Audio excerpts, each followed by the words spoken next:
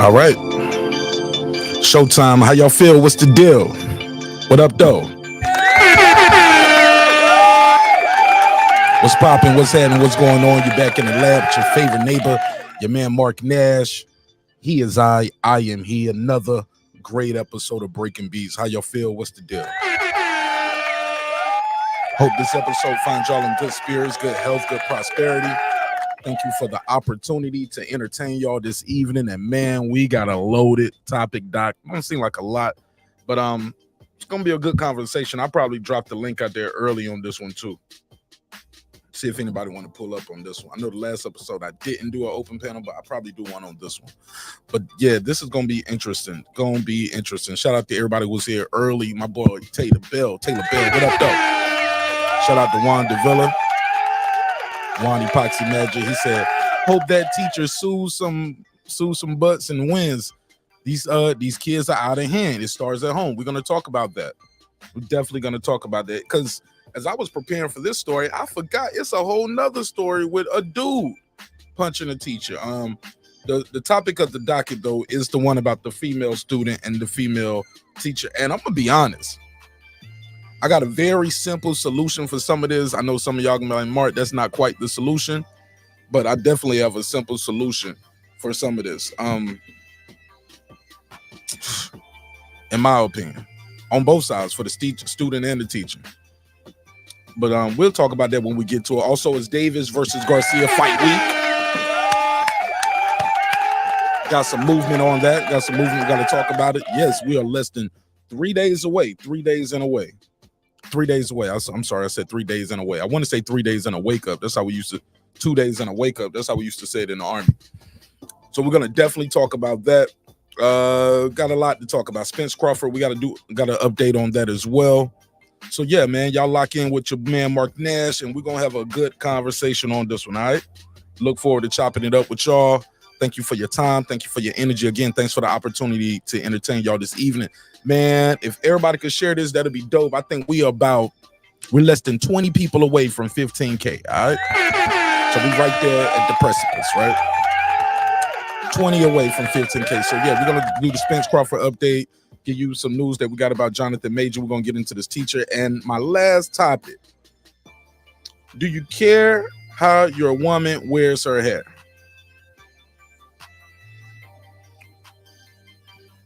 We'll talk about it. Definitely gonna talk about it. All right, so y'all lock in with me on this one. This should be an interesting one. It's your man Marq Nash, Breaking Beats. Give me 5 minutes. I'll see y'all then. Let's get it. This is my passion. This is what I love to do. But some days, sometimes, I'm just like you, man. I hate this job. Damn, I hate this job. Damn, I hate this job. Damn, I hate my job. Damn, I hate this job. I'm just like you. Damn, I hate this job. Man, I hate this job. Man, I hate my job. From a good dream I wake, sun rays on my face, planning out my day, hoping this ain't the one that I catch your case. I feel so good, I feel so straight. My manager keep calling me saying, hurry up, you late. Hurry up, you lay off. Y'all, man, I hate this job. Man, I hate this job. Been trying to play it cool, but it's hard to play it off. I've been hanging on to this bush, cause my car still ain't paid off. I know I'm on my way up. My boy just got laid off, so y'all, man, I hate this job. Man, I hate this job. These hoes here so ratchet. These niggas here so sneaky. Y'all don't even really pay enough for y'all to only pay bi-weekly. I'm trying to double up my cash. Take this job, shove it up your ass. Yo, man, I hate this job. Sometimes I wanna say, walk in and slap my boss. This shit is getting hard. Damn, I hate this job. Gotta make it out of this struggle, bruh. And I don't really mean to take it out on you. You just a customer, but damn, I hate this job. Damn, I hate my job. Damn, I hate this job. Damn, I hate my job. Damn, I hate this job. Damn, I hate this job. Damn, I hate my job. Damn, I hate this job. We're the reason why your stockholders always stay afloat. Yet I'm asking, are they hiring? Like everywhere I go, schedule will say 9, but I think it's fine if I clock in at 9:04. I work 40 hours a week plus overtime just to be bro. So y'all, man, I hate this job. Hate that I applied. So much has transpired since the day that I was high. Told me I could advance, but you were telling me lies. Gotta give your notice before I quit, but you don't say shit right before I'm fired. Damn, man, I hate this job. Sometimes I wanna say get walk in and slap my boss. This shit is getting hard. Damn, I hate this job. Gotta make it out of this struggle, bruh. And I don't really mean to take it out on you. You just a customer, but damn, I hate this job. Damn, I hate my job. Damn, I hate this job. Damn, I hate my job. Damn, I hate this job. Damn, I hate this job. Damn, I hate my job. Damn, I hate this job. You and your procedures. You and your protocol. You and your policies. None of that shit don't apply to me. You and your quotas. You and your standards. You and your 2 sick days a year. Y'all niggas bananas. Wonder why the postman's posted with hammers. Going postal with Popo on camera. His wage got him enraged. Stressed out, it's hard to maintain. He flips the middle, grabs his. He said, if you don't get the picture, I quit, you ain't shoot. Mother, man, I hate this job. Sometimes I wanna say, get walk in and slap my boss. This shit is getting hard. Damn, I hate this job. Gotta make it out of this struggle, bruh. And I don't really mean to take it out on you. You just a customer, but damn, I hate this job. Damn, I hate my job. Damn, I hate this job. Damn, I hate my job. Damn, I hate this job. Damn, I hate this job. Damn, I hate my job. Damn, I hate this job. Look, man, I hate this job. I put my pants on one leg at a time, just like you. I'm out here trying to take care of my family. Damn, I hate this job. It's not always glamorous, for real, but I do what I gotta do for me and mine, you know? Damn, I hate this job. Damn, I hate my job. Damn, I hate this job. Damn, I hate my job. Damn, I hate this job. Damn, I hate this job. Damn, I hate my job. Damn, I hate this job. Damn, I hate this job. Damn, I hate this job. Damn, I hate my job. Damn, I hate this job. I'm just like you, nigga. Damn, I hate this job. Man, I hate this job. Man, I hate my job.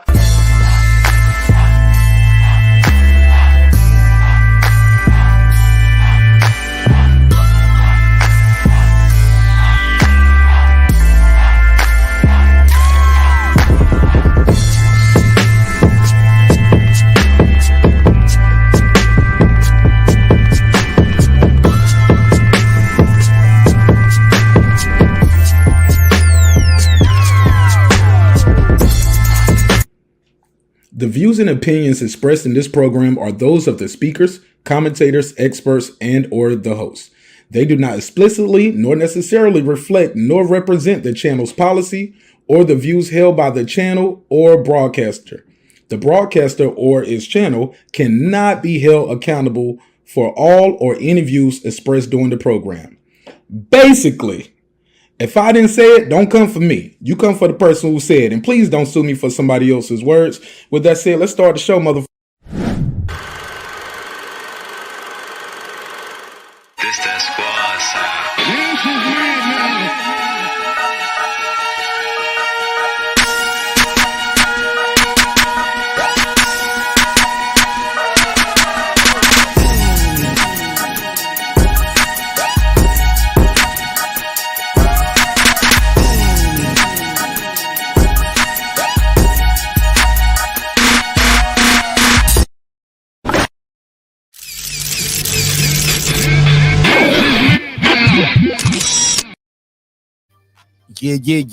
Yeah. What up, though? What's popping? What's happening? What's going on? Back in the lab with your favorite neighbor, your man Marq Nash. He is I am he.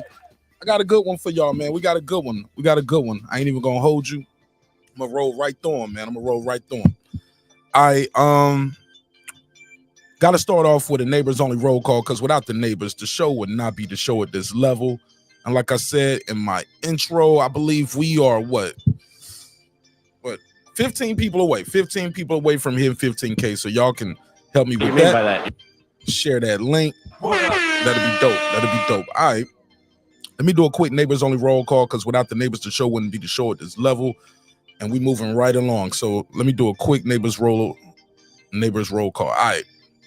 Transcendent Sports Channel. What up, though? What up? Shout out to my boy Transcendent Sports Channel, my Filipino brother from another, all the way in Canada. Shout out to Canada, man. What up? And he got a dope channel too. Y'all check him out. What up? Fistiana Fights. What up, though? What up? Jacob Sims. What up? Lady Shan Dundem season my UK girl in London town. What up? Ace Retro. What up? The Boxing Scholar. Holla. What up, gangsta? Cooking with the Champ. What up? Haplo Tight. What up? Boxing MMA 365. What up? Taylor Bell. What up? Pardon me. Mike from Boston. What up? C Jones 0224. What up? Kansas City Mac. What up? Patricia Shelton. What up? That guy Eclipse 330. What up? Miss Queen Sunkissed. What up? Rockman. What up? Beyond the Ring with Nonito and Rachel Donaire. That's 9-time champion. Nonito Donaire on the way to 10. On the way to the Hall of Fame. What up? True Media Today, USA Boxing. That's my guy, Coach Malachi Williams. What up, gangsta? Pudo. What up? Food Revolution, AK Foodie with the Beauty. What up? KP from KC5. What up? Matt Wade. What up? Karma Serene. What up? Ill Status Boxing. What up? Tank the Sweet Signs Examiner. What up? Beyond Above Media. What up? PittsburgT. What up? AK That's Not True. What up, gangsta? I love to hear what PittsburgT got to say about this final topic. SF City Slicker. What up? I Know Boxing. What up? It's Mex. What up? Rider of the Storm. What up? Here to There. What up? Matty Yoel. What up? Cliff Bailey. What up? Con Shawnery. What up? Lisa Bell. She never fails. What up, gangsta? On the mic with Terrence Bailey Sr. What up? H.L. Deasy. What up? Cooking with Sir Senior. What up? Brandon Washington. What up? D. Bevel the Champ. What up? And of course, the big fish himself, my good brother, Derek Lincoln. What up, gangsta? All right. Make sure I got that timestamp and moving right along. All right, so people reached out to me, told me the timestamp thing is working great for them. So I'm going to keep timestamping the show as we go along. All right. How everybody doing this evening? Stephen Brimley, what it do? What's popping with you, homie? Mark Sommers, I see you. Wanda Villa, Darilla. All right, Mark Sommers in here. Ill Status Boxing, Cool Breeze. All right, man, let me just jump right into it. Where we at on the topic docket? Let me jump right into it. Boom. All right, so we got the fight week approaching rapidly. Well, this is fight week, so we have the fight day approaching very rapidly. Davis versus Garcia, again, is going down in a major way. I'm super excited about this fight. I know some of y'all are not. Some of y'all said, Marq Nash, this fight ain't about nothing. Never heard of it. Well, I, for one, am super excited about this fight. I'm ecstatic about this fight. I've been talking about this fight probably for about 2 years now. I remember Ryan Garcia, people were calling him part of the Four Kings, I guess. It was, at the time, it was Davis, Haney, Tio, and Garcia. Those were the Four Kings at the time. Yeah. Who was going to be the young blood to move this boxing thing forward to the next level? At the time, people were saying, hey, look, Tio's the only one that fought somebody out of those Four Kings. Well, they can't say that now. Can't say that now. Because these guys are going to mix it up on Saturday. But shoot, we seen people have 24-hour replacements. So hopefully everything goes well. They guys make it on the scale. Shout out to my brother Clips. What up, though? C. Jones, what up? Hopefully everything goes well with that. Looking forward to that. I wanted to play this clip right here. Let me make sure I got that link pinned at the top for anybody wanting to join the conversation, so I don't have to be dropping the link all night long. So let me do that real quick. Pin that at the top. Boom. All right, cool. All right, so we got to talk about it. The fight itself. What can Ryan Garcia do to win this fight? I'm hearing a lot of people telling me Ryan doesn't have a chance to outbox Tank. They're telling me the only way he can win this fight is via knockout. Do you agree? Do you disagree? Do I got to put a case on it? We'll talk about it. Got my first guest here. Oh, what's up, Clips? What's going on, Marq Nash? Marq Nash out here with the motherfucking neighborhood. You know what I'm saying? With the neighborhood, how's everybody doing? Well, you scared the hell out of me, man. The way your mic came in out of nowhere, like, Barden. I'm like, yo, the hell out of me, bro. Let me turn your mic down a little bit. That shit startled me, man. What's poppin'? I came in like WWE wrestler. Hell yeah, like, where got my Nash in this motherfucker? Who you think Brother, are you ready for my excitement? In 3 days, brother, we got Gervonta the Tank Davis and Ryan Garcia, brother, and we're talking about intensity. There's going to be some swinging. There's going to be some punching. There might be a few purses. You never know what's going on. There's going to be mascara running. Oh, my God. These guys' eyebrows are going to be on fleek. Oh, I'm trying to tell you. We are going to see excellence at its best tonight. Well, not tonight. In 3 days. You know what the hell I mean. Son, I'm laughing too hard, bro. What's up, man? I guess you were excited about the fight. What's up? Man, I'm big excited. You know what? I text you. That's why I put it on the open message. You know what I'm saying? I don't know though. I might not. I might take friendly bets. I might not actually get on there and do that. But I'm still very excited to see these young warriors go ahead and, you know what I'm saying, shut up and get in the ring. Ain't that what we say to a lot of these people? We tell them, shut up, get in the ring. You know, they're not shutting up, but they're getting in the ring. And at the end of Saturday night, we're gonna see there's only gonna be one person talking. Mm-hmm. Well, the other person might be talking, but it's gonna be excuses. We ain't gonna hear that. Okay, hey, you know, say get the drop ready, because if Tank win and Ryan makes a bunch of excuses, we're gonna be like,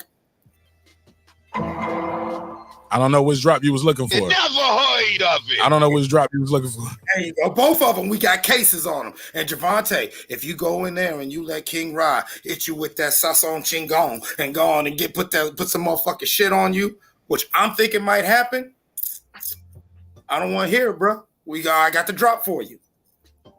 You never heard of it. Saturday, man. Let your fist do the talking. He lied. Y'all niggas worship him. Okay. So you are excited about the fight coming up this weekend? I'm extremely excited. I'm not only excited for the fight, but I'm excited for the implications of the fight. In music, in hip hop, we use the term it drives and it turns the culture. I believe that the atmosphere of this fight has the ability to turn the culture within the sport of boxing, especially if it becomes a successful event. You know, it'll force younger fighters to say, you know what, I don't have to sit here and take the long road and worry about belts and everything. If I'm popping right now, let me get in with who's popping and let me go ahead and get this payday and show the fact that I'm not scared. And, you know, I'll put my O up to get my dough up. Hey, Clips, did you give me your pick who you got winning this thing? Ryan. I got Ryan winning. Got Ryan decision, KO. How you got it? I got Ryan. Ryan's probably got to do something early to catch Tank early, and I think if it goes later, it leans more towards Tank. I mean, even with Ryan's improved defense and whatever like that, we'll see it. I've heard about it. We'll see it, hopefully, and hopefully it's on display. But still, I think with him just getting back with Goose, and the longer he's in the ring with Tank, the longer he has to be complacent. And Tank's only got, he can, it's Deontay Wilder. You give him that one punch, you're going to wake up a little bit later talking about what happened. Okay. Well, speaking of what happened, there's a story going around. I think Ryan Garcia did this today. He's talking about what happened. People were asking what happened with him and Tank Davis when they met up at the club, and Ryan's going to give his side of the story. Let me see. Fix this layout for us. See if I can move. All right. No, that's not how I wanted it. All right, we'll try it like this. Here you go. Check this out. So he's gonna tell us what happened at the club. You know what's funny, guys? I actually did see I seen Tank in the club. He's a tough guy. He's a tough guy. I went up to his table with me and this guy, and we said, yo, are we gonna make this fight happen? And I guess he got offended by that, got all worked up, and I was like, yo, what you on about, man? It's like, ain't no respect here. And then he said, ain't no respect here? Responds with, nah, there ain't no respect here. I said, oh, it's like that. What? Okay, it's like that. Okay, and then he grabbed my chain, but I wasn't worried about it. I don't like the wording, he grabbed my chain. You should have said, he was fascinated by my jewelry and he wanted to touch my jewelry or something. Clips. Don't tell nobody he grabbed your chain. Yo, man. Hey, you know what? Shout out. That's a violation. Exactly. Shout out to Megazar, but I'm with you, Mark. I would have spun that story differently. I would have hit him with a classic Jay-Z line. So the nigga saw my necklace and started relaxing. Reaction. That's what I call a chain reaction. Shout out to yeah. I like that energy. Black men are not here tonight to be played with. No. They are here tonight because they want to change in their life and they want to change in their community. Yeah, we're gonna change this community tonight. Yeah, Cliff, don't just like, he grabbed my chain. Sound like he was bullying you, dog. Let me play some more of it. You know, there's so many security guards there. Security guards there, so he's like, ain't nothing gonna happen. I knew he wasn't gonna take my chain or do because of the security guards? Anything, really. He just wanted to seem tough. So I said, wow, it's like that, huh? And then he responded again, but yeah, it's like that. And then he had to let go. But then I said, you know what? And then I said something to him. She knows what I said. He said she knows. I'm not gonna repeat it on live, but you're repeating everything else. Just know, you know, in the fight, that's where it really happens. Outside the ring, you can act tough all you want. Inside the ring, it all changes. Definitely does. I'm not with the, acting tough. I'm tough only when I need to be. I like that energy. All right. Clips, what's your take of Ryan Garcia giving his story about what happened with his chain being founded on? Yeah. You know what I'm saying? He had his jewelry fondled, and you know what I'm saying? The family jewels was touched. Tank was playing with his family jewels, and he said, he don't want to repeat what he said. I think he's trying to preserve that clean cut good boy image. I think Ryan got gangster, probably dropped a couple N-bombs. He don't, what I'm saying? He don't want that to come out. You know what I'm saying? He was probably just speaking colloquially. he was using colloquialisms instead of not understanding. So, in hindsight, he don't want to repeat that because he knows if that soundbite got out, then people will be saying something else. Probably call him. Well, what we heard was he was asking Tank, are we going to be cool after this fight? Can we be friends? Can we still be cool? Yeah, I heard that story. Like he was, like what he said in the soundbite, he was just asking for respect and all. Is it going to be like that? Oh, there's no respect. Blah blah blah. But he did ask him. He did say in interviews, he asked Tank, "Can we be friends during this incident?" And Tank was like, "Nah," and he was just like shrugging it off, laughing. I really think, and this is one of the reasons why I'm going for Ryan. I've seen this scenario play out too many times in the streets, in sports, where, the one person just has no respect for this person whatsoever. And you might think that this person's he's letting them sun him, he's letting them herb him and punk him. But nah, the other person's like, no, I'm just going to tear that ass up in the ring. There it is. Yeah. I've seen it happen. And I'm not trying to, I like Tank Davis. He's a great fighter, but there have been things that he's shown me, in his mindset and how he moves that he might be, he might be ripe for God's humbling. And sometimes it'll be a goofball like Ryan Garcia that God will use as the vehicle to sit your ass down. Some goofball you ain't even thinking about, but nah, he ain't bullshitting. He got time today. Okay. All right. Let's see what they said in the chat. Shout out to Tony Bosway. Said good evening to everybody. Lisa Bell's in the building. Andrew Charles, what up? Femi, I see you, shorty. What's popping, my friend? Deuce Times, what up? Lance, what up, fam? I know boxing. What up? All right. My brother Pac-Man Tay in the building. What up, fam? All right. Yeah, man, I'm excited about this fight, man. I ain't even gonna hold y'all, bro. This weekend is gonna be epic. It should be, right? Got a quick question for you, and then we can move on to the next topic. No, is this the one?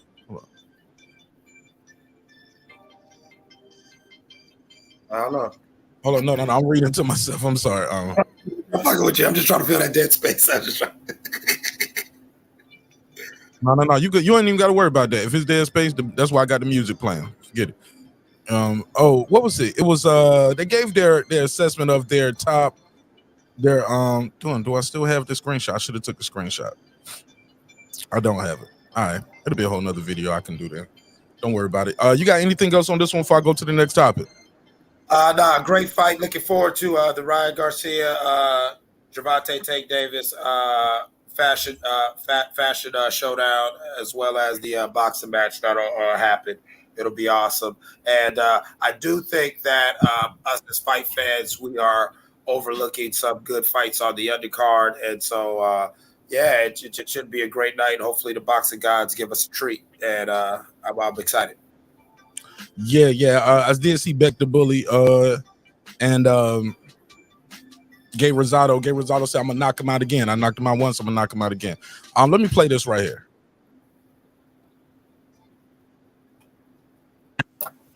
This is him talking about outside in the contract. He said this is a legit bet. They betting their whole purse.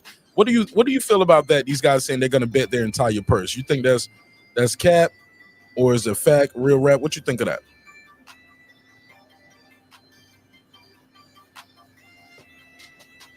I think that honestly, no, I think honestly, when it first dropped, I was ready to hit you up on IG, but I was like, oh, I know Mark sees this. I know. I said, you know what I'm saying? And I'm not even on it like Mark. I know Mark is seeing this. And I love it. Especially when you see some of these bad blood, grudge matches, and these fighters, you want to really sell a fight. If you want the fans to really believe that you are going to go out there and give 110% and leave it all in the ring, tell them you're giving up all your purse. I'm putting it all up. Let them know that it's not a game. You know what I'm saying?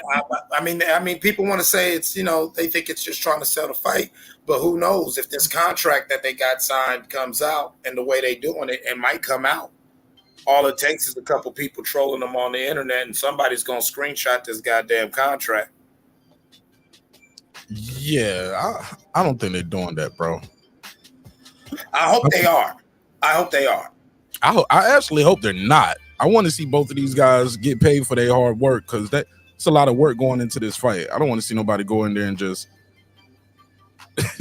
like walk out with nothing but an ass whooping. You know what I'm saying? But maybe that's what needs to happen, and that's good for the sport. Like whether Ryan loses, because one, you're showing both fighters are showing that conviction, they're showing the gamesmanship, the sportsmanship. These guys are both. They're going to be all right. Ryan probably needs the money a little more than Tank. You know what I'm saying? They're both going to be all right. And I'm sure that even if he lost his purse, if it's a good damn fight, they're going to be all right long term. Nah, I don't agree with that. You guys got to get paid for this fight. Go, I'll let you finish, and then I'm going to go. But I don't want you to cut me off when I start, though, like you were about to. So you had something else before I start talking? Oh no, I was just saying the point is that there are people they do got to pay, and so that is kind of reckless. But I like the bravado. I mean, I like the bravado. I like the talk. It sells the fight for us talking, but when it comes down to it, man, giving up your whole purse, like this ain't like that's some wild stuff right there, man. And I believe if they can do that part of the contract this quick, like I just feel like it's too much red tape that's got to get done to clear that. I don't want to see either. Like I said, I don't want to see either one of these guys walk out of here not be compensated for their work. But if they putting that money up, y'all can put the money up. But I just think that shit is crazy. I don't see how that quote helps the sport move forward. But but let me play this audio. He said, yeah, I'm a man of my word. It's a real thing. Like, man, you don't have to. I just think it's a lot of bravado. It's like, well, you're so confident, put up your purse then. And I just think it's somebody just trying to bait you into doing something that is not good business. It's not smart business. Who's your advisor? Who's allowing you to do this? Who told you this is a smart thing to do? This is good business. This is good for boxing. What was the point of making all the splits and all the concessions and all the negotiation when at the end of the day you're gonna say winner take all? Y'all could have did that from the beginning. Huh? Now, Mark, go ahead. Your question, Tank's advisor was a little goofy nigga sitting with him, hyping him up. Tank had the whole hype man and everything. Shout out to Tank. He had the realest hype man since Spliff Star. I swear to God. That motherfucker charged both their batteries up. That one little dark-skinned dude in the video with Tank with the dreadlocks talked both them niggas into doing something that probably is illegal. And admitting to it on IG. Shout out to No, it's not illegal. They can bet in Vegas. That's not illegal. I see Price Right said that's isn't it illegal for them to bet? No, you can bet on yourself. You can't bet against yourself. You can't say, I bet I get knocked out in the 6th round. Watch it happen. I damn well it. Then your ass sleep. Nah, you can't do that. You can't do that. That ain't gonna fly. Just imagine the look on the interviewer's face when a boxer says that. So, Jackson, how do you think this fight's going to go? Well, I see myself going to sleep in the 6th round. Never heard of it. Never heard of it.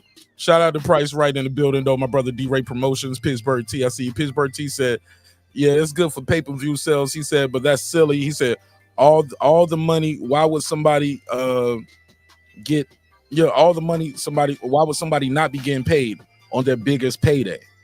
Right. Who would do that? What advisor worth his name, worth his license would tell you, hey man, this is a good idea. Plus, like I said, what was the point of all these negotiations if at the end of the day you're just gonna say, winner take all? Could have did that from the beginning. I think this guy's getting caught on Instagram too comfortable, getting baited in, and just the hype, the excitement. You so confident bet your purse, but at the end of the day, it's not going down. But go ahead, Clips. I got to play this audio from Ryan after you. Go ahead. I was just going to say the only way I could see an advisor green lighting this is if they have an addendum in the contract that, you know what I'm saying, you lose your purse minus your expenses, to where the advisor is going to get paid regardless, to where you can fuck off your money, nigga. I don't give a damn. But you know what I'm saying? That percentage I was going to get out your shit, I'm still getting it. That's the only way. That's the only way I can see somebody, like you said, worth their salt, even being like, yeah, okay. Because no, I want to do this. Okay, dumbass, go ahead, go. But no, that just doesn't sound right, but it sounds good. Yeah, it sounds silly to me, man. I really don't see it happening. But let me play this audio. This is Ryan Garcia talking about the bet.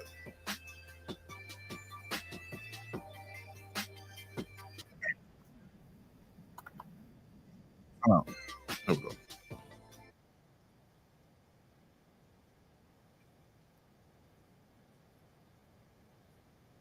Oh, stop playing. My bad. Be dripped with the Mary during fight week is your champ. I always have a designer brand supporting me in these fights. You know, first it was Dolce, then it was Dior, now it's a Mary. I don't know one boxer has done that before. Okay, he said, yeah, so Dolce, Dior, and then he's doing a Mary. So he's talking about that right there. He's talking about who's supporting him, but that's not the clip I was looking for. Is this the one? Okay. Gervonta Davis, the first. No, that's not it. Boom. Bear with me. Where is the clip? I just had it. But basically, they're talking about betting in person. I did see it was funny, something that was going on. I'll skip it for now. Conor McGregor had put this out. He was like, this is stupid. Guys need to stop saying this because, you know, it never happens. Guys talking about they're going to bet their purse, but nobody ever bets their purse. You work too much hard, too much money involved. It's just stupid to even talk about it. He said, quote, let me put this on the screen. There you go. He said, has any competing fighter bet their purse against each other and then follow through? We should stop doing this. Fighting is tough. It can go any way. Luck plays a hell of a part. Don't be saying you are betting your fight purse against each other because it never happens. And it's stupid. Train hard, fight hard, earn your dough, and enjoy it. God bless. This is from the notorious Conor McGregor. Give me your take on that, Clips, before I go to the next one. Shout out to the notorious Conor McNuggets. You know what I'm saying? He dead on right there. It's a little crazy. A little too much bravado. And even if you was a stand-up dude, I'm a man of my word, and you actually did it. took it on the chin. Don't set that damn precedent. You know what I'm saying? Because, you know, for all the reasons I love it, like the people are saying in the comments, like, I feel real salt. Let me be your corner man or somebody who, you know, like, yeah, I was only going to get 7, maybe 10,000, you know what I'm saying? But I really needed that. I'm not up like you. You know what I'm saying? I'm not up like you. That 7,000, that little 10,000 I was going to get, I needed that. And you just said, yeah, I'm going to bet the purse. Now I'm looking at you, though. I'm looking at you like, you better win, boy. Like, you know what I'm saying? And if you go in there and you shit the bed or go in there and get put to sleep, man, I'm feeling away. Like, oh, man. What's up, unbiased fan Stephen Brimley? What up? What's good, brother, man? What's good? What's popping with you? How you feel, fam? I'm all right. You know, just at work doing the 1-2 thing. What's my brother's name that's on what you here? My name's Eclipse, man. What's happening? Not much Eclipse. Now, I got a question. Do you really believe that they for real on that? I almost think they're young and dumb enough to mean it. And I just know that somebody will, you know what I'm saying, talk them off the edge before they jump, hopefully. And so that's why I'm just kind of egging it on. But honestly, like in the real world, you know, I'm sure there's an adult in the room that's going to grab both these little dudes by the collar and sit them in the corner. They don't even have to do that. I think they probably said, "Hey, listen, we're gonna talk about this." They said, "Okay, that's a good. I mean, we're not gonna do it, but that's gonna drive people to want to see it if you talk it." I'm sure that I'm sure they probably said something about it, and they probably was like, "Oh yeah, you can go ahead and talk about it and make it seem like y'all gonna do that because it's gonna just bring more intrigue to the fight." But in reality, nah, I don't believe it. I don't believe it. Yeah, Okay. yeah. I mean, yeah, you're right. All right, well, fair enough. Stephen Burnley, who you got? Has your pick changed as we get closer to this fight? Hell no. You got Davis, correct? Yeah, I mean, listen, Ryan Garcia is a solid fighter. I don't think he's upper echelon because he has not put himself in a position to be tested to show that he is, but he has natural ability. But he has too many flaws that I don't think he's been in a position to correct in the ring. And the fact that he didn't get a tune-up fight going into this, I don't think the weight drain shit is kind of bullshit a little bit because he's only fought one fight at 140, so he's used to making 135. But I just think at the end of the day, at some point in time, he's going to make a tactical error, he's going to make a footwork error, and he's going to leave himself in position to get caught, and the fight's going to end. Okay. I'm about to call you Spence.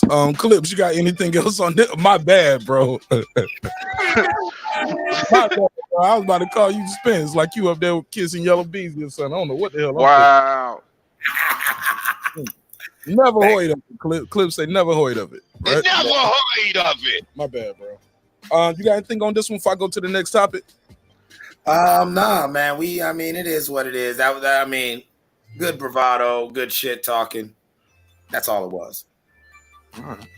I'm super excited about this one. All right, let me timestamp this real quick. 30 seconds. All right.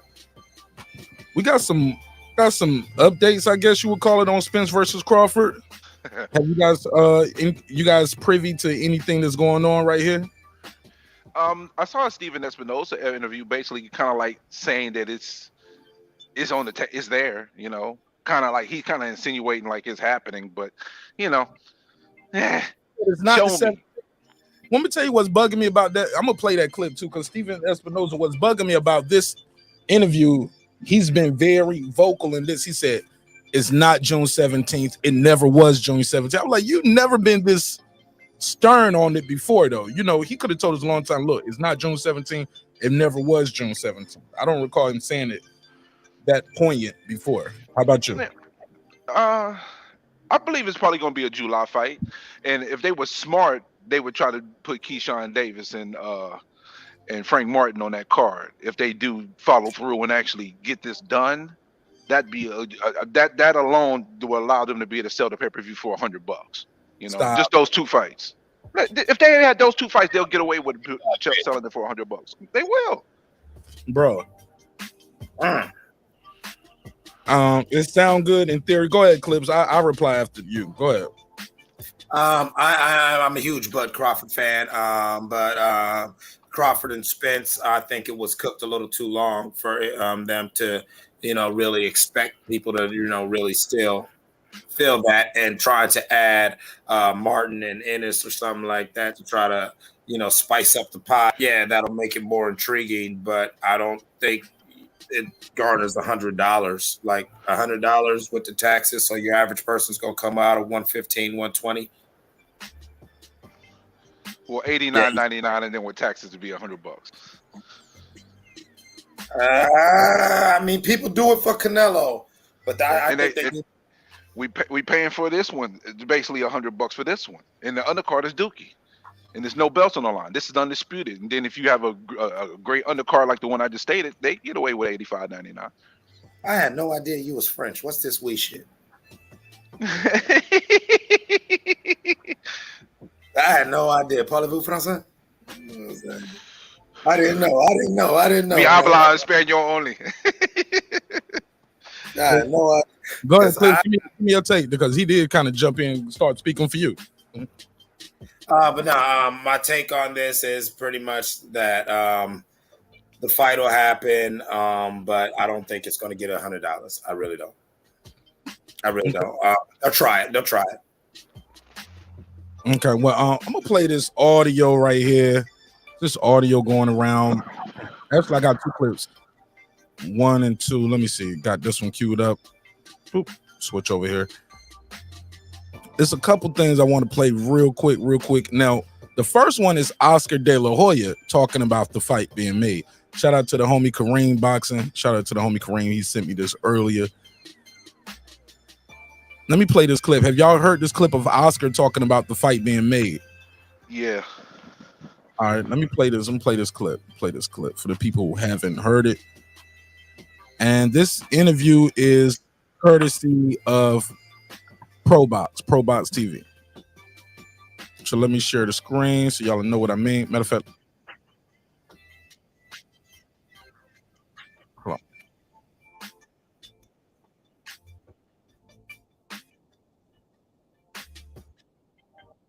All right, here we go.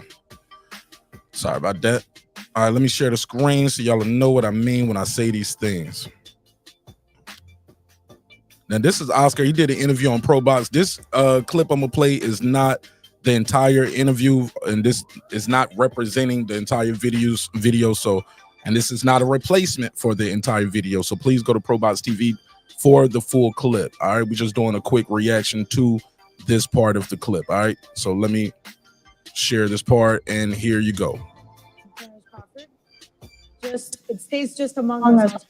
Because she basically he was talking about Terrence Crawford in his in this interview right here at the end, and she said, "Well, since you were talking about him, let's talk about it." Put the brakes on a bit and listen to your body. And obviously, you just mentioned two great welterweights, Errol Spence and Terrence Crawford. It stays just among us, Oscar. Nobody else will hear it. How's that relationship with Terrence Crawford coming along? Just the two of us. It's over some coffee. I have a great relationship with Terrence Crawford. At one point, we were talking about representing him. All right, stop right there. He said at one point we were talking about representing him. So for the people who wonder if he's still signing with Oscar, or if Oscar is the reason why we have movement on the Spence versus Crawford, that is a negatory. That is not the case right here, according to this right here. Gonna keep this moving and play some more of this. We're gonna come back with some more commentary. And I'm not sure exactly what happened there. All of a sudden, I hear that this fight is made. And all I can do is wish him luck. That's basically.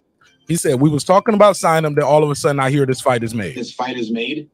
And all I can do is wish him luck.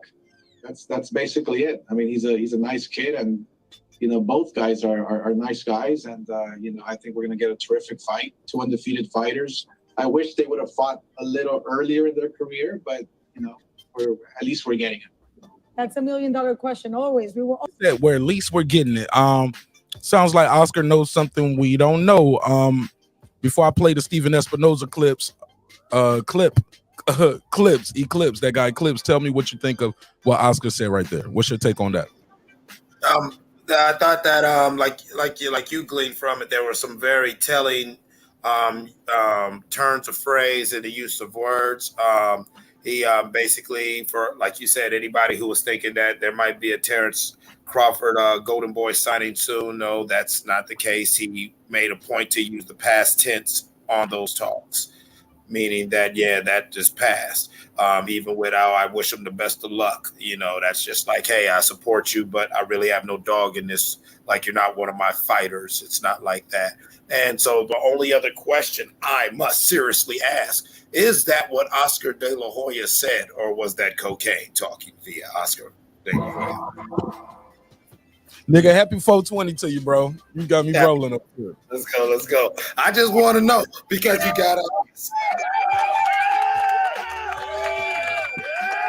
Just say it. That nigga be on that. Oh, yeah. Yeah, I love you. Anybody don't know, we all got that one friend that we got to ask ourselves, okay, that makes sense what they saying, but how high are they? Exactly. I'm Bias Fan. Talk to me. What's your take on that clip right there from Oscar De La Hoya, the Golden Boy, Hall of Famer? Sounds like it's 100% official in regards to what he's saying, because I don't see a need for Terrence Crawford to sign with Golden Boy to make the Spence fight. You almost got to the finish line without him. I don't think it was advantageous for Crawford to sign with Golden Boy to give them a cut of his money that he didn't already negotiated 99% of the terms. So I think that going to Golden Boy was his backup plan. Rewind, say that again about what and 99% of the term. What you said? That between Crawford and Spence and the negotiations, he did 99% of the work already. So why would you bring Crawford and his lawyers and his team? They've already did 99% of the work. So why would you bring Golden Boy into the fold to get a cut of the money that is yours that you didn't already did most of the work on? So I felt like going with Golden Boy was more alternate plan if Spence fight didn't happen. So then he could be able to fight Rocha and then try to get Ortiz. But, as we know, Rocha is fighting someone else. The mandatory is basically, I'm not going to say non-existent, but they didn't enforce it. So they let you know that, Spence and Crawford went back and whatever they needed to do, hopefully they got it taken care of and done. So I just don't see a point in him signing with Golden Boy. I think that would only be another hurdle trying to keep this fight from happening. So I didn't think it was a point for him to go to Golden Boy to get this fight with Spence. Wasn't necessary.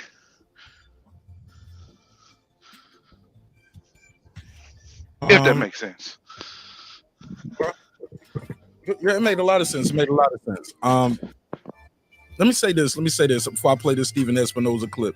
The way, like I said, the words mean things. I always say that over here. Words mean things. And the way he worded that, it sounds like he was told firsthand information. The fight is happening, so he's moving forward. That's what it appears to be to me. He said, we were trying to sign him. Past tense. Then I got a call that the fight is happening, and I wish him luck. You said the fight. Let me hear that relationship, and all I could do is wish him luck. So hard. Just among us, relationship with Terrence Crawford. At one point, we were talking about representing him, and I'm not sure exactly what happened there. All of a sudden, I hear that this fight is made. There we go. All of a sudden, I'm hearing this fight is made. Done data. All right. And all I could do is wish him luck. Okay. All right, let me play the Steven Espinoza clip as well. As y'all know, Steven Espinoza is out here promoting heavy for this Ryan Garcia Tank Davis fight. Again, that's on Showtime and the Zone pay-per-view this Saturday. Oh, what's this? Okay, that's something else. All right, so let me play this next clip right here. And this will be Steven Espinoza. Shout out to my guy, the Boston Scholar in the building. Karma Serene, the Queen. What up, though? This is him talking about Spencer Crawford. I don't think number themselves. What did they? It hasn't been as complicated as some of the more difficult ones. It's been long and sort of. All right. Can y'all hear that? He's talking very low. Ruling. But we are definitely close. We're closer now than we were at our closest point last fall. All right, let me rewind a little bit. He said we're closer now than we're at our closest point last fall. Number two, if not, I don't think. I don't. Yes, I don't think number one. Number one was very. We had hoped it would be, and I think it's clear to say that each of them is going to be making a career high payday, probably by that kind of thing. So in this case, yeah, I think it's a deal that is fair to everybody. Some people say it's 30%. Some people say it's 40%. There's definitely some big chunk of sales that we're losing from people not buying the fights. Okay, he's talking about piracy right there. He said 30 to 40%. It's more unpredictable. So I think given what the market guys are still relatively young, it's not. I think it's clear to say that each of them is going to be making a career high. Talking about Tank and Ryan making a career high payday. And the guy's about to go into the Spence Crawford question, and you can see Steven has a smirk on his face when he's doing this interview, because he's probably, a lot of people probably tired of hearing him talk about it, but he's going to talk about it. But this time he doesn't have a frustrated look. Maybe I can be making too much of nothing. Like I'm looking at micro expressions in his face. Like, does he got a smirk on his face? Does he have a scowl? Is he kind of biting his lip? Is it a little contempt going on there? So maybe I might be doing too much analytical, too much on the analyst side. But let's play this clip and we'll react to it. It's Spence Crawford, and I know you've been. No, it's fine. But just he's smiling big. I'm looking at clips. I'm looking at all the. He said, "No, it's fine." Versus like back in the day, he'd be like, "Go ahead. What's your question?" Like back in it was a time, Stephen Brimley, he might seem annoyed and frustrated with these questions. He has a little smirk on his face. Nah, it's fine. Go ahead. What you want to know, bitch? Got that shit in the pot. Like he got a little smirk, like he got the big joker. Look at his face go from here to this. Look at this. Man, you talk about somebody who knows something. These are different looks right here. Look at that.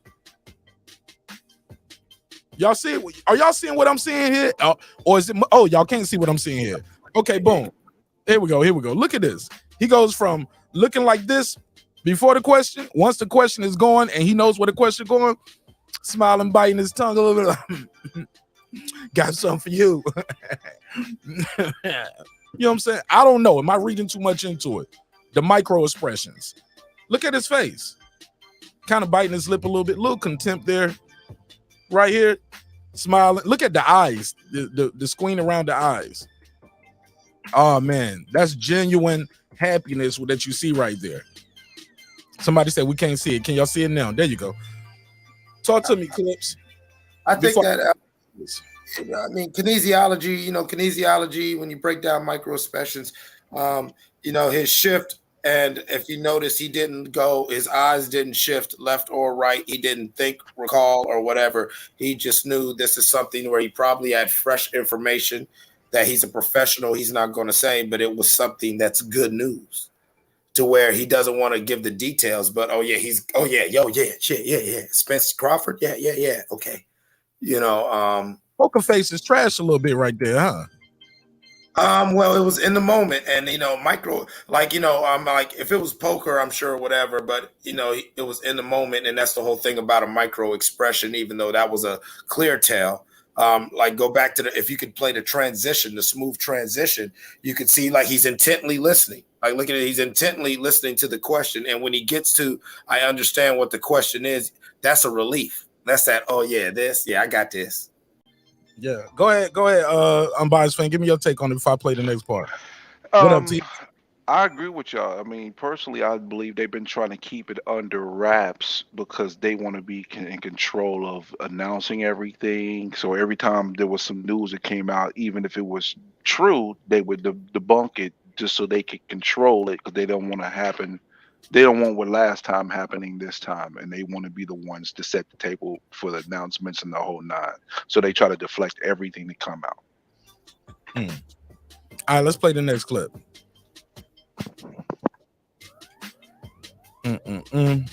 Oh yeah. you know, payday probably. I think it's clear to say that each of them is going to be making a career high payday, probably by a factor of 2 or 3. Mm-hmm. And I'm gonna rip the band-aid. You said it, Spence Crawford, and I know you've been. No, it's fine. But just like, you know, no, it's fine. At a certain point, and speaking just from a boxing fan perspective, you know, obviously you mentioned the most difficult, and now you mentioned the second. Could this potentially be? Look at his mouth, nigga. Look like he on that shit. Like, okay. You mentioned the most difficult, and now you mentioned the second. Could this potentially beat number 2? If not, I don't think. I don't think number one. Number 1 was very like. Right. But is this like how?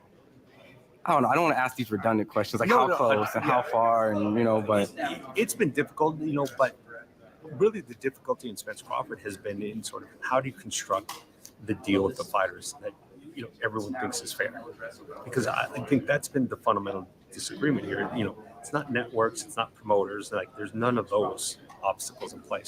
So it's really about what do the respective fighters, how do they value themselves, what do they think is a fair deal, and there's just been a genuine disagreement about how they both view what the deal is worth, you know, and that's not something that you can sort of talk your way into. Like, at a certain point, people have to believe they're getting a fair deal or they're not going to do it. Stop right there.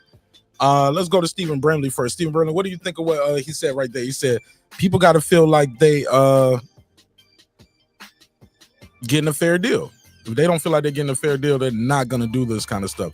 What's your take on that and what he said? Do you feel like he's giving us some fluff right here? He knows something he's not telling us? What do you think? What's your take on what Stephen said? Your mic's muted. There you go. Am I good? Yeah, you good. Go ahead. All right, gotcha. I think he's given a window of what actually transpired. And I said this about a month ago, maybe a little longer, that I believe that Crawford actually is going to look even better when this is all said and done, win, lose, or draw, because he's going to end up getting more of the share than he initially was. He's obviously still going to get the B-side money, but it's probably going to be closer to what Porter was getting, a 60-40. I don't think it's going to be that 65-35. I think he got a little bit more out of the deal, and that's why you hear Stephen Espinoza saying, hey, if a fighter don't think it's fair, he's not going to do it. And I think that's insinuating basically that Spence's side had to, give a little bit more than what they was trying to give initially. That's what I'm seeing from it, and that's what I predicted. And I don't think it has anything to do with BLK Prime or anything. Stephen, I apologize. I don't mean to run, but I need you to elaborate. What did you hear in that in his diatribe right there to make you assume Crawford's getting a better deal? Okay, so this was piggybacking off the conversation of Spence and Crawford. And then the fact that he made that statement that, hey, fighters won't make the fight if they don't feel like it's a fair deal. I believe that's directly communicating about what transpired with Crawford and Spence. And I think that they got to the point where we got to come off a little bit more, because a good deal is where both sides are not 100% happy. And I felt like during the first negotiations, the A side was trying to take everything, and you got to give up something to make a fight this big, of this magnitude. So I think him saying that, making that statement, hey, the fighters are not going to do the fight unless they feel like it's fair, kind of insinuates that when they went back to the table, they kind of probably sweetened the deal a little bit more for Crawford to say, okay, I'll do the fight now. That's what I'm getting from it. Some would argue they could give him less, though. Before I go to clip, someone say they could give him less or give him the same deal. Like, no, we ain't changing nothing. This is where we at. And because his BLK numbers, whatever they may have been, we don't know, but I'm sure they can have access to it, right? They can find out a little more than we know. But also, damn, bro, you all right? I'm good. Go ahead, man.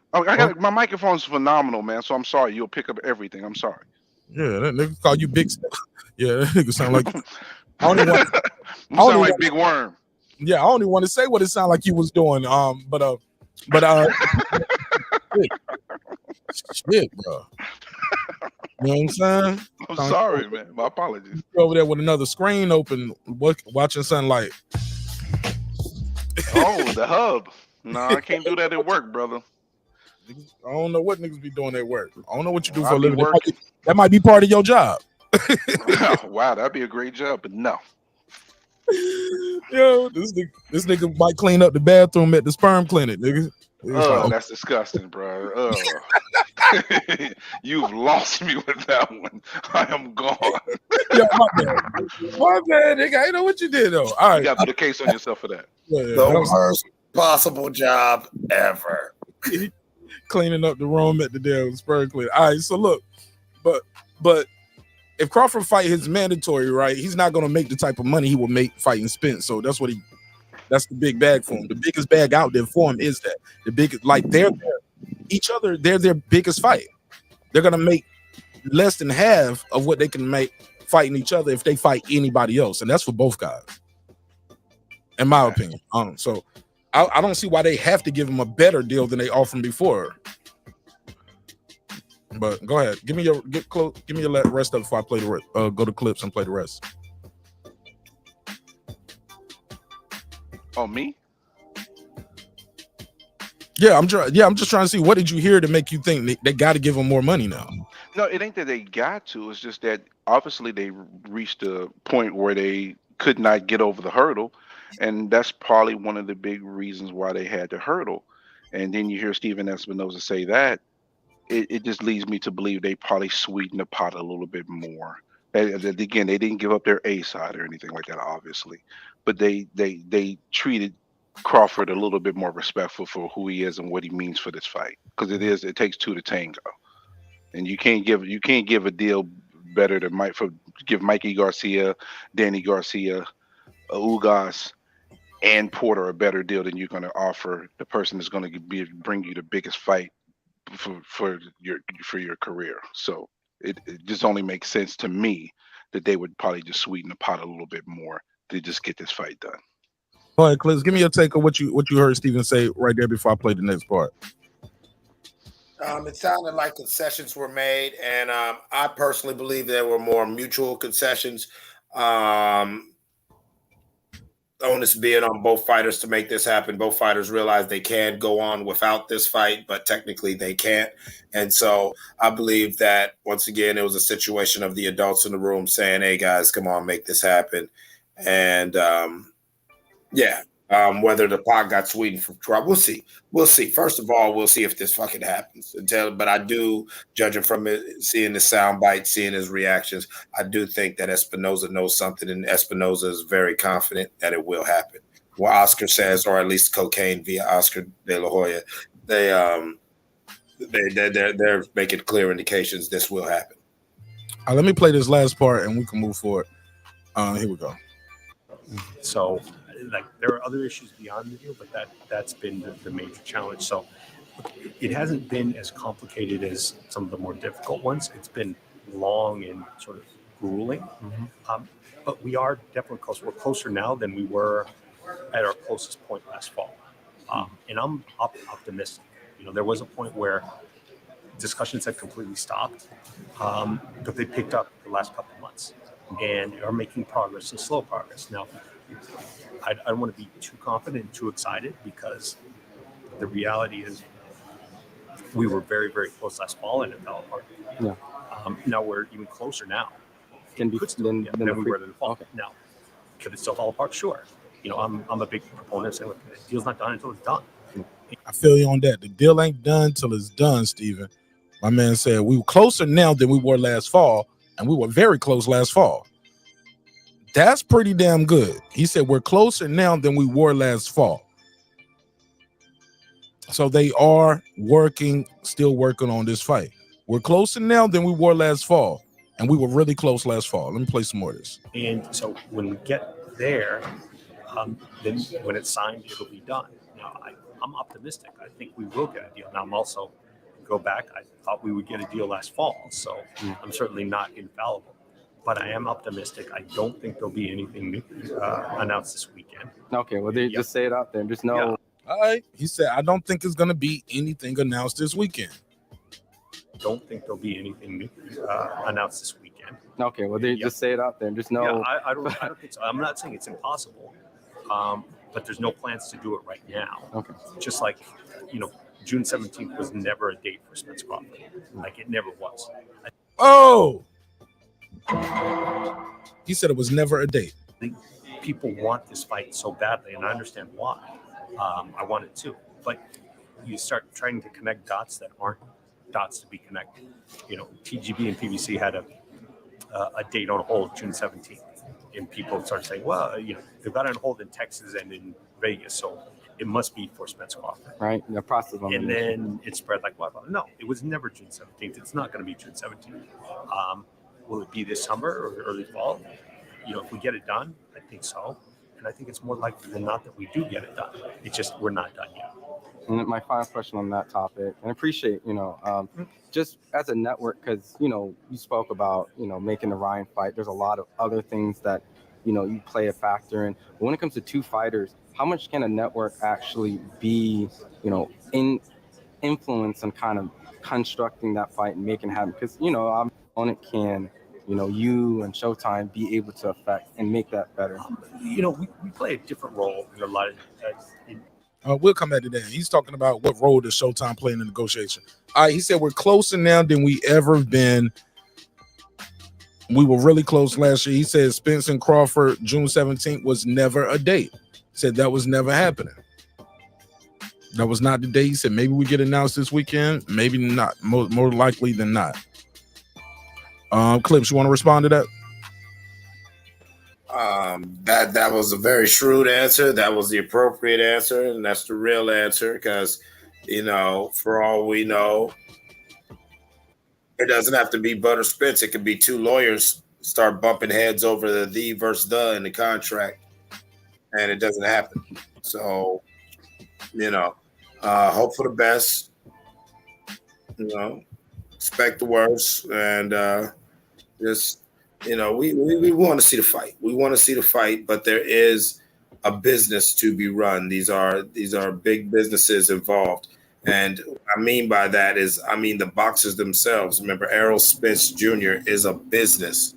Terrence Bud Crawford is a business. These are businesses, and, there's a lot of I's and T's to be dotted and crossed.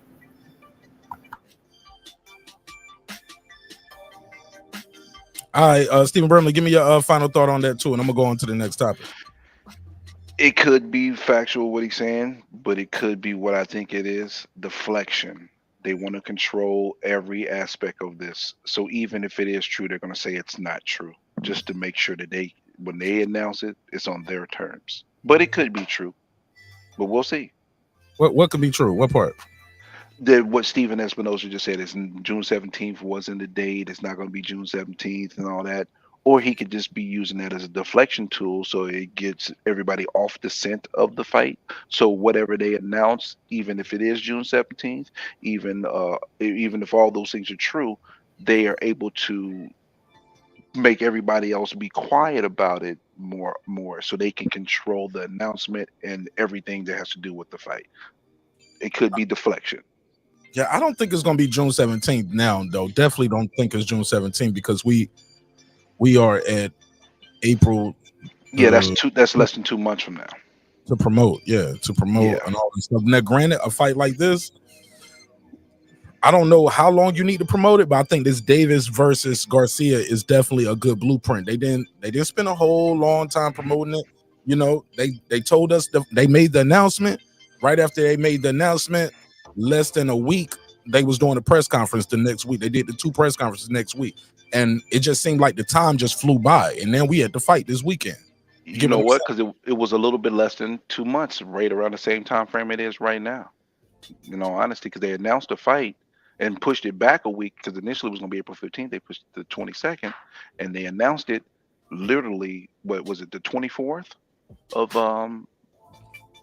February, I think it was, they announced it. So it was just a little bit less than 2 months, which is the same time frame as Spencer Crawford if it was to get announced this Saturday. If. Okay.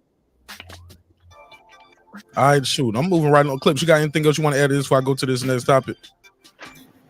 Nah, man, we good, man. Keep cooking. All right, man. We got to get into it, man. We got a teacher in Rocky Mount, North Carolina. Here we go. She was not. Her and the student got into it over a cell phone. Over a cell phone. Now, I have an interesting take on this. As some of y'all know, I went to this school at one point, right? In North Carolina. So we're going to talk about this right now. We got this. Yeah, went to this school. So let me play a little bit of this clip again. I'm going to play it straight from the news. I'm not going to play the raw video. I'll put that in the community tab so you guys can visit that story if you want to see, or if you guys want to see the video raw, uncut. Teacher ass hanging out too. I was like, damn, look at the booty. I was like, this wore a thong to work today. I ain't see nothing but abs. You know what I'm saying? She said, I ain't going in here with no panty lines. But this clip comes from WRAL TV News. And let's run the clip and we'll come back with some commentary. All right. Right now at 6, Rocky Mount police are investigating after a fight between. Now, I'm only going to show this one time, so pay attention and watch that video. They show. Look at him. Look at the newscaster looking in the background. You're like, is this the clip with the ass? The ass be out in this video. All right, but let's play it. A substitute teacher and a student. It was all caught on video. Thank you for joining us. I'm Deborah Morgan. And I'm Gerald Owens. This fight was caught on a cell phone camera by someone in the classroom. Since then, people have shared it more than 800 Oh, yeah, she is a substitute teacher. Substitute teacher, by the way. 800 times on social media. WRO's Destiny Patterson said 800 times. That's a lot. Y'all, that don't sound like a lot. I'm telling y'all, man, that's a lot of shares, man. Like, I can tell when my views going up when I see like 30 shares. I'm like, oh yeah, this shit doing some numbers. So more than 800 times on social media. WRO's Destiny Patterson explains this all started over a cell phone. Over a cell phone. Over a cell phone. Let's play it. It started as an argument over a confiscated cell phone, and it quickly escalated. Now, she did swing on the teacher. She did swing. She said, give her her phone. Now, the teacher's putting her phone behind her back. Now, she did push her right there. It started as an argument over a confiscated cell phone, and it quickly escalated. Boom. Then they swing. The scuffle ended with substitute teacher Xavier Steele and the unnamed student on the ground. Steele's hands appear to be pressing down near the student's head, and the student screams.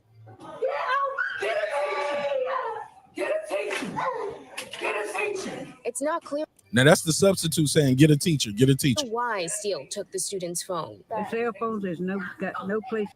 Now, I want to play this part right here. I'm going to skip over that part and I'm going to play this part. Now, this is what the school's policy is right here, according to using wireless communication devices in the classroom. Policy, which says she was within her authority to take it if the phone was visible or the student was using it.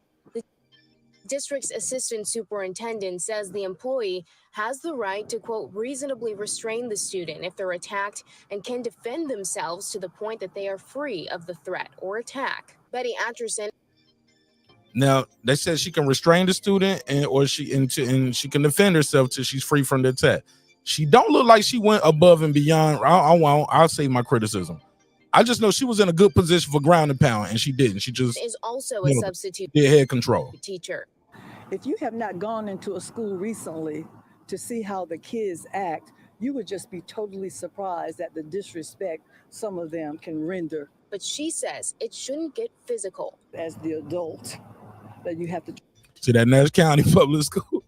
Hey, look, they ran out of yellow paint. It was like, fuck it, just give them the white van. Fuck it. He says it shouldn't get physical. As the adult, that you have to try to contain yourself. While police are using the word assault, they have not announced any formal charges.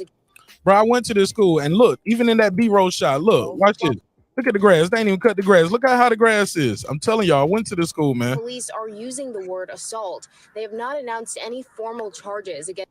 Okay, well, we have an update. They do have some formal charges. I'm going to read the charges. Both the student and the teacher have been charged. That is the update right there. Both student and teacher have been charged. Let me share the screen and we can go to that story. Then I'll open it up to the floor and some commentary from everybody. So boom, both student and teacher have been charged in the fight at Rocky Mount High School. This is in North Carolina, by the way. Nash County put a case on it. Police have charged both student and teacher for a fight at Rocky Mount High School that was posted on social media. Xavier Steele is a substitute teacher. She was charged with simple assault, as was the student, through a juvenile detention. Police said no injuries were reported. So that's what we had with it. Ms. Steele is an employee. She was contracted through a vendor, and she provides substitute services for the Nash County Public School System. Her eligibility to continue employment will be determined by the outcome of the pending investigation. Who wants to go first? Give me their reaction to this story. I'll go first. I think there's some deeper things. I think that they charged both of them, honestly, because it's two black motherfuckers are going to case them up if they're gonna.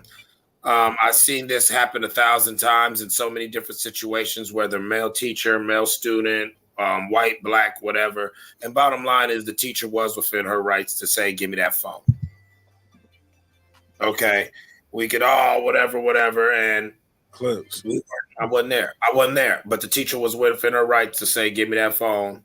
And any escalation from there, we saw in the video, yes, the child was pushing and advancing and eventually swinging on the teacher. Now, to the ground and pound, well, if I'm the teacher, I would say, well, if I let her up, she's going to just keep coming at me. And so, yes, I was holding her down. You hear me saying, get a teacher, try to get another adult to help, So I don't see the substitute teacher as being at fault, believe it or not. I don't. Okay. Unbiased fan, talk to me. What's your take on the topic, man? Who was wrong? Both wrong? The teacher wrong? Student wrong? I'm gonna go both. Because the teacher, at the end of the day, that's the authority figure. So you got to avoid that conflict and confrontation to the maximum. From what we see in the video, it looks like that she was a little too close to the student. When the student came up, maybe she should have backed all the way up. But I can't blame her once the engagement started. But I think the student is completely off the wall, because at the end of the day, you're in school to learn. And if they take your phone, the teacher's entitled to be able to do that until after class. But I do think the teacher has some fault here. Again, you're the authority figure, you're the adult. It's your responsibility to, de-escalate situations with the student. So, I think when it's all said and done, neither one of them will have anything serious in regards to the charges. But I think it's fair to do so just on the surface of what the situation. But that's where I'll leave it at. Okay. One thing I do want to note, when you look at this screen right here, bro, the teacher is basically already, she has backed up. She's took the phone. I'm not going to play it all the way through, but she is behind the desk. It's a wall right there. There's nowhere else for her to go. She's all the way. She in the corner, basically. That desk is slid to a wall right there. She's back. If you can, I don't know if you can see her left foot, because she is definitely in the southpaw stance right here. But her back foot is right there with less than a foot from the wall. She's back as far as she's gonna go. At some point, she can't go back any further. Do you see what I'm saying? Do you see what I'm seeing on the screen, Unbiased fan? Yes, I do. Okay, I just wanted to think it'd be fair to know that. Before I give y'all my take on this, got my boy Ty in the building. What up, Ty? What's up, man? I see y'all boys on here. I'm about getting ready to go to bed, but I'm gonna come on here for a second and chop it up. What's good? Fuck with me, man. Welcome back home to the neighborhood, bro. With your trolling ass. Crazy nigga. I love it though. Talk to me. Yeah, man. I just think a lot of these kids today, they just kind of live by the creed that they can get in the teacher's face and that, hey, I can get in your face and say what the fuck I want to say, because if you hit me, you're going to lose your job. Sort of like some women are when they get in the man's face. I'm a woman. You ain't going to hit me. But on a day like this, you ran up on a motherfucker who patience might have been a little short, and they, what I'm saying, they gave you what you was looking for. You fucked around and you found out. Now, maybe 9 times out of 10, the teacher wouldn't respond like that. But on today, you got what you was looking. You got what you was looking for. Well, what you wasn't looking for. And that's just kind of how I see it, you know. You catch a motherfucker on a bad day some days. And that just what it be. Just like you might catch a cop on a bad day. You could fucking lose your life. You know what I'm saying? But hey, an ass beating like this can go a long way. It's a good fucking learning lesson for you. You won't run up on no more teachers. That's how I see it. I don't know. Based on her comments afterwards, I don't think she learned anything. Well, you know, she'll say that now, but I guarantee if another teacher take her phone, she'll sit her ass down and she'll wait to the end of school to get her phone back. She ain't gonna run up on the more teachers. You know, not none in that age bracket, or you know, in a similar age bracket, maybe an older teacher. But I think she learned her lesson, bro. What's the so she did an interview? Let me see. Did she do an interview? She tweeted some shit to my wife why her friends didn't help her, and it was some shit like a little, you know how you type the shit in your IG thing or whatever. Oh, she wanted to jump the teacher. She was like, y'all. Yeah, she wanted to jump the teacher, man. Street fight. She was like, man, y'all help me jump this bed. All right. Hey, look, if nothing else, she learned that right there, Ty. Your friends ain't about to jump. You ain't gonna go to jail with you. Yeah. You ran up on a motherfucker that wasn't afraid to jeopardize their job. You know, somebody gonna put hands on you. You know, and at the same time, you know, I understand that's your job, but you know, her as a teacher and a mother, like you don't even tolerate that shit from your own kids. You know, more than likely. Okay, well, here's my take on it, y'all. Now, I have a totally different take from everybody who spoke and everybody who I see in the chat right now.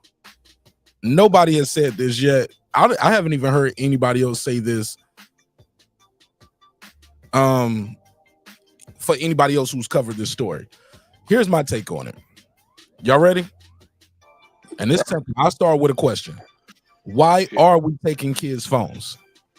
In a climate where people are shooting up schools and you need kids to have their phones to call people, call 911, call. Why are we taking kids' phones? Let me start there. Why are we taking the phone in school? Because it's distracting from the learning process. Get out. You go to the office, you suspended, you get detention. Why are we taking people's $2,000 device? It's a phone. It's not just a phone nowadays. It's the way you communicate with your parents. It's your bank. It's a laptop. It has your notes on school. It's not a phone nowadays. It's not like a phone was back in the day. Your phone is a laptop now. Your phone is your bank. Your phone has your easy pass to get on the bus, all kind of shit. My thing is, I figured people would say that. That's the thing. It's distracting. When kids behave and they distract and they break rules in class, any other time you can just send them out. So they have a choice. You can let me hold your phone for the rest of the period. Also, how long are they keeping your device? I remember when I went to school, they was keeping people's device to the end of the year. Remember that? They take something from you at school. They don't give it back to the last day of school type shit. I ain't experienced that. Yeah, they used to, bro. I went to school in this system. I went to this school. Back then, when I was going to school, like your page and all that, they had the right to take your page and not give you back your page until the end of the school year type shit. Take your walk, man. Take your walk. You don't get your, remember the calculator watch? Yeah, they'll take that. So my whole point is this, y'all.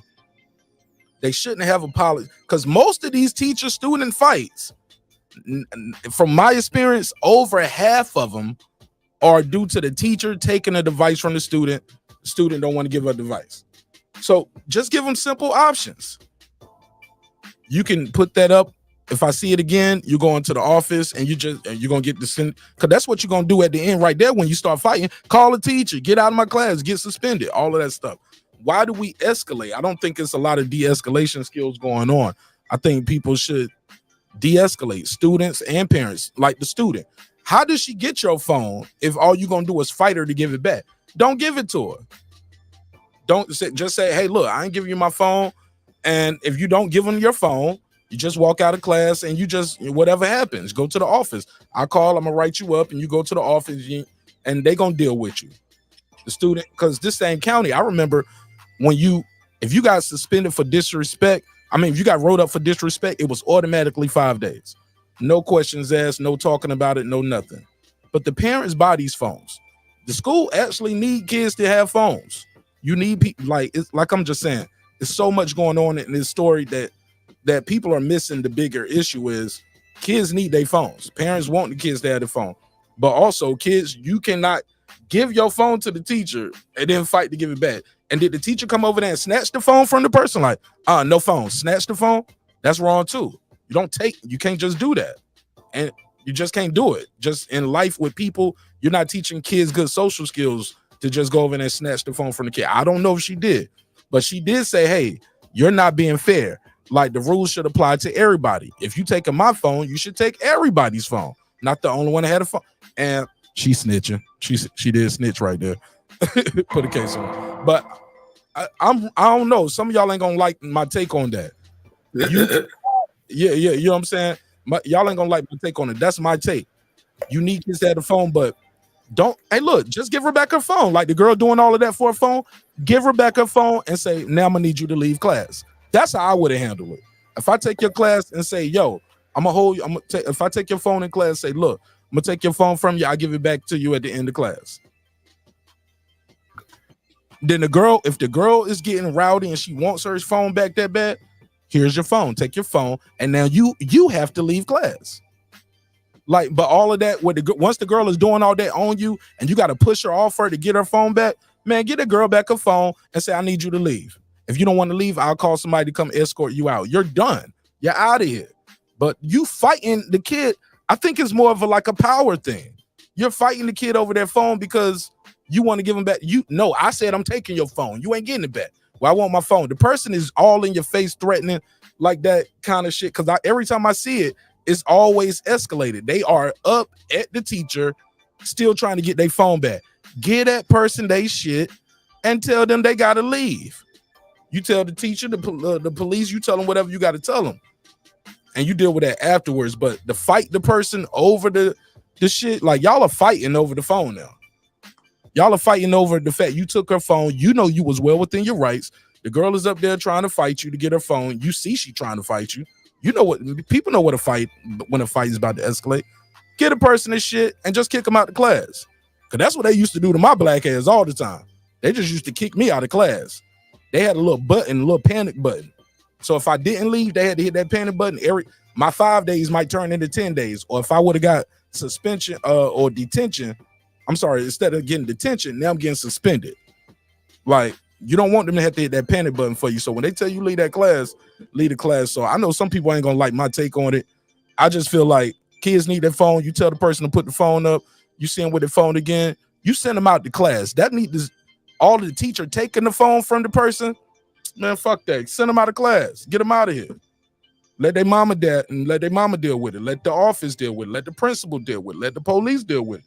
But you know what I'm saying? Whoever, or what they call them, resource officers.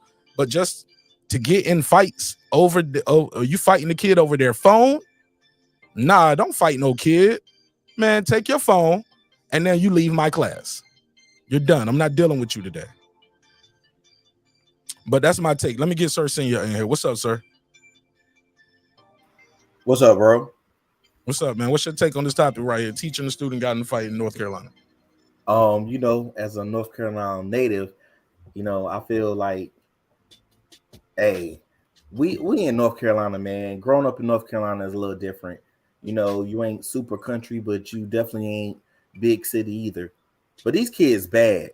Like, we need to stop the cap. These kids is bad. She ran up on her and she thought she was big and bad. She found out she wasn't as bad as she thought she was.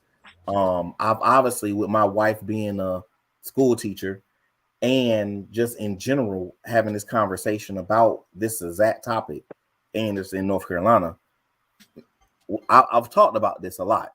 And I'll say definitely, even if that was my kid, if the little girl was my daughter, my oldest daughter, I would not have any problem with the teacher other than she came out the strip club and came to work.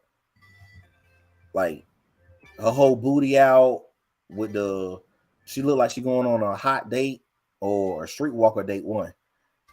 Outside of that, I don't have no problem with it.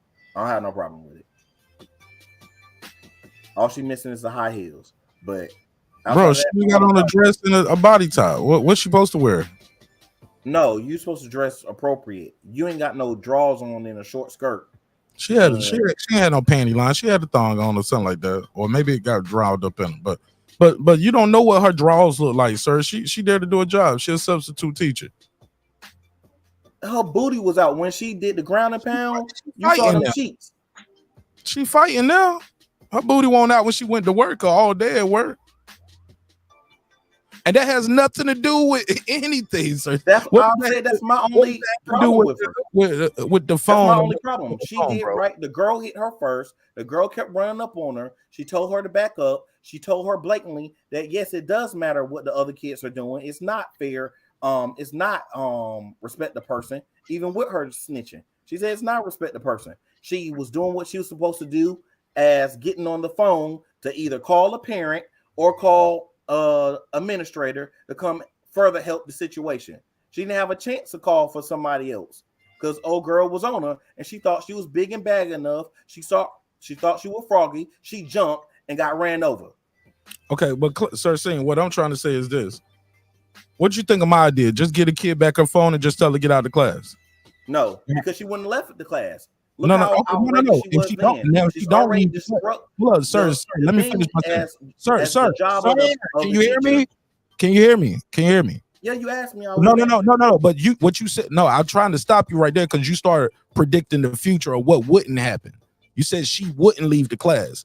I said, why not give the girl back her phone and tell her to leave the class? You can't predict the future and say the girl ain't gonna leave the class. And just like you call somebody once the fight got going, the teacher has the power to call somebody to remove the student. Just that simple. So why not get a girl back the phone and say leave the class? Just answer that part instead of getting to what That's girl what she was doing was calling somebody. She hauled off on her when she has the phone in her hand. She's literally on the phone to call somebody. She's not calling her boyfriend on the house school phone. She was calling either her parent or an administrator. That's their job. They're supposed to take away. No. But sir, give her the phone then. She's still trying to block the girl from getting the phone. I can show you on the screen again. Like, I didn't say she wasn't. She's not supposed to give her back. You're not supposed to cower down to the child. When you take something from the child, you're taking it away. That means you took it away because it was contraband. She was not supposed to be on it. Okay, so, sir. When you took it away, you don't give it back until the day is over or her parent comes to get it. That's what happens when you get stuff confiscated. Yeah, but sir, saying once it gets to a point where it's about to get to a violence, you don't think you should use a different type of de-escalation tactic? Because as you can see right here, she is on the phone, like you said. She's calling somebody, probably the front office. And then that girl is walking over there to get the phone. And she said, don't touch me. The girl ain't touching her. The girl trying to get a phone. Get the phone then. Give her the stuff. And she pushed the girl off. And that's when the girl tried to swing. And the lady does a nice little block with the left arm. As you see, she was grabbing her arm. She was behind her, which you're not supposed to be behind the teacher, not supposed to be behind the desk. She was reaching around her already. If you see it, she's touching her multiple times.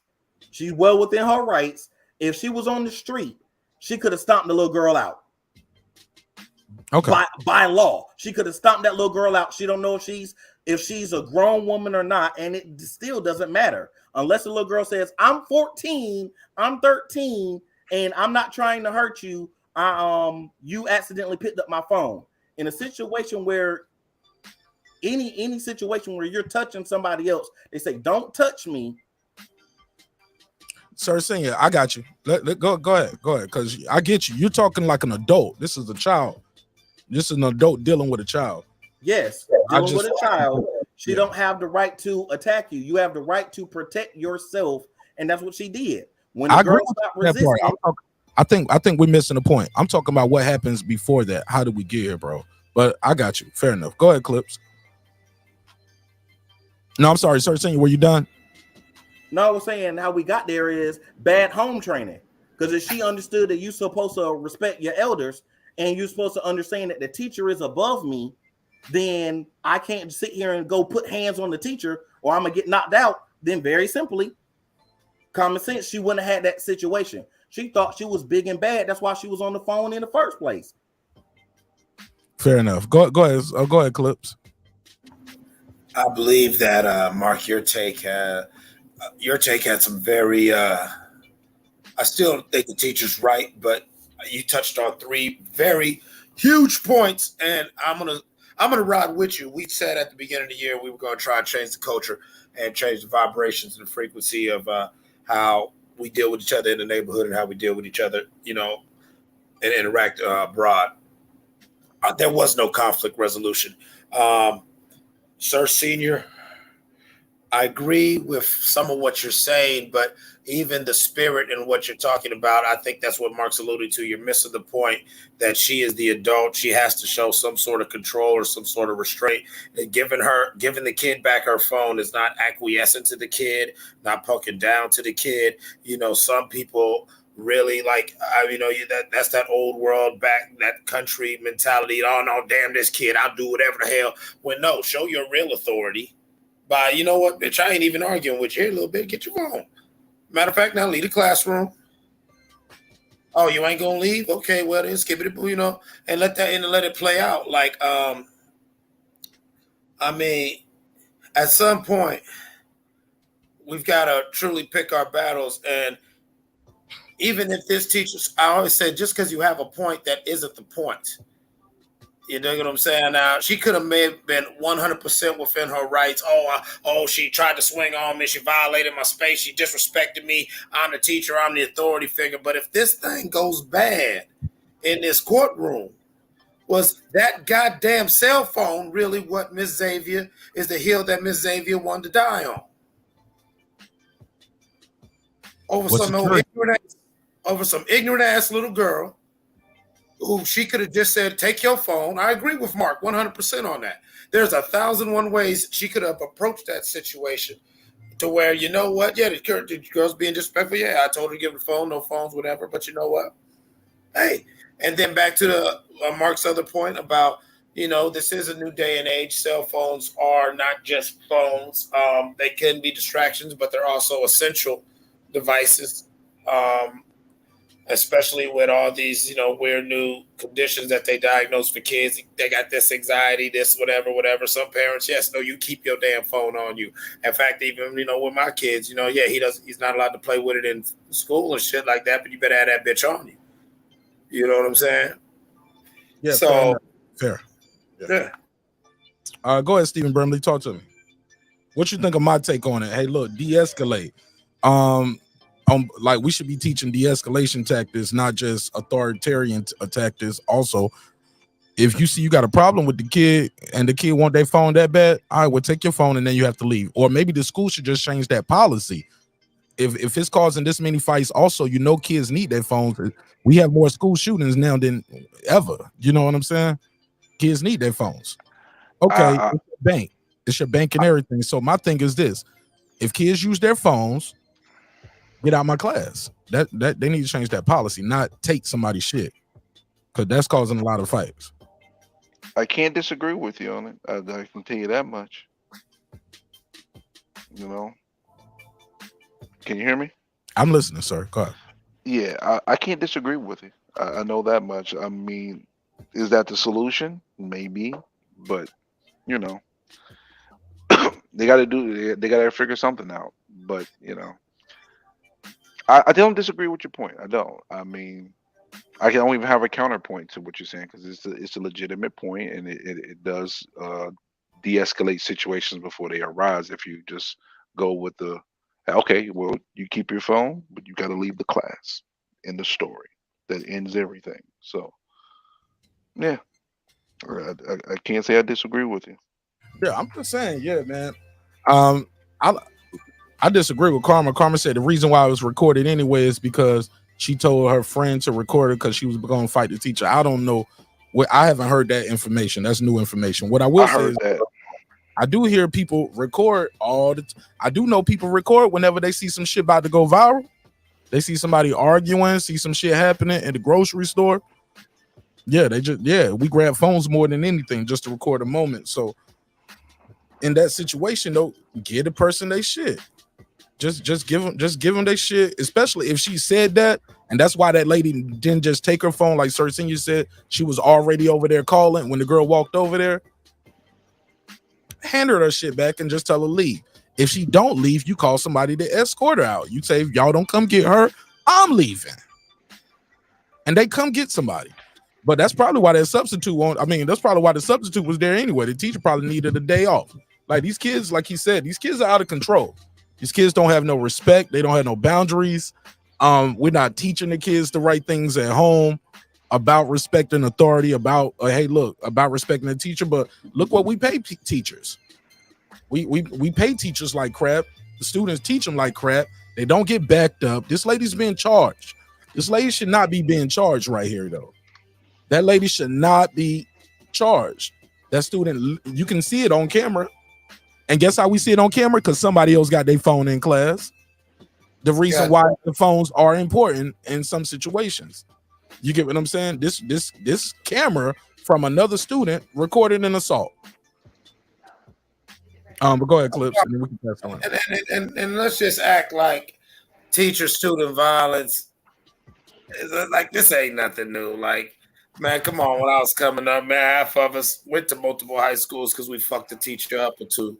You know what I'm saying? Let's just, and that's not even a bragging. That's like motherfuckers fought teachers, and that she defended herself. That teacher, me as somebody who was a bad problem child, I understand how problem children were. Yes, this girl was a problem. That substitute teacher should have probably just de-escalated it. God knows what's going on with that little girl. You know what I'm saying? Maybe she did. Carmen, maybe she did say, here, hold this phone. I'm going to go start some shit. And as the adult, you got to learn how to sidestep bullshit. You know what I'm saying? And so I don't think she should be charged. And I do think the reason why they got charged is these are two black women. Worst case scenario, both y'all got cases on y'all. There's one person whose career is in the wind, and somebody who's young, burgeoning life will always have this asterisk on it because of this overblown, deflated, this overblown fucking nigga moment that, we all get to see because everyone else had phones. That's probably why she grabbed her phone. That's probably why she wanted to stand. The little girl wanted to fight. You know what I'm saying? You saw 5 people playing with their phones, but you're going to come and try and take mine. You know what I'm saying? Both the teacher and the little girl decided that this was the hill they wanted to die on today. And now look at us. We talking about them not in great ways. All right, let me go to PittsburgT, and I got to move on to the next topic. What's up, PittsburgT? What's happening, everybody? Salute to everybody up there. I think it go back to what you saying, Mark, and really I'll hammer in another point. Like, I think a lot of times we lose sight of the actual purpose of why we're doing things. The purpose of that young lady being in school is to fucking learn. The purpose of that teacher being there is to teach. Like, anything outside of the scope of that, it starts getting convoluted. People start to assert things that they got no business asserting. Like, when that shit became an issue, like you're saying, to your point, Mark, she should have just said, all right, cool, take your phone and get out of my damn class. That's what should have happened, and that should have moved forward. The problem is that now we've got to the point where, because of social media, everybody thinks that their opinion means everything, and that you have to listen to my opinion. I'm gonna argue my point down. If you believe it or not, eventually you're gonna kowtow to me and you're gonna get tired. I'm gonna wear your ass down. And people are taking these same assertions to work, and they're doing the same thing, and they showing. Many of people been fired because of phones. They got shot, stabbed because of phones, and it's just the phone. And we're doing this now with our children. That we're doing this with kids. We're telling kids this is the way to behave because of a phone. So I think they have to not make it such a big deal because it's just a phone. I think they're losing the sight of what they're actually there for, which is to educate the kid. The whole parenting thing, we don't know what that young lady was taught at her house. No idea. But that phone stuff and the objective of them going to school and the teacher teaching, like, and in the other part of that, I'm gonna say this, I'm gonna land my plane. We gotta stop also involving police with certain situations because they are not equipped for that shit. They just ain't. So if they not equipped for it, how do we expect teachers to be equipped for this shit?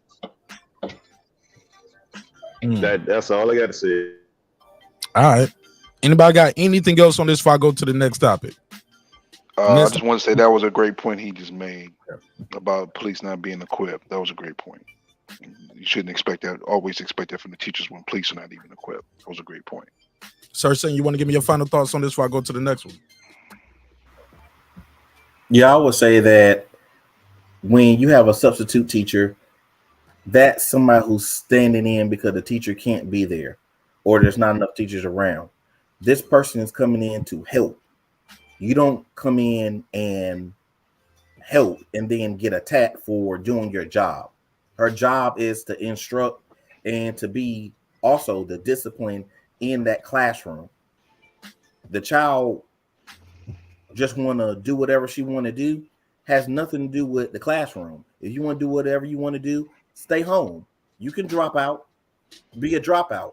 But for you to be in the class to disrupt the class and all the other students, and then you want to put hands on the teacher, you lucky that they went in somewhere like Florida or somewhere crazy and she would got popped. You lucky that teacher wasn't a white lady, because it would have definitely turned different. So these are the things that where we're making excuses for these unruly kids. Hold her accountable. Sit your butt down and do your work. You're not supposed to be on devices unless it's school related, unless it's in your free time. This is obviously not your free time. Get off your device and do your work, or take your butt home. Sir, you don't sir, slap up the teacher because you mad. Final thoughts on this topic.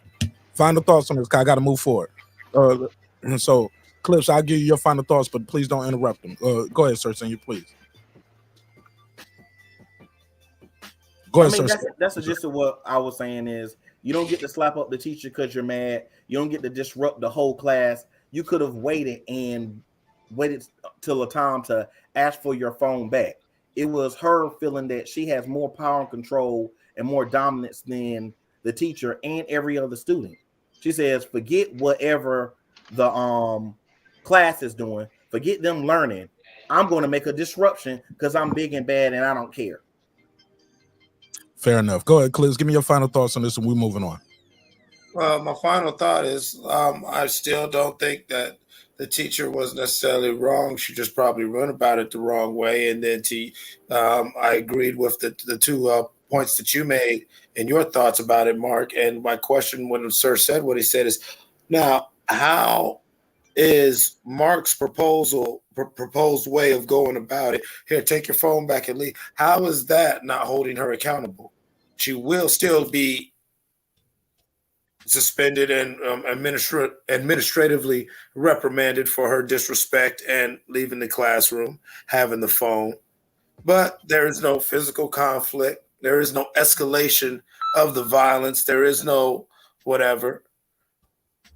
I mean, I don't see how, I really do, how when you are in a position of authority, you have to be able to de-escalate, and you don't have to see that as being weak or being whatever. No, like in the Bible, they would call that grace. You know what I'm saying? And God's peace. You ain't about to get me upset. I'm not about to argue with you about this phone. Here, take this phone and just leave. I don't see how that's not holding her accountable, because that little girl would have got in trouble. Fair enough. All right, man, let's go to this next one. Jonathan Majors, as you know, as we reported, after the much success of the movie Creed, as well as Ant-Man and the Wasp, was charged. Oh, well, he was arrested first, and he was charged with an assault in New York City. Damn. Now, this couldn't have came at a worse time for Jonathan Majors, and it seemed like after some other information came out that he was not, this was not going to go anywhere. He should be all right. But it appears Jonathan Majors has been dropped by his manager. They have dropped him after this domestic violent arrest. His Army campaign was suspended. The Army campaign was suspended, but they said they just need more information. But now we hear he's been dropped, and he's not been convicted of anything yet. The woman has came out and she has retracted the allegation. His lawyer put out a statement from the woman, the accuser, saying, hey, I told him it was nothing, blah, blah, blah. What's you guys' take on this? The accuser claims Jonathan Major. At first, she said he struck her in the face with an open hand, leading to substantial pain. and a laceration behind her ear. She since then has recanted those statements. He was arrested though. Nonetheless, his lawyer said, "Hey, look, we're gonna vindicate him. We got text messages. We have the witness. We have video footage from the taxi that they were in. Nonetheless, New York City is still charging them." So, wow. What did you guys take on this? Because I'm sure most of you guys remember the last time we covered this. Here we go. Let me read this real quick. The alleged text from the accuser, who's now retracted, a statement started off with, "Please let me know you're okay when you get this. They assured me you won't be charged. They said they had to arrest you." I'm sorry. Sorry, my Siri popped up. "Please let me know you're okay when you get this. They assure me you won't be charged. They said they had to arrest you as a protocol when they saw the injuries on me and they knew we had a fight. I'm so angry that they did, and I'm sorry you're in this position. We'll make sure nothing happens about this. I told them it was my fault for trying to grab your phone. I only just got out the hospital. Just call me when you're out." So this is what, and she said the next text message simply reads, "I love you." And according to his attorney, she said all the evidence proves Majors is entirely innocent and did not assault her whatsoever. Unfortunately, the incident came about because this woman was having an emotional crisis for which she was taken to the hospital. All right. The NYPD is required to make an arrest in these situations, and that's the only reason Mr. Majors was arrested. All right, y'all, give me y'all take on this. He got dropped, from his management company, who's obviously been managing him very well because he's very successful. Who wants to go first at this? Who wants to talk about it first? Go ahead, Clips. Talk to me. I think it's more the usual bullshit. We're being judged in social media and in this scary time. Just a hint. He was mean to me. He yelled, whatever. And just the insinuation that somebody's a bad man could do this. Now, when it comes out, if he really beat her ass, all right, great. But here's the thing. All right, like in a Johnny Depp situation, all right, let's say it comes out and he is innocent. After all, from the story and the narrative that people are saying, he called the police. It's wild. It's real crazy. I think it's unfortunate that all these people are like, and in nowadays climate, you can see these people, they don't even want to touch it because it's so muddy. And so I think that's probably what the management company and the other, I know about some movie deals that he already got recasted for, that he was already slated to. So he's losing work left and right. Wow. Maybe that was another case. Maybe that was another time to try to probably de-escalate, because according to you, like you just read, that bullshit was over a phone too. Y'all niggas get too emotional over your phones. Y'all need to get y'all passcodes a little better or something like that, because people wilding out over phones, y'all. You know what I'm saying? Kang about to lose everything over a phone. You know what I'm saying? That phone, bro. My wife came in asking me for my phone the other morning. She woke me up. I fell asleep in the studio. I was like, "What's up? Everything all right?" She was like, "Yeah, I need your phone. I need to call Verizon." Like, "Fuck is wrong with your phone?" I need my phone. Hold on, wait a minute. I'm calling them about, I got some issues with my phone. Like, "What's wrong with your phone?" What happened? She's like, "You ain't gonna let me use the phone." I was like, "Hell no. What's wrong with your shit?" Yeah, you gotta get this phone. Shit. I'm like, "Man, we all woke. Now I can't go to sleep. Yeah, I gotta get your phone. I let you on the phone, but I gotta sit right here." Yeah. Phone? The hell you got going? No, I got some. No. I ain't doing nothing nefarious. I got some birthday plans for my wife, and I don't want her to spoil the birthday plans. You know what I'm saying? That's all. About your story, that just sounded sketchy. That's what I meant. I gotta call Verizon, like, especially just waking up hearing that. Yeah, like, what up? Why you want to use my phone? She was like, "Hey, look." Then she was like, "Well, when we in our group text, Sometimes they don't come in the group text, they come separate and it just says download. I'm like, I get the same problem. Ain't nothing they about to fix. Fuck it. Restart your phone and then your group chat gonna be right back in the group chat. I had that happen all the time. What the fuck? I'm going through my phone. Gonna spoil my birthday plans. But y'all get let me see. Unbiased fans, Sir Senior PittsburgT. What's y'all take on the Jonathan Majors case? Just trash can, in my opinion. But you're guilty by, you're guilty before innocent. I guess that's how it goes down. I think it's pitiful, but it's no surprise. That's all I gotta say about that. Short to the point. Sir Senior, what's your take on Jonathan Majors? Yeah, I would definitely say it's one of those situations where you got to protect yourself at all times, like you're in the boxing ring. No pun intended, but I would say as well, it's partially his fault. Like I said, he didn't protect himself. He understand that when dealing with anyone, male or female, but especially a female, if she's flipping out and you call the police, she's going to try to pull the power back into her favor. What else can she say other than you hit her? Like common sense. Like, and you're a black male against a female. You're a famous person against a non-famous person. Automatically, they're going to take their side.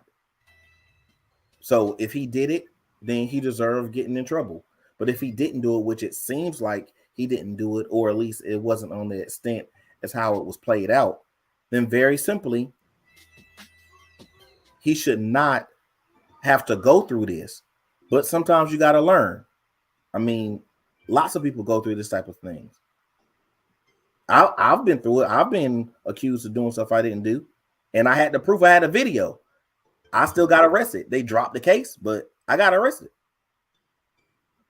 That's just me putting my personal business out there. Go ahead, PittsburgT. What's your take on the Jonathan Majors case? I mean, we talked about this before. It's kind of hard to know what happened without actually being there. As far as that, the original incident, as far as him losing anything that he loses moving forward, look, that happens every day. Guilt by association. If you work at a place and you hang out with a crew of dudes, 4 or 5 dudes, and 3 of them get convicted of stealing some shit, then they're gonna start looking at you funny. I mean, you didn't know that they were stealing shit, but just by association, you get wrapped up in it. Or you take a ride with somebody and they involved in some shit that ain't got nothing to do with you, and there's some shots ringing out to somebody looking for them. That happens every day. Sometimes it's knowing, sometimes it's unknowing. You know, that's just life. I think sometimes we making things a little bit too bigger than what they are. That sometimes some stuff land on your doorstep and you don't know where the hell it came from. And it's the person next to you. He the motherfucker who brought it to you. And you had no idea that they was involved in that stuff. All right. Y'all think anything gonna come about this? Because here's my thing. When I hear her statement, she sounds like a victim. She sounds like somebody who loves this man, who's been with this guy. Hey, look, he's starting to be a high value man. She knew I stick around long enough and go through this hell. It's gonna be great. My boy HLD in the chat saying multiple victims are starting to come forward now. Me too. He hit me too. You know what I'm saying? That's my issue with these type of stories. It seems like, and I get it. Sometimes it takes the courage of one person to say, "Hey, yeah, it happened to me too." But once you start detailing events and you start dealing with the case in the court of public opinion, the public has an opinion. You spoil the jury pool. Most of us already, even in this chat, have already made a decision. He did the shit or he didn't do the shit. You feel me? So I think that's the problem with some of these cases. Like, I wish this stuff was a little more private, but then again, I probably won't have no content. You know what I'm saying? So keep telling it, and I'm gonna keep reporting it at the end of the day. But when a woman recants, that doesn't always mean the guy is innocent. Can we all agree to that? Yay, nay? Yeah, that don't mean that innocent. That doesn't. Most women don't even report it. Even taking it a step further, most people don't even report the violence, domestic abuse. even taking a step further. So it's hard to even tell what's really even being done. And the ones who really in those relationships, that's not the first time that that's happened because they don't report. So reports don't really mean one thing either way or the other. And anybody got anything else on this before I go to the last topic? I think that's going to take me a little chunk right there. I want to say this. Ironically, though, I just want y'all to keep in mind, this dude is losing his management. It's costing him some money, right? Everybody with me on this, right? Stay with me.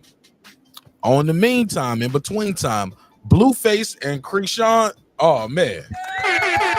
We love it. It's the best shit ever. She jabbing at him. He throwing. Oh man, y'all love that shit. Hey, look, Blueface ain't losing his management, and he's not being canceled. They actually get more TV deals and everything. They doing great, Blueface and Krishan. But we canceling Jonathan Majors too for the same shit. This lady is definitely. I'm a willing participant. I was fighting. I shouldn't have did that. I told them we was both fighting. They said they had to arrest you. She said, I'm gonna make sure don't nothing come from this. Do we need this video? Because the video, the lawyer says she got the video. If that's what you got, go and drop the video. But maybe you need to keep that, close to your chest. You know what I'm saying? Got to keep those cards close to your chest. But I'm sorry, y'all. I want to see the video. Maybe I'm just that toxic too. Toxic motherfucker, Marq Nash. I want to see the video, nigga. Well, Mark, I think that's. I'm ready to do the Jonathan Majors assault taxi cam video breakdown tomorrow. Cause we're gonna find out what happened. And I just think I'm fair. I'm fair enough to say, oh, this is wrong. She shouldn't have did it. Or like, damn, homie, why you do that? I just think I'm just so fair and transparent with a lot of this stuff. To the point ad nauseum. Some people don't even like me. They was like, why you just can't go with the black guy? God damn it. Or why you just can't go against, So y'all give me y'all take on this, and I'm gonna go to the next topic. Well, I think you hit the nail on the head that we're toxic as a society, and so we jump at the sensationalism of it. In so many ways, it takes the actual legitimacy of the criminal prosecution, which is now under what's going on, and that's the real story, because there's now a narrative generated. Abuse is nothing to play with, but I do think that in certain ways we are hypersensitized to it. We still don't know how to interact with each other as adults and human beings as far as between the genders.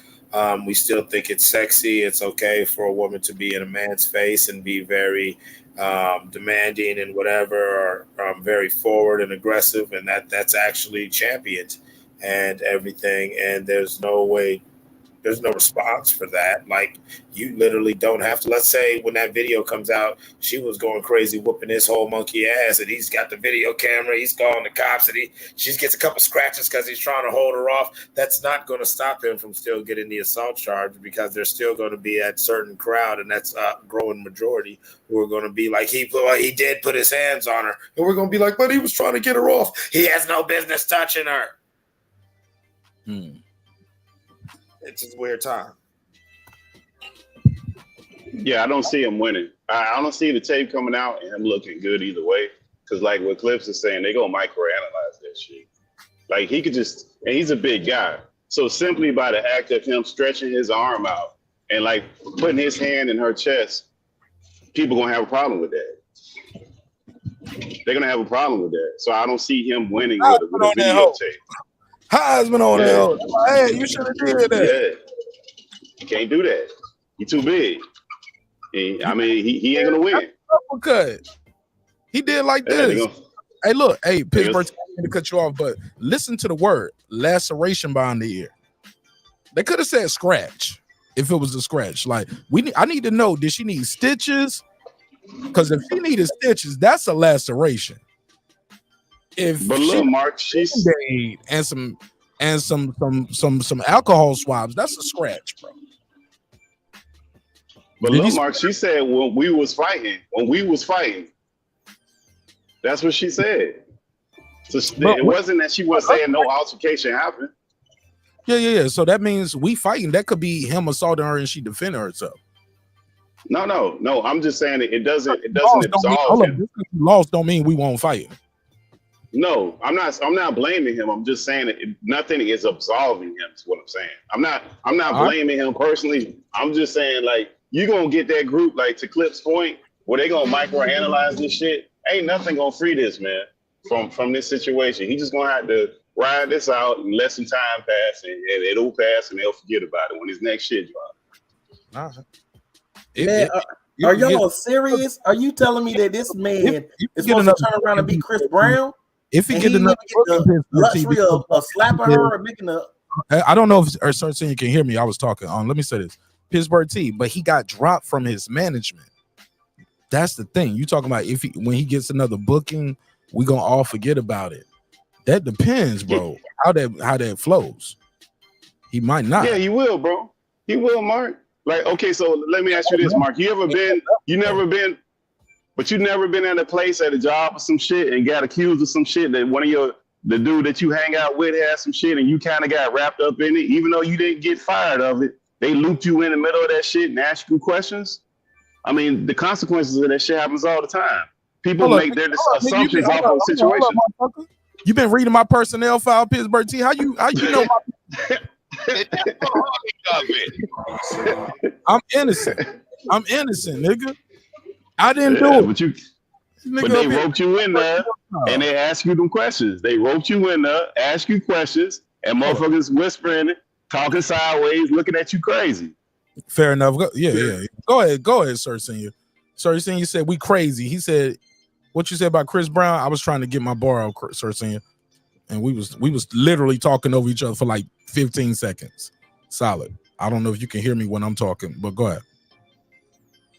Yeah, I was saying that that very simply, like, it's crazy. Chris Brown made the same point. Like, these two slap each other up like Bobby and Whitney, and they making money off of it. But other people have a personal issue from years ago or right now, a personal issue where he the one called the police. He said, "Get this crazy white bee off of me. She flipping out. Come get her. I love her, but come get her." And they said, "Okay, well, we taking you to jail, black man. He the assailant."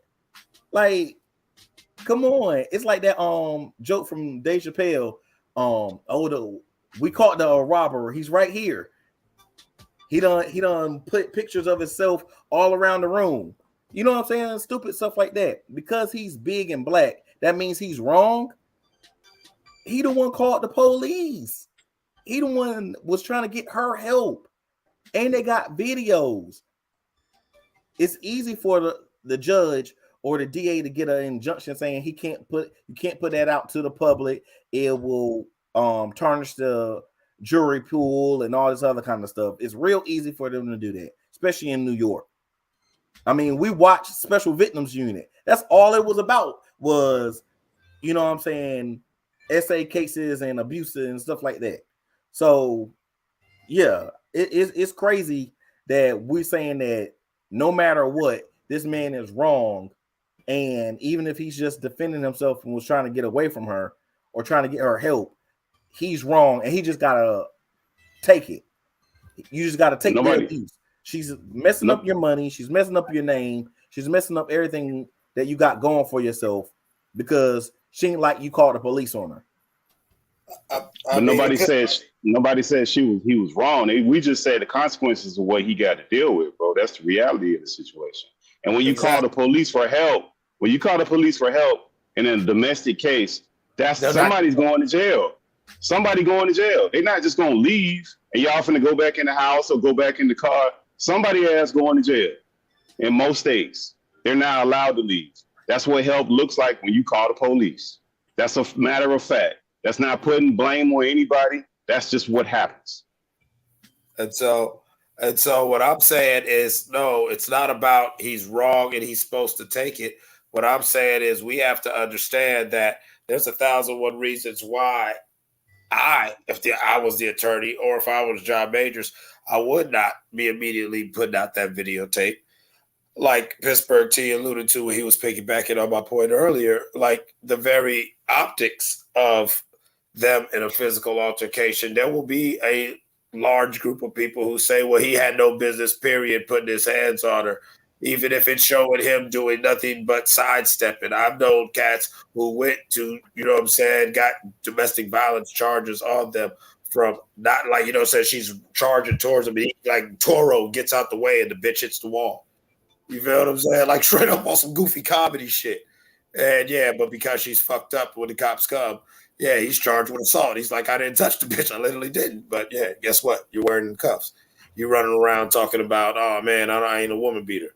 You know what I'm saying? Well, there is, I'm not saying that's right, Sir Senior. I'm saying these are the times we live in. This is why I say the things I say when I talk about, the interactions between the genders. This is a real scary time. And unfortunately, this brother's caught right now in the head of the storm. He's not in the eye of it because it's not calm for him right now.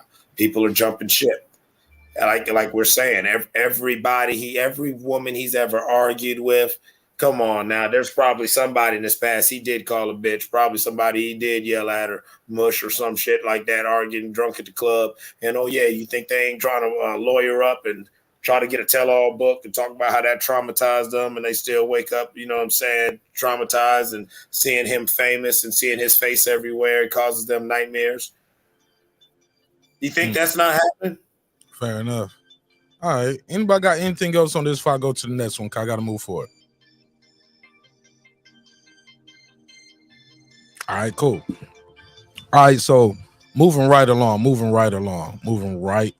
I was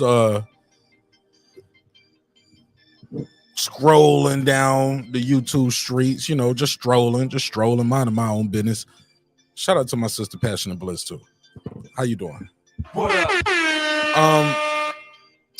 PittsburgT, I actually saw you on this chat feed. My homegirl Femi, she in the chat. She put a video up, right? She was talking about what was going on, and she was in the YouTube streets and in these different streets, these other neighborhoods that they got going on out here. So it's a whole bunch of neighborhoods out here, right? The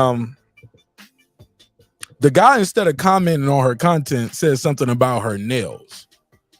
And said, you should hate the person who did your nails. And the whole comment thing got triggering to some other dude who was there. And now he started this nigga called me all kind of crazy names. You know what I'm saying? Like, it was some weirdo shit.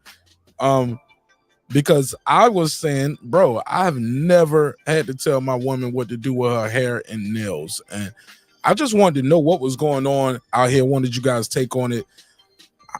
How do you tell your woman how to wear her hair, how to wear her nails, how does she dress? Do you have to tell her? What is the code of conduct? And a lot of times what I see out here in these spaces, in these manosphere, black manosphere type spaces, sometimes I see,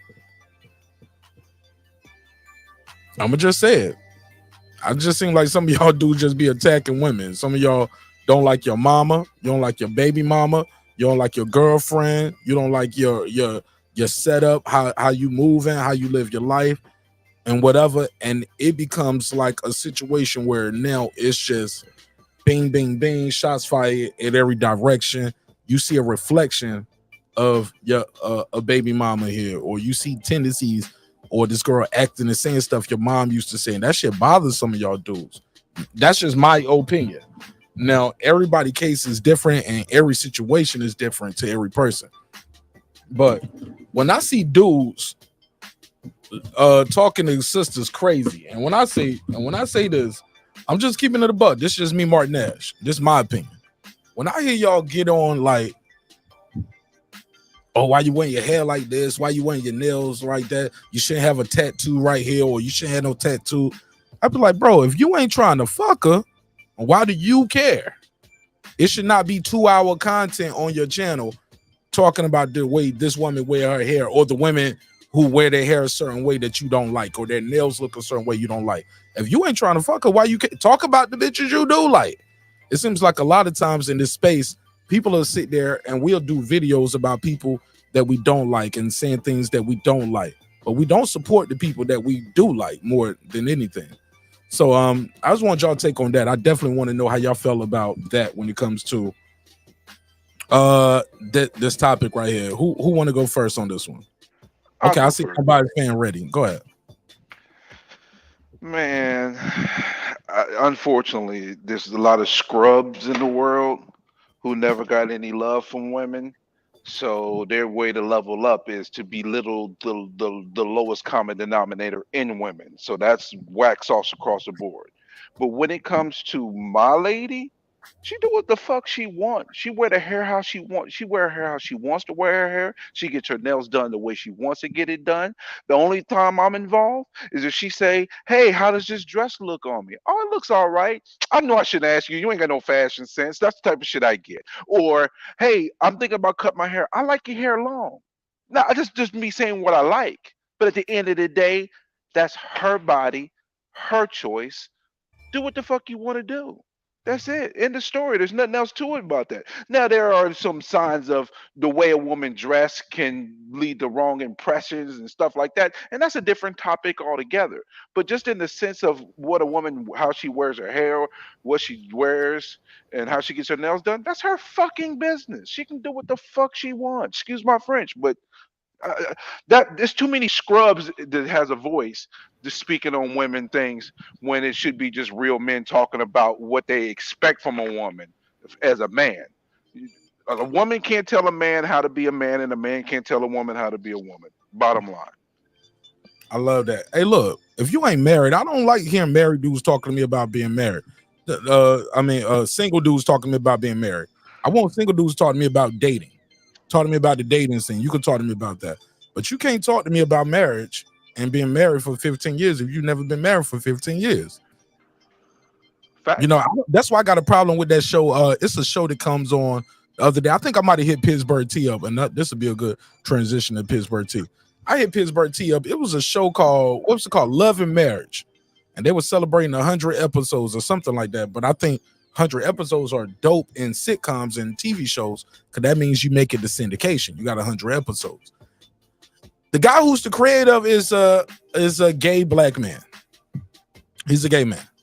I'm sorry. Now, some people ain't gonna like my take on this, but this is just me. I'm keeping it above.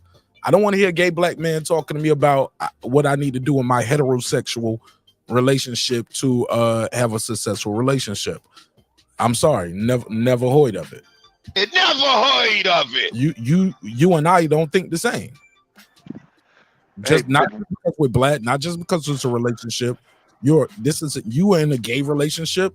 I'm in a heterosexual relationship. I don't want your advice. I'm sorry. Go ahead, Stephen Brimley, aka Unbiased Fan. Before I thought you was done, and I was segueing to the next person. No, I was, but it was just something that you said that I just wanted to just counter just a little bit. Relationships are relationships. Everything is not a broad stroke. In regards to one side of a relationship, so just because you're gay don't mean that you can't give a sound advice in regards to a relationship. That's just my thought. And fair enough. I'm just saying, me personally, Marq Nash. I'm not. You can't give me advice. Gotcha. Or I'm not going to be as receptive to your advice. What the things that pulsate in your mind and other places is not the same thing that's pulsating in my mind in other places. You don't know what I want and need as a heterosexual black man, as a gay black man. How can you give me advice? What he is saying is he is not open or receptive to gay input. In any way, shape, or form when it comes to that in a relationship. You know what I'm saying? But not now, you're right, though. He probably can give some people advice. He kind of can give some, but like I said, our brains, and we're not transmitting energy on the same vibe length, on the same level.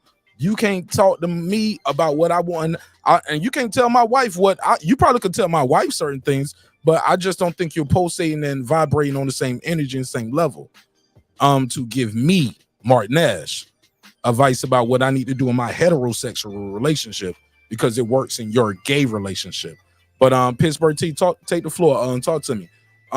Gave you a lot right there to unpack right there. Talk to me. Yeah, I think it's two parts. The first part is what the gentleman spoke before me. I think relationships, people who are actually in relationships, not on the internet trolling, that don't look like what these fools be on the internet saying. A lot of times these dudes be taking their little boy hurt from high school and middle school, and they bring that stuff on the internet and start attacking women. Like, I don't get the idea where you want to tell your woman what to wear. I tell my kid what to wear. I tell my children what to wear when they're children. And even then, when they become adults, they make their own decisions. Like when you choose a mate and you're actually in a real relationship and you're married to a person or living with somebody having a serious relationship, as a man, you entrust that person to walk out that door and to represent you.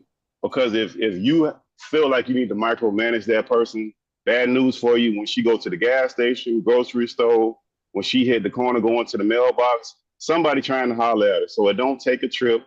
I'm only mentioning the trip because one of these dudes in the post was mentioning chicks going on girls trips. It don't take a trip for her to cheat on you if a woman wants to cheat on her. She, a decent looking woman, got like 3-4 dudes she can sleep with. It right now, she can pick up her phone and call them. So like, I just think some of these dudes live in a fantasy world with some of the things that they say. And I think they've been led astray. And a lot of these dudes get in these single groups, to what you're saying, Mark. They need to hang around some married men and figure out what married men do. It's not what single men do. It's not the same thing. And as far as the other portion of that, that's one part. The other part of this, as far as the gay men trying to give relationship advice, I don't know about gay men giving a married man some advice. I'm sorry, I'm with you, Mark. I don't see how that could work.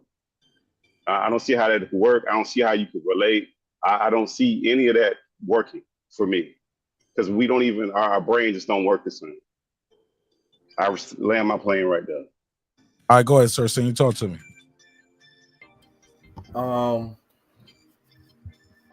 I guess I'll go in a different order, and I'll start off with the part I don't really I care less about. Not I don't care at all about, but I care less about. I'll say that gay men giving straight people advice happens all the time. Look at Tyler Perry. He's giving advice all the time. So hold on, stop right there. Is Tyler Perry an openly gay man, sir? Senior? He said he has sex with men and he wears dresses. That's gay. I don't know about him being an openly gay man in a gay relationship. Like this guy I'm talking about is a gay man. He's married to a gay man. No, I was saying for the fact that it was like gay people. I mean, people do whatever they want, gay or straight, male or female. But I don't feel you really should have the ability to just say whatever you want and then force it down somebody's throat. The same thing as this is, if I'm going to tell my woman, this is what I want, you do what I want or don't do what I want. There's a consequence. I do what you want or I don't do what you want. It's a consequence. If I'm attracted to long hair and you don't cut off your hair off now, you know, you had hair like weave and now you cut it off and you look like Steve and I leave you, you chose that. So a man should be able to, he should care how his woman wears her hair, how you wear your hair, how you wear your clothes, what clothes you put on, what type of hairstyle you have, tells about your character and who you are as a person. So you're representing your wife when you walk out. So you want to walk out looking bummy, then your wife should have a problem with that. You represent your husband when you walk out, or your boyfriend or fiance. Then if you want to walk out looking crazy, then you're going to make him look crazy. That's on you. And you get the consequence from that. There's no way you're going to tell me that if I'm running a dating show that I should not talk about women hair because that makes me look soft. No, they ask me what's going to help them get the man or the type of man they want. Or I'm telling them about, okay, a man like me, this is what men like me say we want. Or this is what I say I want. I have the right to have my opinion. You're not going to tell me shut up, but then you can say whatever you want. No, women should understand that how you wear your hair matters. Men should understand how you wear your hair matters. Simple put. It goes both ways. There's no way a man should be telling a woman something and then not understand that it goes to him as well. Well, you look like a hoe if you do this. Well, dude, you look like a hoe if you do this. Well, he look bummy when he do this. Well, she look bummy when she do this. It goes both ways. Like Monique, respectfully. Now, why would you do that at the end? It goes both ways. Like, all right, go ahead. I mean, she shot out her she got a comedy show. What's that's her up, comedy show. Go to HOD. What's popping, bro? What's going on, Mark? Everybody on the panel. Can we chime in on this last topic here? I definitely 100% agree with me. No gay man is gonna tell me shit about how to fucking manage my relationship with my woman. Zero, not happening ever. To each his own, but I'm done with that. I'm not gonna have that happen to me now. Do you care how your woman wears her hair? Well, you started off that you were on a panel and it was a stranger telling someone else who was a stranger. No. She posted a video giving her critique, and in the process of that, somebody left a comment talking about you should hate the guy. You should hate the person who did your nails. Like he was because you can see her hands while she's going through the video, right? So, and then I would show the video, but these people be out here flagging people. What's the video about though, Mark? I'm so I can be in tune to what we're talking about. Video about basically, she was critiquing somebody giving their opinion, right? Passport bro type shit, right? She's critiquing that. The person leaves a comment talking about her nails. He ain't even focused on the content. I replied to that, and now me and him, he and I are going back and forth. PittsburgT chimed in as well. And it was just weird because I was like, it was more like, bro, you tripping off. He was like, yeah, so her hair got to be like, got to look the way I say look, basically. And like, I was like, bro, I've never had to tell a woman how to wear her hair, how to wear her nails. It's never been a quote unquote thing. I always thought that was weird, especially if it's not no woman you trying to sleep with. If you ain't trying to sleep with her, she ain't your girl. Why do you care how she wears her nails? Why does it bother you? So this guy's a stranger to this woman. He's just making okay. He's demanding how she should wear shit, and he's a stranger. All right, okay, I get it. Or he's being judgmental. He thinks you are a certain type of woman if you have your nails a certain way. All right. There you go, HOD. I think you're all the way up to speed. Go for it. Yeah, so that that being the case, look, man, he's a stranger, just like you said. I mean, yeah, there's not much to say, to each his own, right? I mean, there's not, Mark, why you wear that jacket, that coat that you got on there on that picture like that, bro? Like, what the fuck is that? That's not my problem, right? So no, he shouldn't have no say in that, and it's a little bit out of pocket, I guess. But just as I think it was a Senior right now was talking right now. There's a balance within your relationship and to each his own. But yeah, my woman would, she would have to not have to, but she already knows what my likes are, right? And just like I said, if I like long hair, you ain't gonna chop it up. Now do whatever styles you want with it and stuff like that. I mean, you're right. I'm not gonna tell her you're gonna wear this specific dress today. No, that's not what I think you would be wrong with that, but she already knows what your likes are and what I am attracted to. I mean, she's showing off for me. For sure. All right. For me. So I got to be attracted to it. If I'm not attracted to it, there's going to be consequences to that. But there's limits and boundaries, to what I'm saying, obviously. But she has to,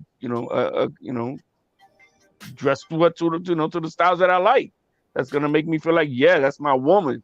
But that going into the relationship, right? Well, how she wears it. Right. Well, right. I mean, if she's wild and she's always, changing her shit up and all that stuff, and that's what you're about, and and whatever, then you know what you're marrying, right, or whatever. But but these are boundaries and stuff that you you let her know. That's why they always ask us, "Yo, baby, how this look on me?" Because they give a fuck how what you got to say. You know what I mean? I mean, it's important that they know that you like it. I mean, that's the way I've been in my relationship. The woman likes to know that I'm digging her and she's showing off for me. All right, fair enough. I got my homegirl Femi in here. It was actually her post that I'm referring to right now. How you doing, sister? Hey, how you doing? What's popping with you? Not much. Thanks for having me. I really enjoyed the discussion. Yeah, I want to have no other way. Talk to me. What's your take on this? Because it was your post. Tell us how we got here, Femi. What were you got here?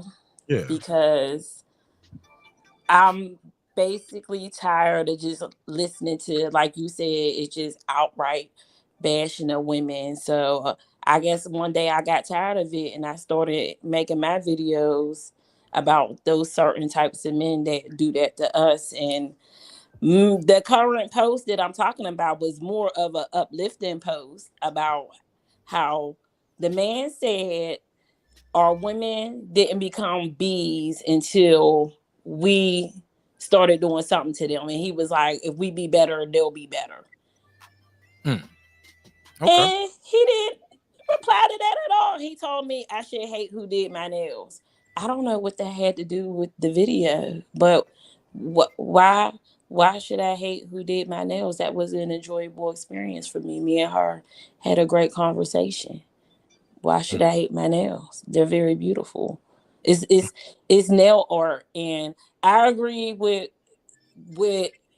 this is very good because I see a different perspective. Like most of y'all are like, I don't care what my woman does with her nails. And me as a woman, I feel like, men really shouldn't care. Your nails, I mean, women's nails are different every week. You can't determine the type of woman she is from her nails. One week, I might have long red nails. The next week, I might just have clear polish on. You can't tell what type of woman I am. But I think it's more about control. But I do understand when he said your woman represents you. And but as Mark said, that going into a relationship, what type of person that is. So if she's, a long nail girl, just because you can't try to change it. It's just art and decoration. We can't understand why y'all be so like some men be so pressed about it. It's just art and decoration. Okay, before I open it up to everybody else, I'm gonna pick at you a little bit, all right? Just give you a little pushback. What do you say to the people who says a stigma comes with the way we are? It already is a stigma comes with the way we present ourselves as Black people. Like they see our skin, first of all, before they see our nails. Before they see anything else, they see our skin first. They see our hair. I see clips with a whole bunch of dreadlocks hanging down his back. I might think differently than I see the guy with the fade. I see him with this jersey on, with the chain. It's different from seeing him in a suit. Seeing him with, let's say he not only he got dreads, he got multicolored dreads. They blonde, red, and blue. Blonde with the red and the blue tips at the bottom. It's already a stigma comes on us. Do you think we perpetuate certain images and stigmas on ourselves when we have our hair and nails and we dress a certain way? What's your take on that, Femi? Perpetuated. Well, I feel like that we should not worry about what other groups of people think about us. Other groups of people don't care what we think about them. I think if we're worried about perpetuating a stereotype to ourselves, then we need to unwash that colonized mindset. A lot of the things that we do are from culture. I was watching a video and some guy was talking about the eyeliner, and eyeliner actually was worn to bring women closer to God in ancient Egypt. This stuff has African historical context to it. And when you're sitting up there and also like the dreadlocks have African historical context that brought you closer to God. It brought you closer to self-love. And we want to make them as bad stereotypes because the Caucasian society deemed those things as that. So we have to unwash our brain as those things and think these are things that make us individual. Those dreads make that man individual. If I got rings and diamonds on that neck, my nails, that make me an individual. And we are creative people. All this stuff that we were on us is just us expressing our art in our creativity. So we shouldn't think like that it's creating a stigma. Fair enough. It's open. Everybody gave me that opening statement. It's open to everybody. Go ahead. I just want to say that as somebody who I design clothes, so that might be on some shit, or I've produced events. So I might be in a situation where yeah, I need everybody rocking this boop to boop. Are we gonna coordinate these colors or whatever like that for this event? But other than that, if I'm with the woman and we're already on that level, I'm already feeling her vibe and I'm able to, move with her. I do like to coordinate. I ain't gonna lie, I got that in me. You know what I'm saying? To where, okay, she got her hair like this, I'm gonna rock something like this. Like when we step out, we need to step out. But as far as trying to sit there and tell somebody how to best do them, that's fucking weird. I don't know. I don't have that energy to, I never wanted to own anybody or have some sort of, sort of relationship like that. I would like for my partner, if I was wearing something, if I was looking crazy, I would want my lady to be like, hey, bro, what you doing? And I would like for me to be able to say that to her without somebody going down into a dark place of insecurity and doubting themselves for a relationship. But I think that's weird that, especially some random stranger, and then, they're going to not even worry about what you were saying, Femi. They're just going to try to worry about how you look, or especially something as trivial as your nails. Like, there's 1,000 things that I could think of. Like the hair, I definitely seen a lot, but 1,000 other things I could think of somebody could nitpick about before they start bitching about your nails. If you really want to try to objectify an individual. Like, come on, like, stop it. Like, that's just somebody who's just petty as hell, and you know what I'm saying? Like, on some old childish shit. You know what I'm saying? Yeah, Fair, well, you're fair enough. Right. Pass it around. Go ahead. Just to get back to us, it is specific about the nails, I guess. I mean, we kind of got into the hair, whatever, everything else, but about nails, I don't remember not once in my fucking life, bro, giving a fuck when the girl gets her nails done. I really don't. She even comes back to me and say, yo, Pa, what you think? And I'm like, oh, they look cute, but or they were better last week, right? I mean, whatever. But as far as nails goes, no, man, I've never given a flying fuck really thinking about it. Like, no, it's just, oh, but it looks fly. They're on point, right? Now. But no, I don't. The hair and maybe, but I've never ran into the situation. I had a problem with the dressing and shit, because you already know the type of woman you're dating, right? So you know what's up, and the sexy ass outfits that I like to wear with me when I'm with her, all bootylicious everywhere and all that shit. If you go into the strip in Las Vegas and shit, I don't give a flying fuck. She's my bitch, right? So I mean, yeah, let it roll, baby. But stuff like that, But when it comes to nails, man, no, man, I don't. I think the guy just hating on the video in itself. Heck, I would like to see the nails. Why don't we see these nails up on here, Mark? I mean, do we have a picture of them or what? It's on the video. I'll try to get a screenshot real quick. Go ahead, PittsburgT, unbiased fan. Sir, saying anybody want to jump in? Go ahead, it's open. Yeah, but I don't like the whole telling somebody what to wear and caring. Like, it go back to your point of when you met that person, they was dressed in a certain kind of way. So I'm pretty sure it was a courting, a dating, all of that, and it was dressed that kind of way. So, I mean, I just don't think, some things you just don't have to say when you're in relationships. I think this is more single man talk than somebody in a relationship. Yo, is PittsburgT kind of? Yeah, I think he probably working though. I think he moving. Gotcha. Did you hear? Go ahead. I think unbiased fan at work too. Sir, seeing you jump in. What's your take? Well, I would say easily, if you judge somebody, you're putting yourself in the spotlight to be judged. If you say this person ugly, somebody gonna say how ugly you are. So if you don't want that type of smoke, don't give it in the first place. However, you can judge a book by its cover. That's how you judge a book. Like, you don't get to read the whole book, in first glance. That's why the cover matters. That's why there's cover art, because you judge a book by its cover. Respectfully. Fair enough. Go ahead, unbiased fan. Oh, sir. Oh, who's next? Go ahead. It's open.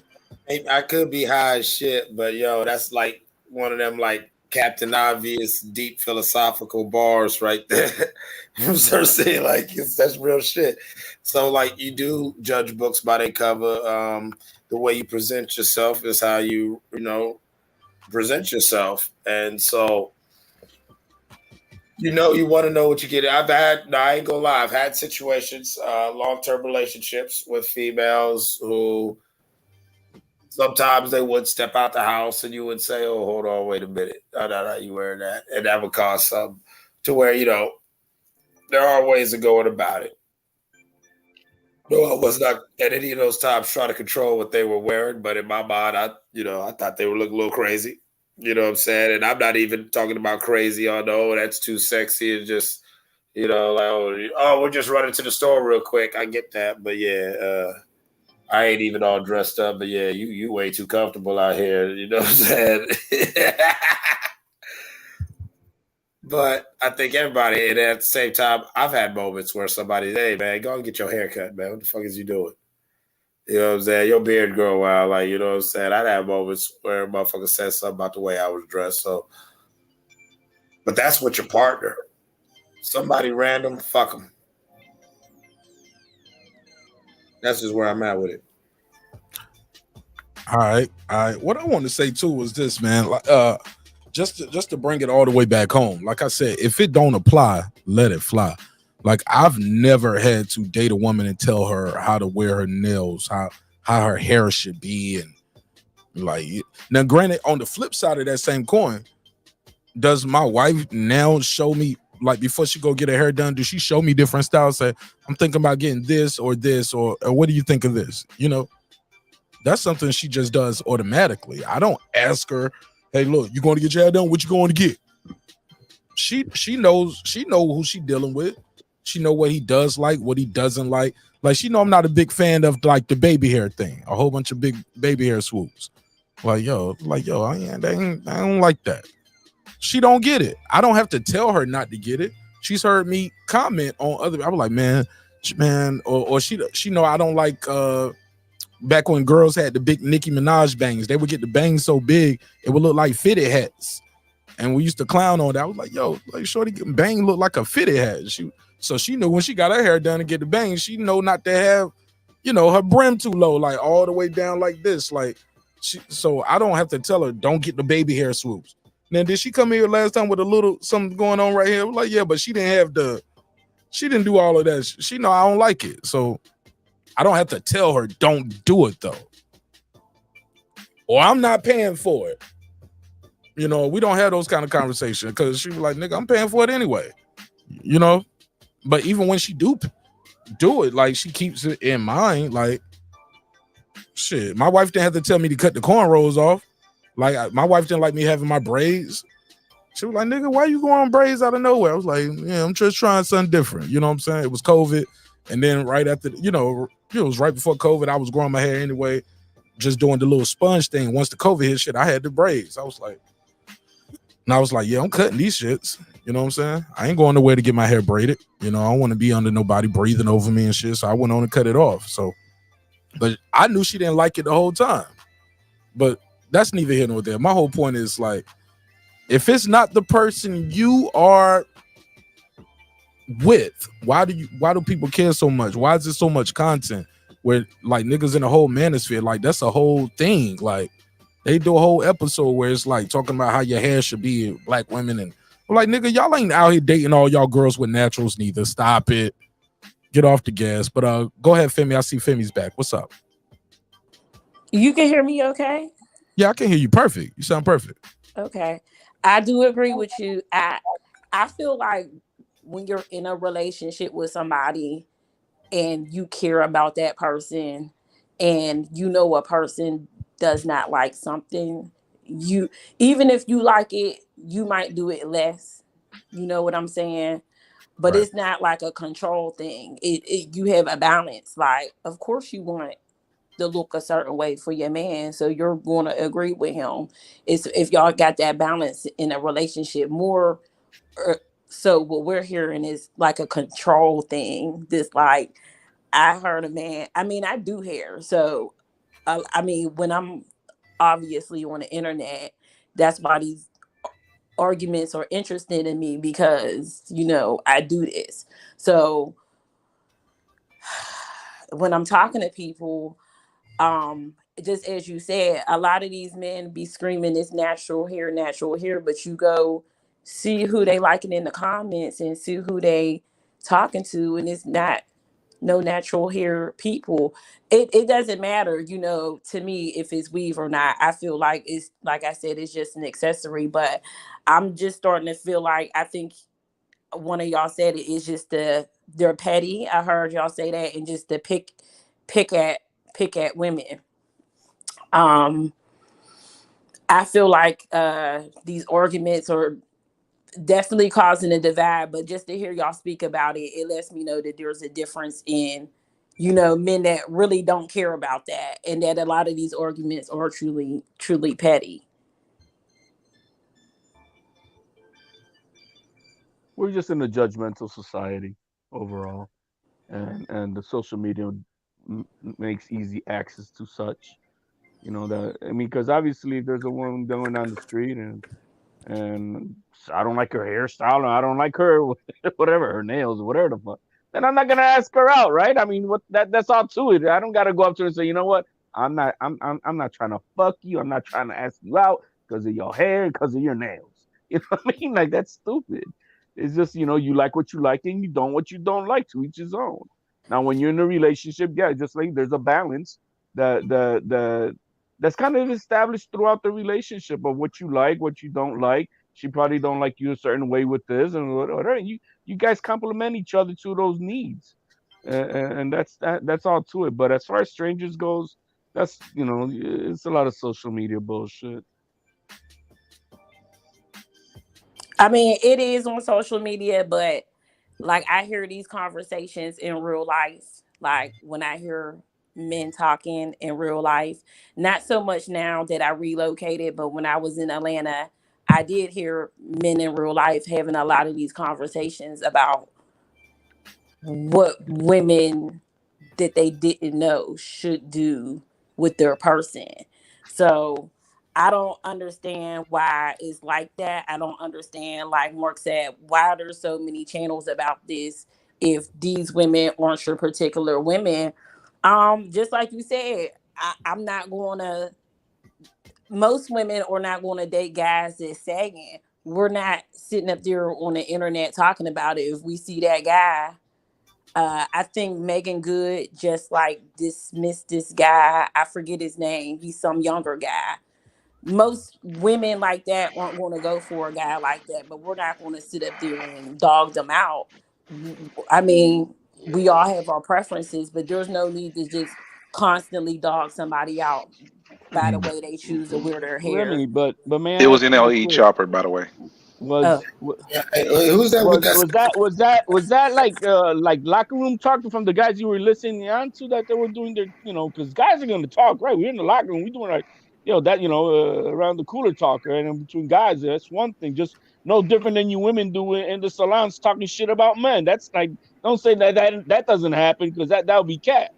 I mean, that, you know, we all have our conversations about our likes and needs when we're within the guys, just like women do when you know, all you girls are all together doing your thing. That's, you know, that's a conversation that should not leave from there into the open public. You know, so, you know, so it's kind of different right there in that aspect to me. Because yeah, I mean, guys are gonna talk about, yeah, I like my woman with a fat ass booty, and so other guys are gonna talk about, like, yo, we don't like it like that. And you women are gonna be talking your thing about, oh, my man's got to be whatever, 6'4" and whatever the heck, and you know, it's whatever, you know, whatever you guys are gonna be talking about, right? And you guys are gonna bash the other guys that are whatever, and that's, I think there's a normality within that. But you're not talking about weave. You're talking about normal stuff that a And after normal this, man we're would gonna go talk to about. unbiased fan and clips. Say what you was about to say. Again, Femi. After you, we're gonna go to unbiased fan and clips after HLD respond. But what was your question, Femi? No, I said it's just a difference. Like, I get what he's saying, and it was in a bar, so I will be fair. It was in a bar, but Keeping it a buck. She keeping it a buck. But there's I still don't feel like there's no reason for men to be talking about weave. I can see you talking about her body and even the way she dressed, but not about weave and nails. Hold up though. There are some women that got weave looking real bad out there in the streets. Sometimes they just the weave don't be working for them. Sometimes it depends. If you can see every track in that, this that was made in the last 10 years by 50 Cent in their hair, that may not be a good look for her, in her search for a man for that day. So that could have been just something simple as that. Hey, look, but you ain't got to holler at her. But also, you don't have to do the content neither, though. Oh yeah, if you talk about content wise, yeah, that's a little bit. That should not be 2-hour episode of your video that day. And that's what they say, I seen this girl with her weave falling out. Yeah. But what I was, I get it. Yeah, what she's talking about is bar talk. What I was talking about more is on the content side. In some of these spaces and sectors, like you're not talking about what Black people need to do to get better. You're not talking about elevation of the people and education and studying STEMs and taxes and getting insurance and how we should love each other. It's a roast session. It's just basically, and then and those, man, don't get me on it. When those niggas came up and you see them, you be like, bruh, I know you ain't getting no pussy. I see why you're so angry now. I see why you're so angry at the Black woman and you angry, or when you man, once you start telling motherfuckers cam up and they gotta talk and you see their background and you start doxing them like, yo, okay, I see why you so angry. You let a person talk enough, they'll tell you their story. But let me go to clips. Go ahead. Man, basically, everybody's entitled to their preference and opinions. And you hit the nail on the head earlier, Mark, when you said, like, you got 1,001 videos about what you don't like. Why not talk about the shit you do like? You know what I'm saying? Like, I address things that bother me. Dick riding. We can't do that. You dick riding. I can't just support to somebody come dick riding, and I can't just show support, defend me. I'm trying to fuck her. You know what I'm saying? I can't support Rain. I'm trying to fuck Karma. I'm trying to fuck Lisa. I'm trying to fuck Lady Shan. Like, you can't have it. You can't. Horn dog, Mark. Well, no, it goes back about nah, he's talking about whore. Nah, man. That's the cornball talk that come from people who basically just be on the enemy matrix, the ridiculousness, because you can actually have a viewpoint about something and speak on it in a particular manner without all the extra stuff to it. But the thing is, people have confirmation biases in life, so if they're only gonna go with what's gonna fuel their narrative instead of trying to listen to understand and learn. They only listening just to go off of whatever narrative they want to run with. No, I think it's deeper to the point of we're in this world of everyone's a lot of people are very insecure, and they don't understand that true security is maybe he just supports and is a fan of what Fibby does, and we as men and women oftentimes we don't know how to interact with ourselves. Men don't know how to interact with men. Women don't know how to interact with other women. And of course, between the genders, we are in a place where we really don't know how to interact. And when you see someone giving you positive vibes, we're so cynical that we think that somebody wants something from you. Like when somebody starts fucking with you, it's like, oh, that's because they want to fuck me, or they only want me. They're only around me because of this, or whatever, like that. We jump towards the negative instead of seeing like, okay, well, this is what it is. To where that now you get these content creators, the only thing that they can create is spewing what they don't like, and this, I don't like this, and this burns me up and everything. But me, I'd probably fuck with the content creators who they're talking about. Yo, this is the shit. That's the shit. Yo, this shit really. I fucks with this. I fucks with this artist. I fucks with this content. And if it's called dick riding, well then, I mean, it's called dick riding. But the people that are going to be sitting there talking nonstop about the way that you're dick riding, they're just going to spend all night dick eating. So it's okay. You know what I'm saying? Pause. That's a fact, though. Niggas gonna eat the whole dick. Pause. Oh, goddamn glizzy. But we can't be dick riding a woman, can we? No, it's got to be like what, pussy riding or pussy Clit eating. riding. Because That's what the what's called, fuck, is we clit ain't riding. doing that. He said click right. Hey, Stop whatever. already clicking, nigga. I'm like, no, you stop first. Stop riding my dick. You stop riding my clit. We gonna play chicken with this shit. Motherfuckers just gonna ride on out. We just ride now. Fuck it. We could have left it where I left it at clips. You kind Yeah, that went. Wow. You could have left it Put a case on him. Gotta put a case on me.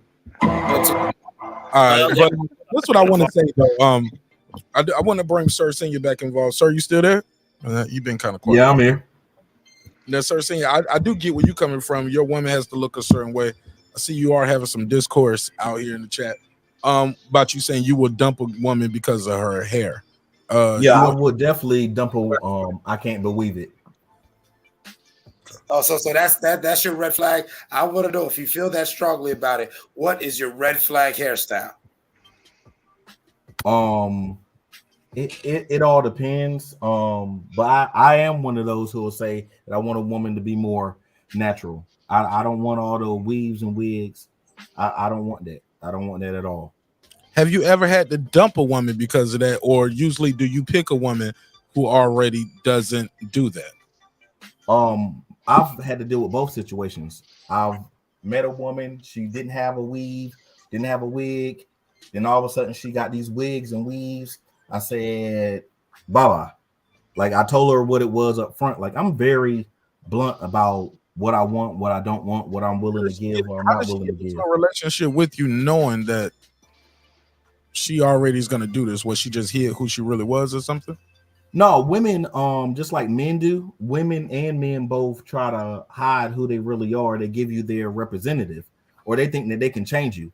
Oh, the dude think, oh, well, I can have sex with her and I'm gonna have her dickmatized. The woman think, oh, I'm gonna have sex with him and have a pussy whip. Or either my personality is so great, they'll make the exception for me. But you only make exceptions for the exceptional. So obviously you want that exceptional for me not to make the exception. Respectfully. I hope you hit it before you left her, man, at least. Oh my God. With the natural hair. But that's my old life. You know, Jesus saves. Okay.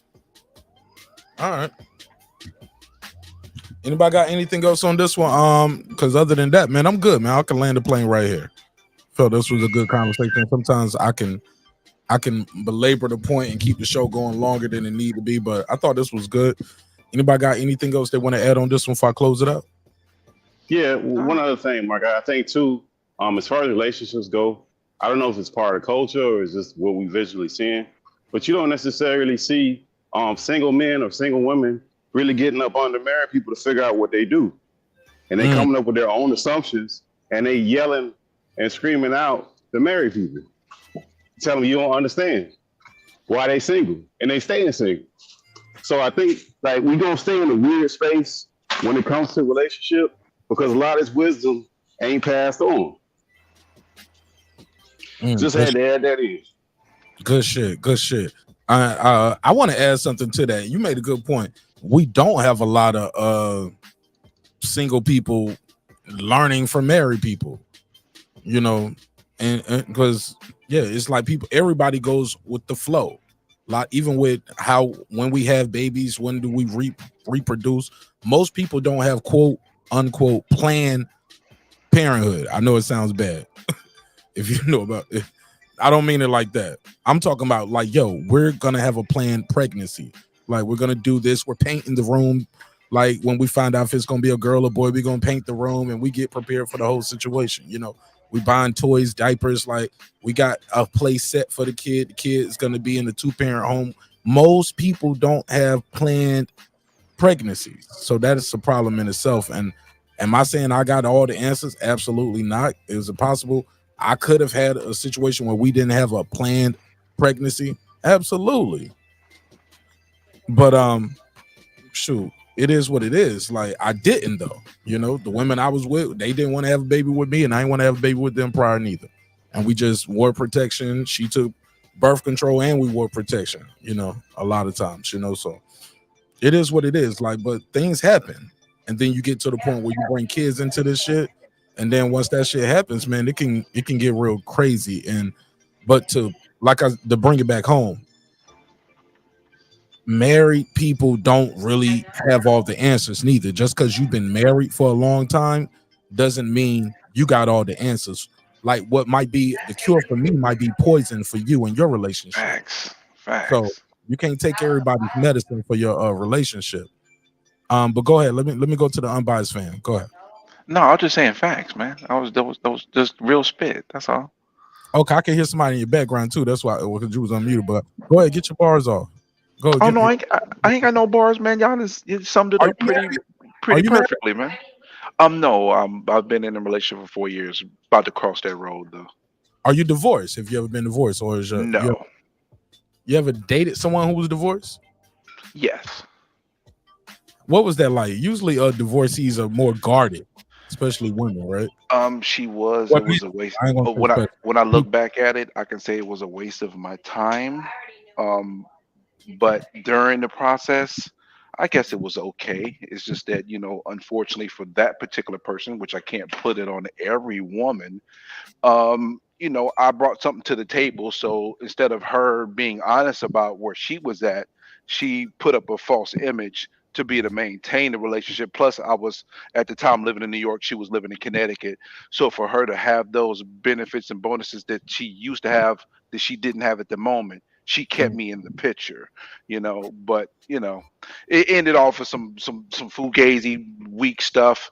And it basically just confirmed it. I basically wasted my time dealing with that person. Now it would be, if I was a single person, it would be very difficult to get to the point where I'd be able to have a long-term relationship with a woman with multiple children that's been divorced or something like that. She would have to be exception to the rule for me to even entertain that after that experience.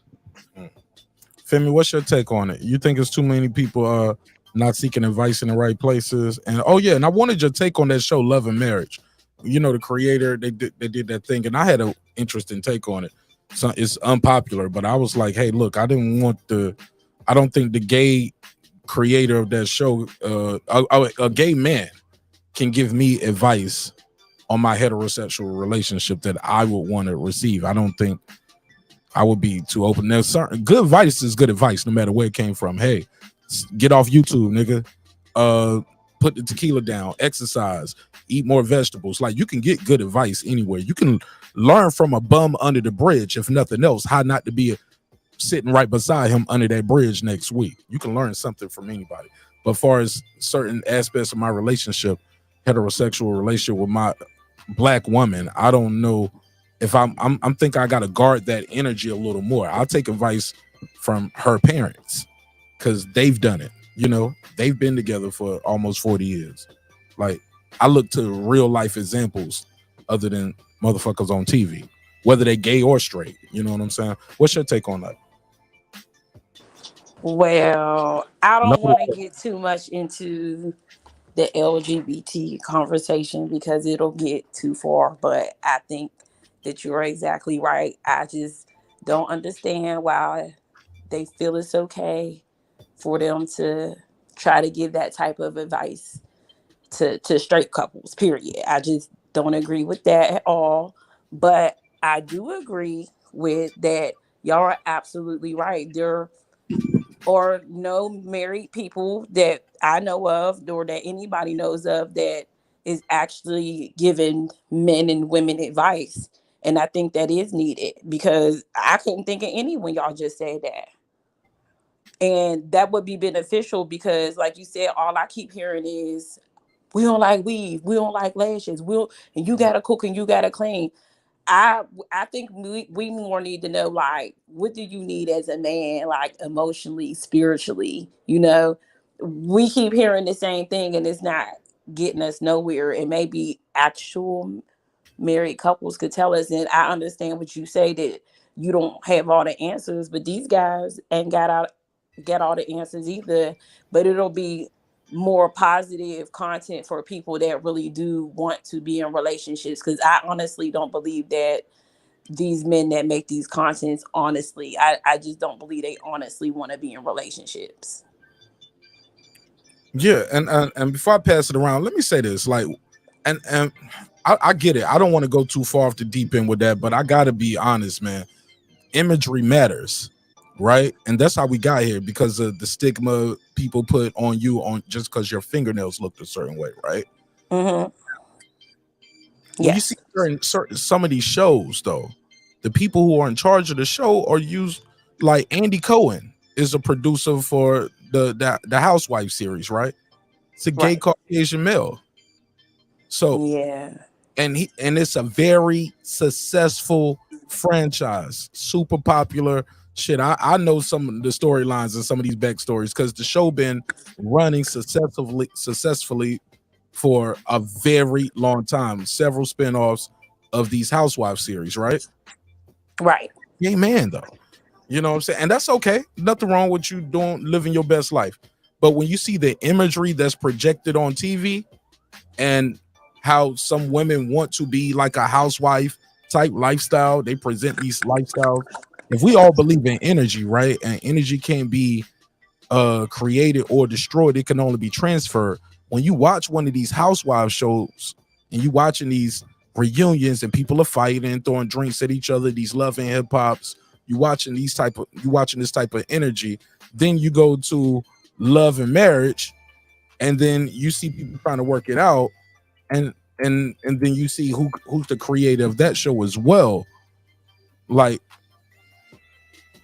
where's the am I tripping? Do y'all see what y'all picking up what I'm putting down? The people who are in charge and projects the imagery and creates the narrative of what's a happy relationship, what's a toxic relationship.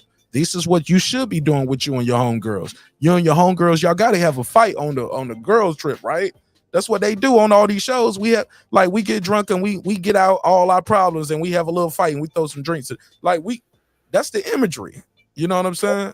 That's where it goes. And we get into a fight and somebody might die in Mexico, but that's a whole nother story with the other sister. And she still ain't got justice, Shanquilla Robinson. So that's a whole nother case. But I know I'm rambling. But I know I get what you're going with. Who is in control of your narrative? Who's in control of your education? Who's educating your kids? Is it BET, MTV, VH1? Like who's leading your household? It's LGBTQ now. Because that energy is transferred. Like you watch you watch enough boxing, you want to fight. Listen, look at our community.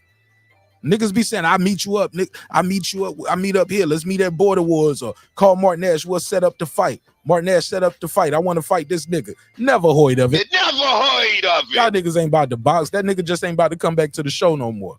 Or he'll come up 3 or 6 months later. All I'm trying to say is energy is transferred, man. And they transfer a lot of this energy with the imagery that you see on the TV. But I'll pass the mic to Clips. Go ahead. Well, we spoke about this on several different levels, and I believe that this has been going on.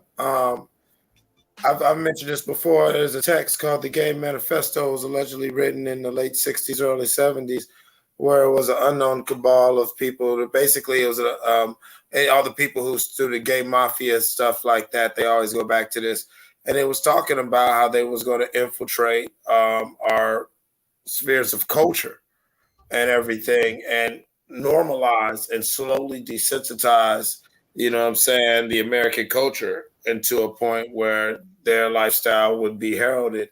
And well, whether that's true or false, here we are. And I do believe that when you look at a lot of the things from the producers behind some of our biggest shows, movies, and songs, and you look at who these people are, and you look at how they live their lives and the things that they be about, yeah, this song's some feel-good shit that you could probably relate to, but there are layers. That's why anybody could watch this artist or that artist's stage performance or music video and do a 2-hour breakdown if you understand symbology and all like that, because the energy is being transferred, and we do see the culture leaning to a weird way. I mean, hell, it's 2000. Right.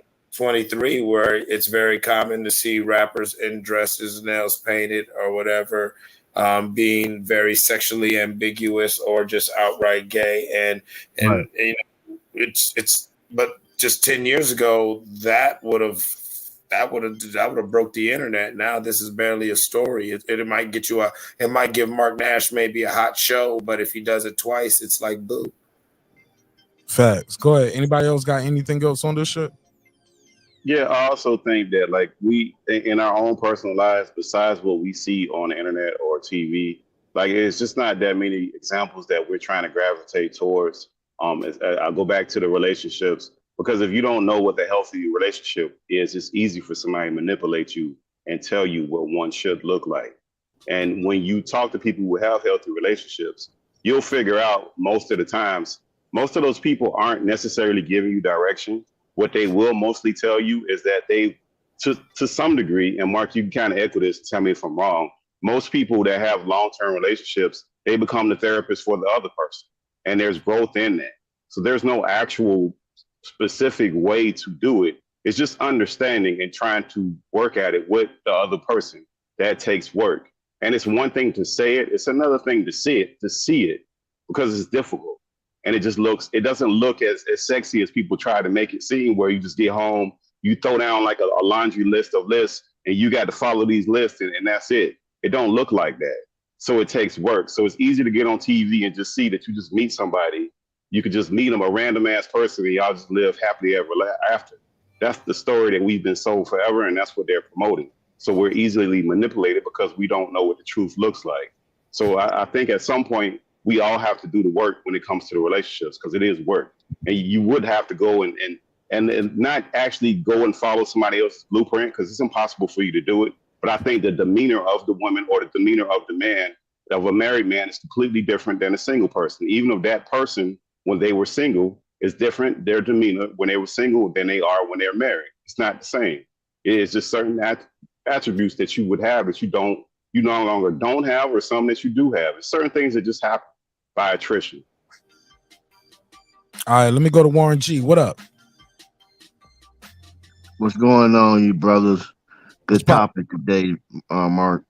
Cooking, man. I just want to add to that the part of this discussion that you're talking about today. The right and left side of the brain functions. So when you put music to your lyrics, it can bypass the left side of your brain. Your left side of your brain uses your logic. It's like the guardianship to what goes in, what you process, right? But the right side of your brain deals with the emotion and your creativity. So whenever you put music, if you notice, a lot of corporations would use music in their advertisement. If you listen to Walmart, you go into Walmart, you got the music, because music bypasses that guardianship. And so when you put lyrics, like crazy ass lyrics to with music, it don't allow you to process and say this is not right. I can just, if I'm not articulating it right, but it definitely has an effect. Corporations spend millions of dollars to be able to manipulate the mind and the brain when it comes to selling their product. Yo. Okay. Corporations. Bro, I was trying to see what we was going to go with it. We ended with corporations. Well, we're talking about the attitude. Okay, I got you. The imagery. There you go. Right. Okay. The energy that we get from the imagery. Okay. And so now it's desensitizing our youth. So our youth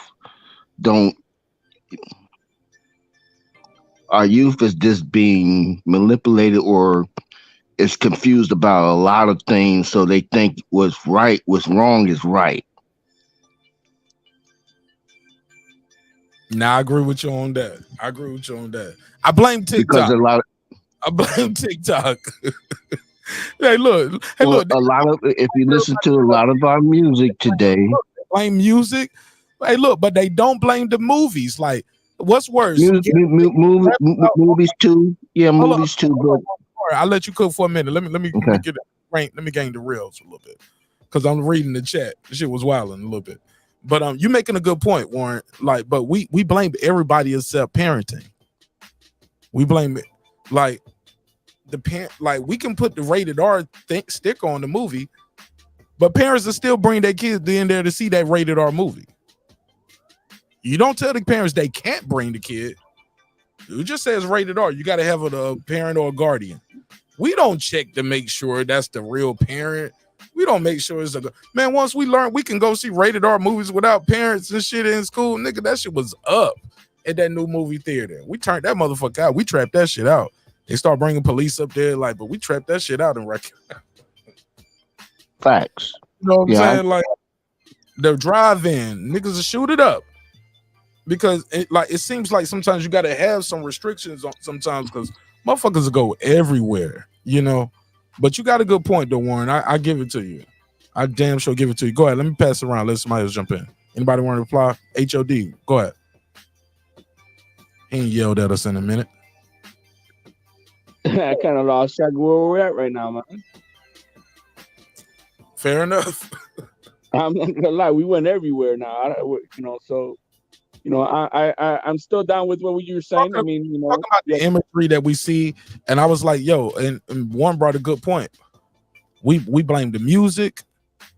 It's very rare that we'll blame video games. We don't blame parenting, and it's very rare that we actually blame Hollywood for it. Hollywood always escapes it. The media always escapes it. Y'all show us school shootings over and over. And y'all make these kids famous. So this kid who's a nobody becomes famous now. Like if we show homelessness as much as we show school shooting, we don't care about it. You get what I'm saying? Like, the media controls the narrative. The media controls what you guys see. Spence and Crawford is the biggest fight because niggas on YouTube keep telling y'all that's the biggest fight. Right. So then it comes down to how you play your role in your home and how you know. Obviously, we know that if one thing is said, then there's going to be news about the opposite about what should have been said, and that's how the media works. So, but about parenting, I've always say parenting is the number one problem when it comes to our kids and our society. We got a whole bunch of shitty ass parents, and nobody wants to take the blame because it's hard to swallow that fucking pill. You see, as a society, it's very hard. Well, so nobody wants to swallow that. Well, it's hard to parent. It's hard to parent if you're not able to discipline your child without the repercussions of going to jail because you discipline. You don't always have to be hitting your kids for any of that shit. For this, well, hold on. I'm a boss in my house, and that's period. This is my house. Understand. I get that. But they made laws. They made laws. That's that let them finish. HOD, you ain't even let them finish. They put laws in place where they took discipline away from the parents when a child acts up. So it's either put them in timeout, try to talk to them, but when I grew up, when we did something wrong, we got a spanking for that. Now, I understand that, there should be laws placed where people disabusing their child. I get that. But it made it hard within the Black community. Let me say it that way. Within the Black community, it made it hard for us to discipline our child because they could call the police and say we abusing them. My man, we just saw a video today of this brat ass kid, and you think that was because they weren't able to spank this kid? No, that shit that kid had is because he had shitty parents from the beginning. They're shitty parents. It has nothing to do with discipline because they don't discipline their kids regardless. There's Okay, a I get problem that. with parenting in this nation. That's okay. I'm not saying that's not the case in certain instances, but I'm letting you know in the black community, we was disciplined when they put laws in place that to affect the discipline of your child. Parents, we had to parent differently. Bro, but people Why is choosing it not a to black discipline their community kids thing though. when it's across Everybody, the board for yeah, everybody? but everybody not choosing to discipline their kids. I think that's just the discipline part is more of an individual decision. I know people that are making the conscious decision not to discipline their kid. That's their choice. That doesn't. There's different ways of parenting. I think you focusing too much on the discipline part of it. Because even if you wanted to discipline your kid, I know people who discipline their kid, and ain't no law in America stopping you from disciplining your kid. It's stopping you from what they That's not perceive as true. abuse. As Sir, abuse.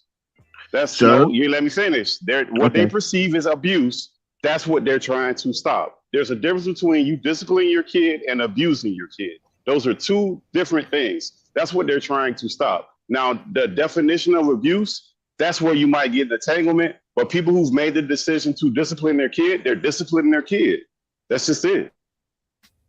I get that. I'm not disputing that part. I'm just saying that kids will call the police on their parents, even when they're not being abused, but because they've been disciplined. Man, I'm hearing so much finger That's very, pointing around the world except the very person true. that needs to look in the mirror. No. That's always been like that, bro. But I agree, and that's very true what he said, what Warren said. Let me go to Femi. She's just came back, and she is the only woman on the panel, so I definitely want to make sure we give her adequate airtime. Talk to me, Femi. I think people should just stop having kids. I don't understand why people are even having kids at this point. I don't see any benefit in it right now, especially the way the economy is going. You got these kids, you got people that really either don't want to be parents or don't understand what parenting is. They just had babies. Like that's just what's going on. People are just having kids for no reason and not even having any understanding how to take care of them, and it's causing a lot of destruction. So I just feel like people should stop having children. If you can't have intercourse being without being responsible, you shouldn't have it because it's just causing too much destruction. All them kids that was at that thing in Chicago, I don't know if that's what we're talking about, but it was the lack of parenting. I mean, it showed a lot. It was the lack of parenting. Why were your children even out there? If you were good parents, decent parents, your children would have been at home. Yeah, but not to have kids. You're talking about extinguishing the human race within a generation or two. Well, I mean, at this point, where we're going in the world, I mean, just looking forward. I mean, AI technology is going to. Femi, I think the problem isn't the problem of we having kids. I think the problem is we don't promote the bad things about having kids too early. Like we made teen mom. These kids became stars. You get what I'm saying? Teen moms became stars. I think one of them became porn star. Hold up. Case on it. You get what I'm saying? But like we promoted being teen moms in America. That's crazy. That's crazy to me. Like this is a show on MTV. So I just see Britney Spears and I see all these other people become stars. And before I was rich, and then you see Teen Mom coming up. That shit was supposed to show how being a teen mom isn't the best thing, but that's not what happened. Motherfuckers became famous. That's toxic. That's toxic. Because you can't show the horror of it for real. Because if you show the horror of it for real, You have to follow them for 20 years to tell the true story of what happens. And you can't end every 30-minute episode showing all the bad shit. Like, well, you know she got herpes right now too, right? Like, yeah, and she got, you know the kid, you know they living off mom. Show how much mom and dad make every month. It's just, I don't know. I think that energy from that imagery is a motherfucker, man. And yeah, but I don't think that stop procreating altogether. I think we just need to have more of a discussion about parenthood, and I think we need to raise wages, man. Don't get me on my politician stuff, because I just think it's hard enough to raise a family with, you know, with one income. I mean, with two incomes, with one child. That's hard enough. They make it too expensive to raise one child. Once you start having multiple children, even if you have a 2-income family, man, you got to damn near be rich to have 5 kids in America, or 3 or 4 kids. Like, that shit is hard. Without no assistance, like, I don't see how people do it. When it comes to this imagery thing, that's why, like, when they were talking about that, stay eliminating the fucking TikTok, oh, fuck TikTok, bro. It ain't good for us in this country. Ain't nothing good about that shit for our kids. Yeah, bro, but HLD, you don't want the government telling you what you can and can't do. I like, who's to determine what you're watching? So if they come along and say, we don't want YouTube, you can't have that, you can't, like, who's the arbitrator of determining that? Like, you can't open up that box for them. Hello, but you trust your government to make sure your plane is safe, though, PittsburgT. No, but I don't want them determining what kind of media I receive, because now they're determining what information I get.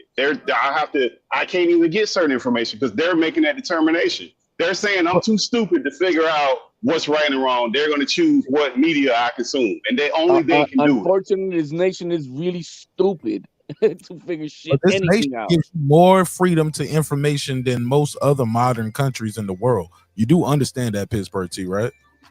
Right, and we want to keep it like that, Mark. So when you start opening up them, I want to keep it like that. You're limited with what you get to know now.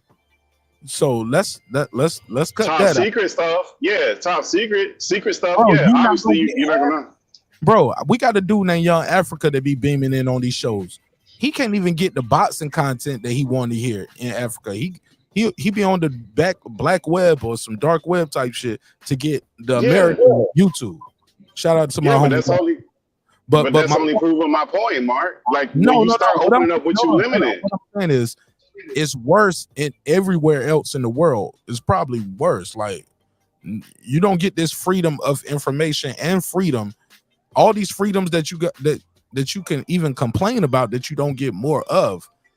Everywhere else, you're gonna get less. Is what I'm trying to tell you from my experience. Mark, I get that, Mark. But what I'm saying is, like, when you start introducing things like the Patriot Act that are restrictive, that are taking away your rights, once they do that stuff, they don't unwind that. It's out there. It's done. Like, we'll never be the same. PittsburgT, and I'm gonna pick on you a little bit. I'm gonna pick on you a little bit right here.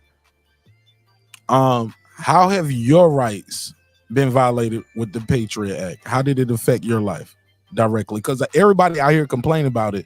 Nobody I can hear tell me directly how it affected them. So I want to know your Patriot Act story. Did you get on the no-fly list because of a book you rented from the library, or a movie you rented from a Blockbuster, or like how did the Patriot Act affect you directly? I got to pick on you. Go for it, bro. That's affected everybody. Like, you know how many stories you didn't hear, but boy, I'm gonna tell you. I'm telling you. You know how many stories? Pittsburgh. If you don't have a personal anecdote, that's fine. I do. I'm telling you. You know how many stories we don't hear because of the Patriot Act, that they deem shit national security, and they just deem it national security, and they put it under terrorism. You do not hear it. You just don't hear it. I'm asking for your story, sir. Because I just told you. That's it. There's too much information that's restricted that you can't get because of that. You won't even know the information that's out there. PittsburgT, what happened to PittsburgT? I just told you, Mark. I mean, I just told you, bro. Am I insane, or you just ain't trying to tell me? I can respect that too. I just told you, it's too much information. Information you're restricted, that you do not know. Me and you, including everybody on this panel, because they deem certain things that are national security or terrorism. All right. Well, you want to Even play the whistleblowers. Okay, now I'm gonna pick on you more. I got to pick on you now. Let's play the name game. I'm gonna put a case. PittsburgT, were you arrested by national security because any books or movies you rented? Nope. Okay. PittsburgT, are you on the no-fly list? Nope. Okay. PittsburgT, have you been told you cannot buy a weapon because of books or movies that you have read? No. Okay. PittsburgT, are you a registered voter? Are you allowed to vote? Yeah. Okay. Have a driver's license? Yeah. Okay. You are able to travel, or do you have a passport? Are you able to travel freely throughout the United States and other countries? Yeah, absolutely. All right. Again, PittsburgT, let me ask you again. How did the Patriot Act directly affect you and your movements as an American citizen? I just told you, you're restricted on the information you have. You're like, I'll give you an example. Prime example. This war that's going over there in Ukraine. You can't even pull up RTTV, that's a Russian news station, no more, and look at clips on YouTube because they completely fucking block that shit. Like you're so restricted on information now, it's not even funny because they can deem shit terrorism. It's so much more shit you don't know than shit you actually do know. Okay. I had to ask. So you feel like the Patriot Act restricted your access to information? Yeah, of course. Yep. But you know, we've always had limit on access of information, whether it's right or wrong. I still disagree with it. You know, the Kennedy assassination files, we still don't have access to all of that. And that's a U.S. president getting assassinated in the middle of the street, in the middle of a parade in Dallas, Texas.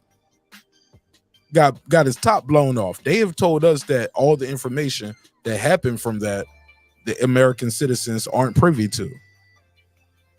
We don't even know everything happened with that. So it's always been an access and a restriction on the information that goes to the public, even as far back as that, like before the Patriot Act. Can we agree to that? Yes, we can. We can absolutely agree with that. But we didn't have FISA courts back then either. We didn't have FISA courts, which is federal courts. They can go get a warrant and search your house, and you don't even have to be there. They didn't have that shit where they apply for those warrants, and it's 90% chance of them applying for that warrant to get approved. They didn't have any of that stuff going on. There's so many things they didn't have after the Patriot Act that they have now. That also opened them up to surveillance, which Eric Snowden that we had, which is a whole nother topic. That came after the Patriot Act. That gave them the green light for that, where they're surveilling at a massive scale, just collecting information on people. Absolutely. But isn't it warranted though? No, American citizens. They're not. Yeah, why not? No. I mean, look, when you have a country where everybody can be an American citizen, yeah, man. Like, it's not like where you got closed borders and what we got is what we got. It's a waiting list to become an American citizen. So I'm sorry, man. I disagree with you on that. If you're gonna let everybody come, shit, you better be watching everybody you bring in this motherfucker too. They've been They don't let everybody in, Mark. That's the thing. Yeah, they don't let everybody in. But shit, if we let you in, that means you got enough information and you follow enough protocol, we can track you. But that's what they've been doing. They've been doing this shit for a long time. They just do it under different guise. But let's pass it around because I want everybody else to get in too. Warren G, Femi, Unbiased Fan, HOD is still here as well. Y'all talk to me. Well, the laws, like, there are laws that affect, that they make or create, that affect the African American community in a negative way. For example, one of the biggest things was incarcerating young black men for having marijuana and maybe a joint and just giving them this unreasonable time in jail and messing up the chances of them getting back into society, because now they got you can't get a job because you've been locked up. Those sort of things. This unreasonable laws to me have affected black males and enabling them not to be good parents or good fathers because they got caught with some illegal substance. It may not have been much, but it affected how they parent or how they try to become be good fathers, and they made a mistake. Some people make a mistake, but shit, they can't get out of that cycle. I'm not explaining it right. No, it's good. It's good. I understood enough. Anybody else got anything? Can you repeat the question? I kind of forgot. Look, I'm gonna start making this last segment right here. I'm gonna put open topics. Like, anybody got anything they want to say? Final thoughts. Also, anything going on we need to discuss. I kind of forgot my damn self, Warren G. With all due respect. I know me and HLD was talking about TikTok, and he had a problem with TikTok, and I didn't. Yeah, he had a problem. And I believe that. And when it comes to the imagery, yeah, we do need some regulations on this shit, because it's totally out of control. It has nothing to do with anything that's good, anything good for the kids, and nothing. That's why it's so different what they have over there in China than they will have over here. At least they got something right over there, because all they trying to promote is to make their kids wiser, smarter, better, while making America dumb as it is. That needs to be changed. I do believe so. Go ahead, Femi. But I think the cause is to make America toxic and sick, because, like you said, there's a vast difference in the media that is shown in the algorithm in Asia than it is here. They want us to be toxic. They want us to be sick. They want our attention spans to be on other stuff. That doesn't mean that I think TikTok should be eliminated. I don't think that it should be eliminated. I think there are a lot of thriving businesses on TikTok that it shouldn't be eliminated, but should stuff be regulated? Yes. And even the imagery on TV, but they're never going to do that because they know what they're doing when they're showing you women fighting and throwing drinks in each other's face. They know exactly what they're doing. Just like you said, the guy that's directing this stuff, he not a black guy, he not a straight guy. How are you hosting these shows with predominantly black people and putting that energy onto us? Let's show y'all at y'all lowest form. Fuck it, and let's make some bread. And now that's what everybody's gotten into, because now it's YouTube and everybody could do that for themselves, and everybody's just gonna continue in the lower vibration because it's making them money. It made MTV money, it made certain YouTubers money, and the people are just gonna continue to do it.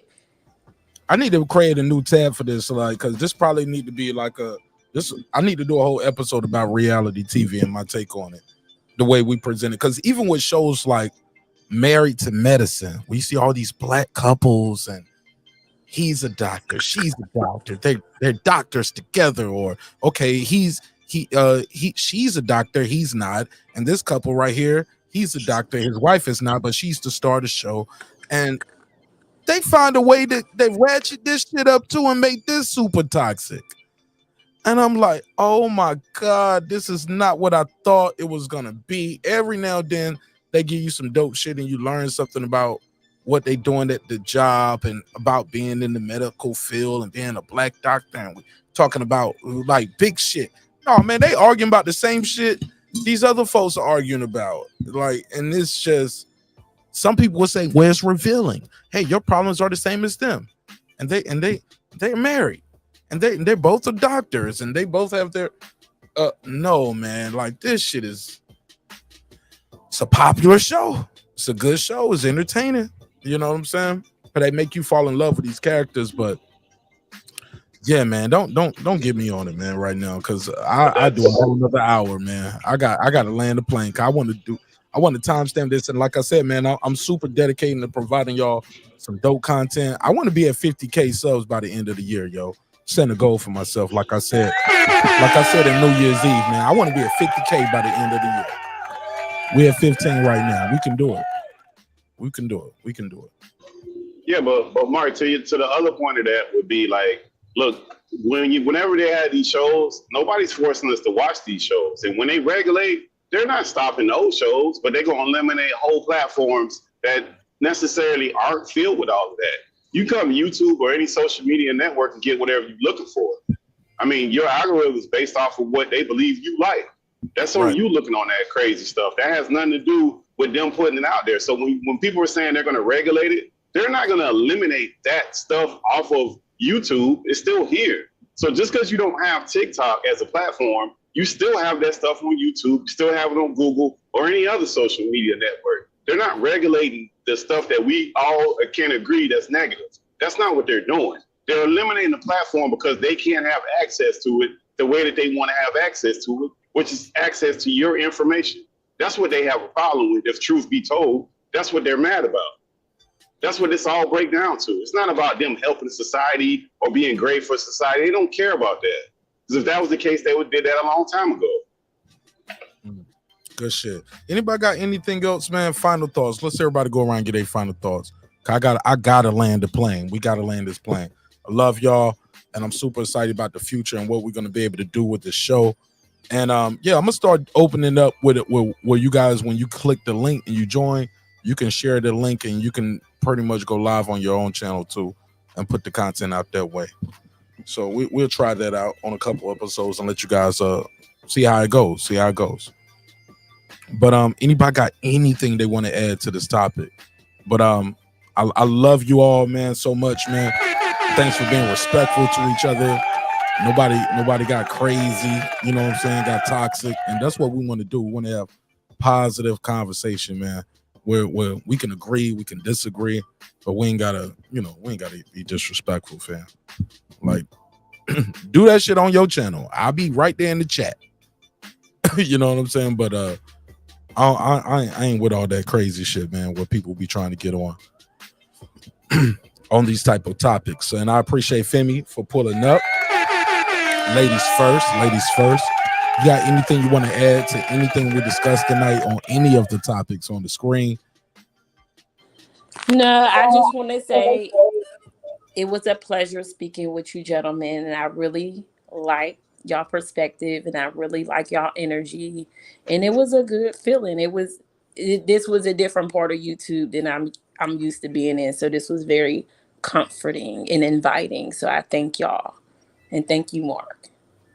Man, no, thank you for being the best part of the show. All right, somebody who clicked that link. It takes a lot of courage to click the link and put yourself out there. It takes a lot of courage. Can you unplug your channel and tell people how they can reach you and follow you and support your content? Can you do that before you go? Okay. Okay, my channel name is Femi from the chat. It's a new channel. My channel got deleted like yesterday, so I don't. Now that I deleted my channel, I'm trying to think of more things to do with it that's not just ranting and rambling. I've been talking to my homegirl. We're thinking about doing something together to discuss some of these issues. Like, I mean, since some men seem so pressed about it, to talk about why have we become masculine? Why do we wear weave? Why do we wear the clothes that we wear? And just tell stories from like a female perspective that help if guys are really trying to understand why women are the way they are. So I hope that comes out of it, you know. I just want to challenge you on one little part. Yeah. Don't accept that masculine title. People try to put that label on people. Don't accept that. I don't accept that. And I would tell you, some people call a woman being assertive, a woman being confident. They'll call that, oh, she's masculine or she's aggressive. No, she's assertive. She's confident. So don't accept that label of you being masculine. I would challenge you on that one part. I appreciate that. Respectfully. It's all love. Thank you. All right, so your channel name one more time and drop the link in the chat. And So I don't know how to do all that, but I'll drop the link for you. it's send me from the chat. All right. I fuck with you, sis. I'll see you on the next one. All right. Don't be a stranger. All right.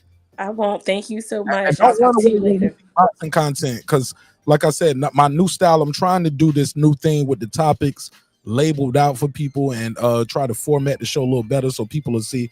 They can tune in time. Like, oh, I'll come right back. Then I see when he'll get on my topic. You know what I'm saying? Versus like, what are we talking about tonight? And I'll be like, damn, you missed a good show. We was talking about everything that night. It was like, well, I didn't even know what part. Where's the timestamp? So I'm trying to be a better producer over here and produce a high quality show for you. So don't be a stranger, all right?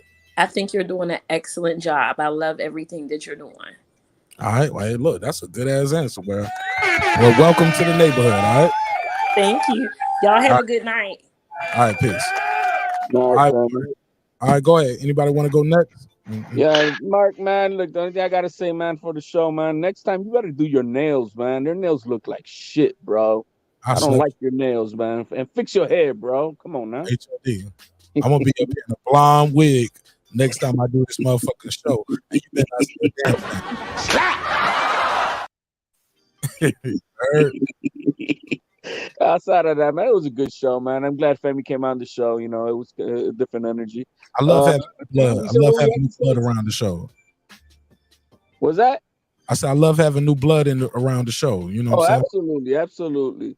But other than that, I think we all shared our 2 cents on what we believe in and what we don't stand for. And so I think, it's enough said.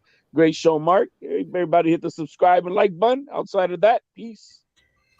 All right, shout out to my brother HOD. I'm gonna see you later on this week too, HOD, on some members only shit. Cause I'm about to crank up this members only for this damn fight, and we're gonna have a blast. You know, right? It's gonna be a good night, man. It's gonna be a great week. Gonna be crazy. That's gonna be crazy, HOD. I think. But thank you for sending me little topics here and there on the IG. I really appreciate that, bro. Keep me on point. Absolutely, man. You know that. No worries, man. Peace, guys. Salute. All right. Anybody else want to close this thing up? Yeah, let me go ahead and say my piece, man. I appreciate the diverse topics that you cover. You're much more than just a boxing commentator. You speak on social issues and other things that are important across the board. So I commend you for doing so. And I know it's not an easy thing to do because there's so much stuff to cover. And I wish you all the success in doing this and formatting everything. But I thought it was a great show. I appreciate you let me be a part of it, and everybody have a beautiful night. Man, y'all the best part of it. Y'all on the best. Tell people how they can find you on all of your social media platforms. All right, well, hey, if you want to check out my little bit of content on boxing and other sports, it's the Unbiased Fan Brim Reaper.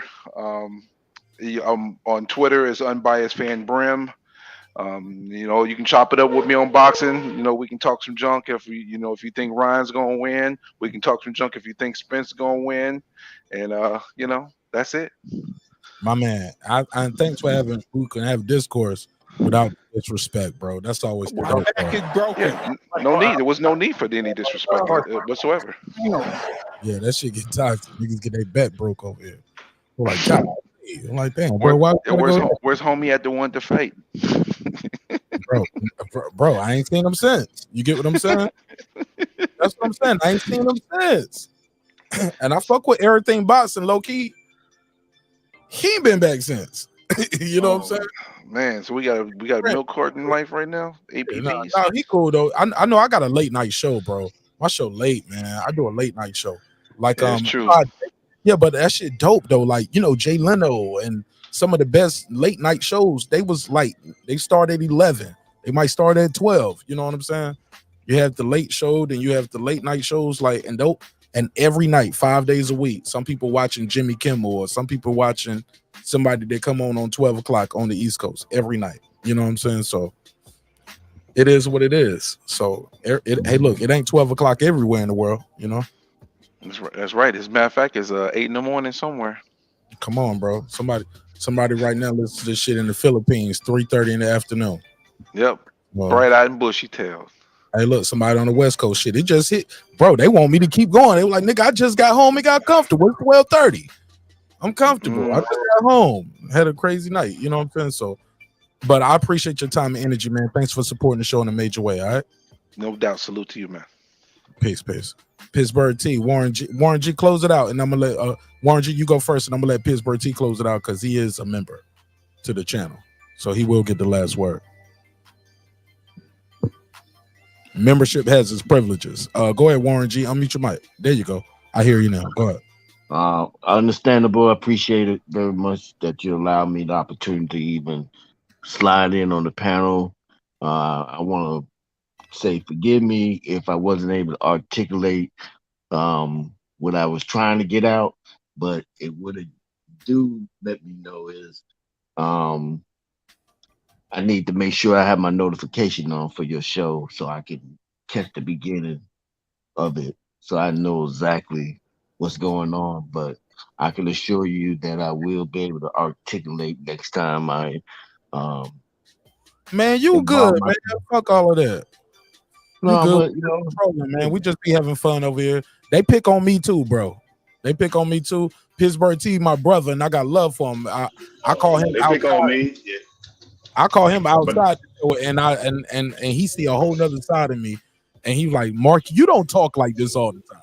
You know what I'm saying? I'm like, but I mean, those topics that you bring up are very important to me. They're there's some of the things that I wrestle with as a black man, and as and so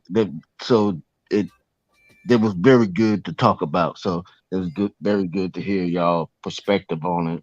And I just wanted to share my little thoughts about it. But man, I appreciate you again, man, 100%.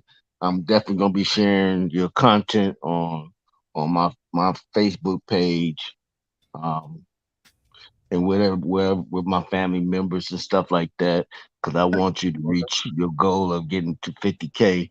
Actually, I think you do more than that, but I want to help you reach that goal in any way I can.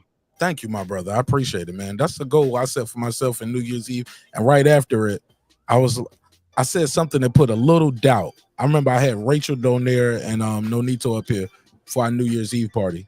And I said, and even if we don't get all the way there, like I'm gonna love the process and the grammar. And they was like, nah, it ain't no if we don't get, no, you're gonna get there. Are you gonna doubt yourself? You're gonna doubt the work, you're gonna doubt your audience, your content, your community. Like, no, you're gonna do it. And I was like, 9-time champion, Nonito down there. Right. So you talked about energy earlier, so you keep putting you speaking into existence. Yeah, speaking. Like, how you set a goal, then put doubt on the goal and just say, I'm just happy for the ride anyway. Like, no, you're gonna get there, Marq Nash. And I was like, you damn right. For sure. But I ain't gonna get there without sleep, homie. So dreams require sleep, goals require effort. So I got to get some sleep, got to get these goals. Plus, much love, man. Yeah, appreciate you, my brother. Thank you, Warren. Don't be a stranger. I'm gonna do it. Man, you on my little top 10 list right now. So I'm trying, bro. I'm trying. Still trying to learn some of this notification stuff, but I'm getting there. All right, appreciate you, Warren. Yes, sir. My brother, peace. What up? Shout out to my guy Warren G. PittsburgT, take us home, brother. Hey, Mark, great show, man. I think your show is a culmination of a lot of different things. I think more importantly for the lion's share of the people that come up here, they're agreeable to be disagreeable with, where it doesn't become personal. And people understand people's perspective, and they let them express them, and they move on. Like, that's where it should be a platform where we all can express our differences. I don't have to convince you of what I'm saying is law, and you don't have to convince me to hear each other's off. Sometimes people need to get shit off their chest. And it's a good platform to do it. I think you bring up a lot of good topics. And I also think, like, at nighttime, it's hard to find content where people ain't just screaming at each other, yelling at each other, and, F you, and I'm going to drop the location and all that. Like, nah, we can be civil about stuff and not agree with people. And I think sometimes we all need to be reined in when it comes to that part of just being able to agree to disagree and walk away and call it at that. But sometimes we just take things a little bit too serious.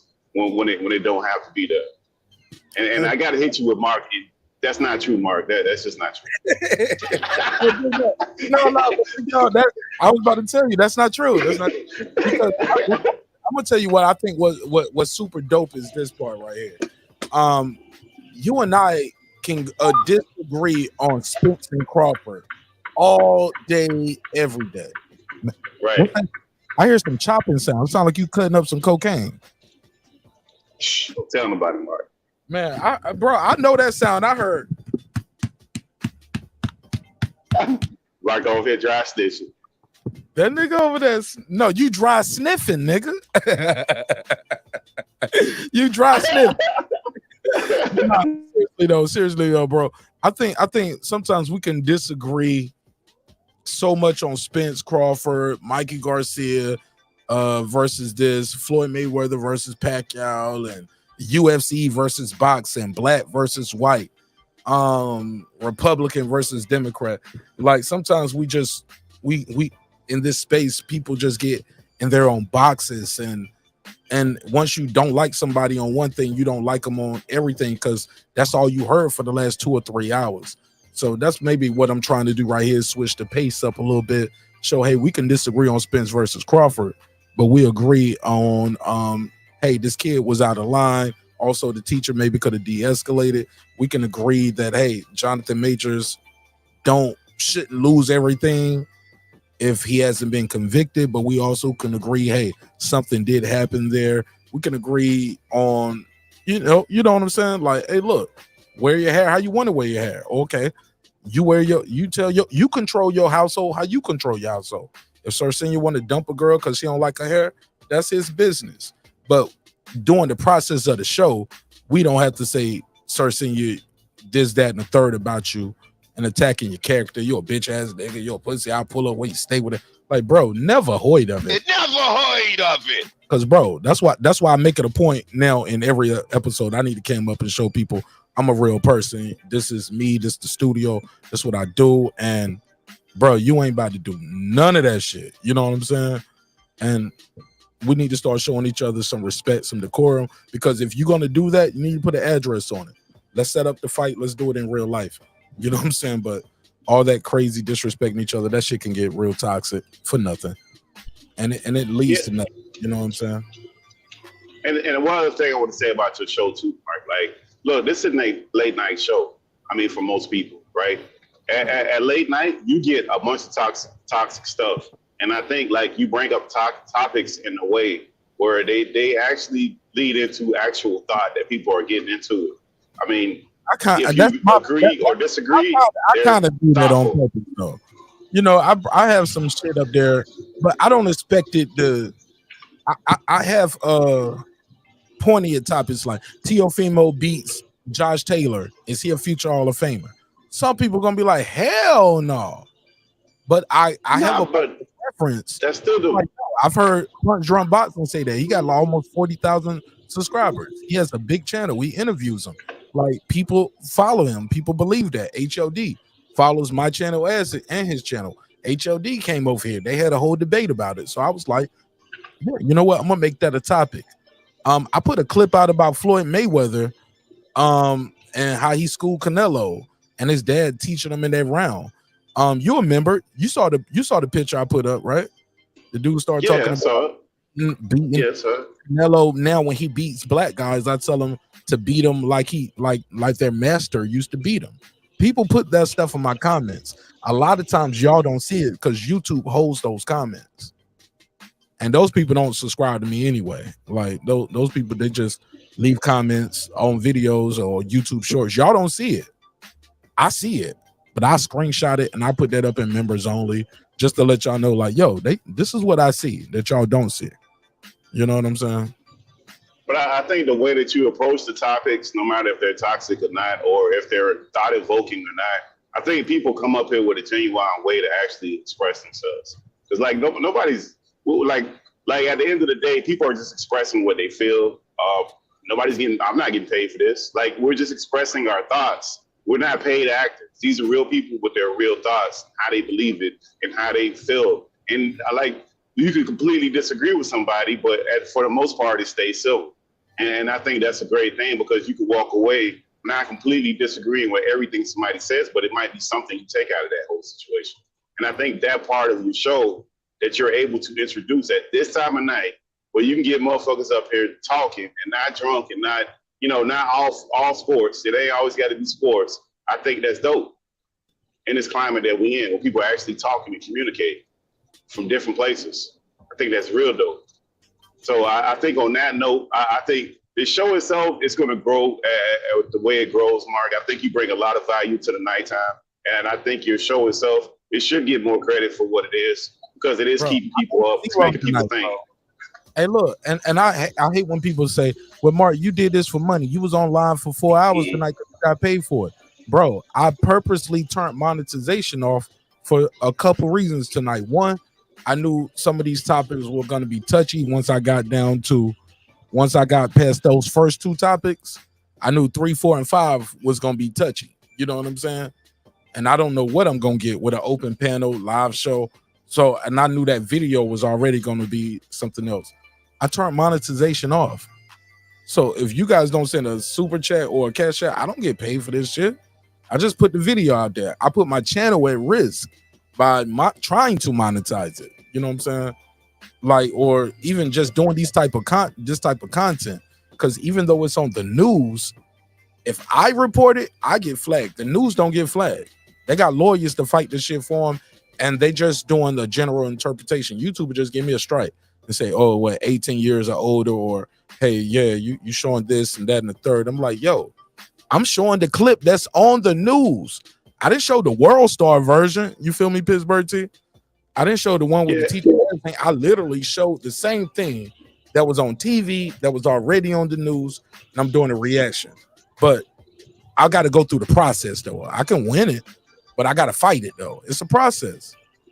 Yeah, but that's what I'm saying, Mark. For you to even broach some of these topics, and for us to have a actual dialogue about these conversations, you know, because some of these topics, like you say, they people get real triggered by some of this stuff. You know, Bro, and some still bother me just like it bother everybody else. Bro, I can't even talk about moon landings over here. Ain't that something? Even though people just they saying they going back to the moon, they talking about that. I talk about it on my channel. Flag. y'all don't. Yeah, well, that's a whole nother thing, Mark. So I mean, but I think most of the stuff besides YouTube rules, you can talk about it. Yeah, that's why I got the website popping now too, and I'm gonna be transitioning content over there. I'm just trying to figure out a way to have the live chat for y'all, but it's gonna cost money to have it going though. So you know what I'm saying. So it's gonna need y'all to donate. You know what I'm saying. But I figured out a way. I can make that shit as cheap as like I said with the members only. I can make this shit as cheap as $3, and yeah. But YouTube ain't taking $1 out to $3, and I ain't got to pay taxes on the $3 because that's what they do. YouTube tax you, it's $3. YouTube get $1, you get $2, but you still got to pay taxes on $3. And even then, niggas think I'm charging too much. We're like, man, y'all better sign up for members only. We got some dope shit. Yeah, but that same dude to be taking an Instagram photo a little bit later, showing off some bullshit. Because the little bit of money you charging ain't nothing, Mark. They're gonna show off some fake shit, a rented car with some fake jewelry. Yeah, the little bit of money for the value that you're getting, and you ain't saying. I mean, yeah, that ain't nothing. Because you got some real. I mean, it is what it is, man. The topics that you broach and the way that you think it, it's the only time some of these cats talk to real people with some of the thoughts. I think some of these people need to talk to real people because they just have some crazy ass thoughts. Like, whoa, wait a minute, bro. Like, you be the only person to like calm their ass down. Like, whoa, wait a minute. Can't do that, man. Stranger on the internet. That's what I need to call my next show. A stranger on the internet. A stranger on YouTube. That's what I'm gonna call my show. A stranger on YouTube. Strangers, because all of us are strangers to each other, man. But at the end of the day, I think I probably met. If I ain't met the most people, I met more people on my level of like subscribers than anybody, yo. Probably maybe Kyle too. Me, Kyle, like unless you got like 100,000, but even those guys who got like 100,000 subscribers, they don't be at the events with the subs. They be at the event. They be at press row, they do what they do, but they ain't out there kicking and politicking with the fans, you know? Yeah, you don't have a bunch of fluff. Like some of these look, like no matter what you actually have going on, some of these dudes that have an hour-long video or 45 minutes of that is fluff and wait a minute, coming up next, all of that. Like you just get dragged along the whole process with a bunch of fluff and donations. Hey, refresh the Cash App. I can't see it. Just all that foolishness right there. None of that really happens, so you can have that removes all of that, so you can have a real conversation when you're really talking to people and figuring out, just people expressing what they feel. And that's all it is, just conversation. Conversation rule the nation, ain't that the old saying? Man, my younger brother used to tell me that all the time. Shout out to Trey Pound. My brother always told me that. He said conversation rules the nation. Why PittsburgT? Well, thank you so much, bro. Hey, man, I appreciate that, man, because I needed to hear that. I needed that. All right, man, let me do this neighbor's phone call. All right, be easy, Mark. Everybody have a great night. All right, God bless. Peace. All right, man, it's been another great episode of Breaking Beats, where we break down business, entertainment, art, technology, sports, and anything else you and I feel like squeezing into those letters. It's a hip-hop political sports show with a comedy twist. We like to let the jokes fly. You know why? Because life is serious enough, man. All right, I got these timestamps here, man. I think I did pretty good. I think I did pretty good. Yeah. I challenge y'all to leave your own timestamps in the comments when you watch the playback. But other than that, thank you for your time. Thank you for your energy. Thanks for supporting the show in a major way. I'm gonna do this neighbors only roll call. Like I said, I didn't monetize this episode because I knew it would be triggering for some people. So if you are a member, you will get the members only playback. Everybody else, y'all gonna have to wait for me to drop this down in clips and edit the video. So it is what it is. Membership does have its privileges. So thank you for your time. Thank you for your energy. And let me do a neighbors only roll call and shout out to all the neighbors.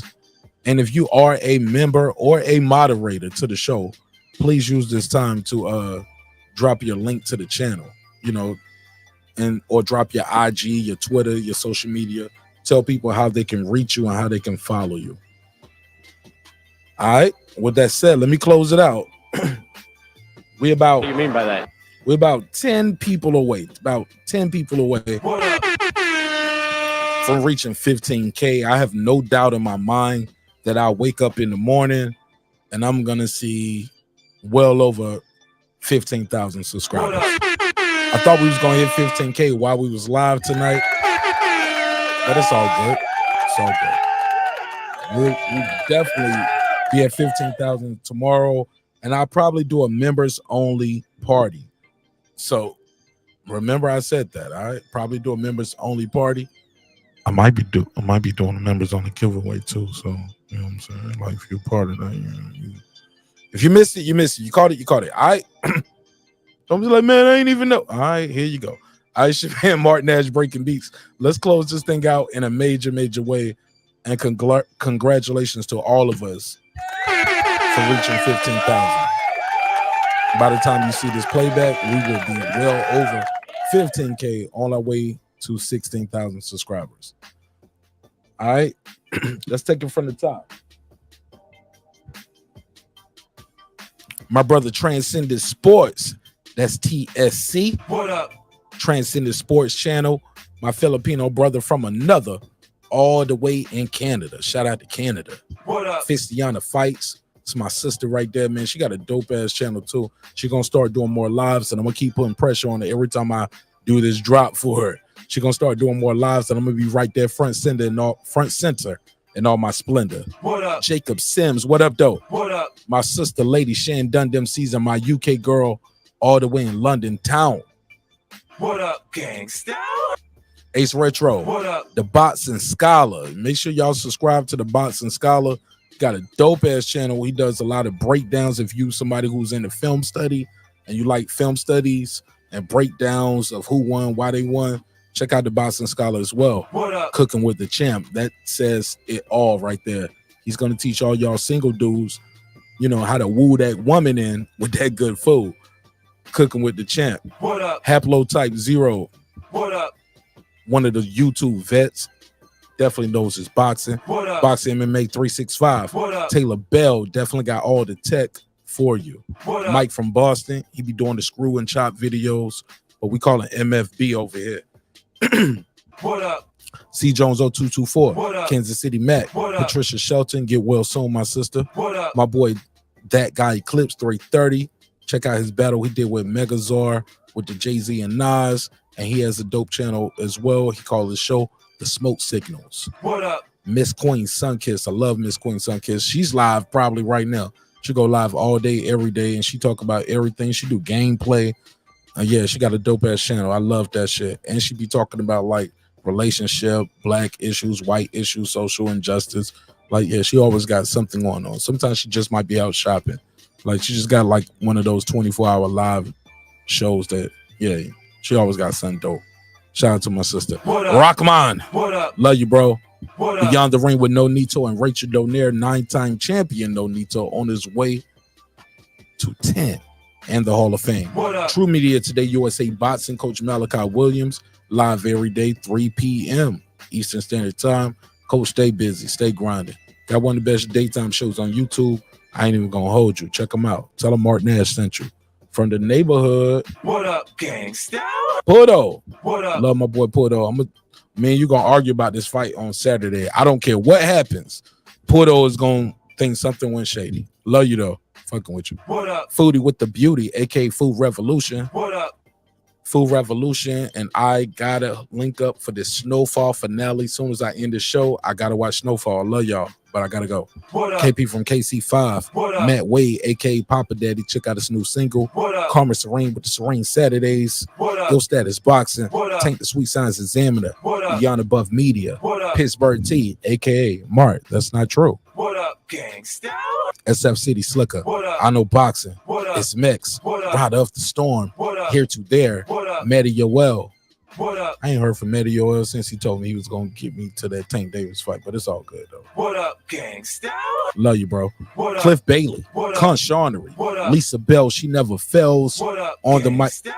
On the mic with Terrence Bailey Sr. Check out his channel as well. He got a lot of interviews with politicians, writers, producers. He is a relative of the late great Frederick Douglass. So check out his channel. What up, gangsta?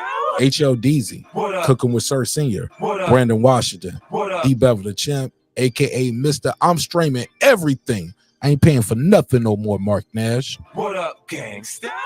And of course, my good brother, D. Lincoln, Derek Lincoln, the big fish himself, What up, gangsta? aka member number one. Member number one. All right, man. Love y'all, man. Always remember, drinks require your sleep, goals require your effort. Go out there and get your goals. You will not get a members only episode tonight. I'm sorry.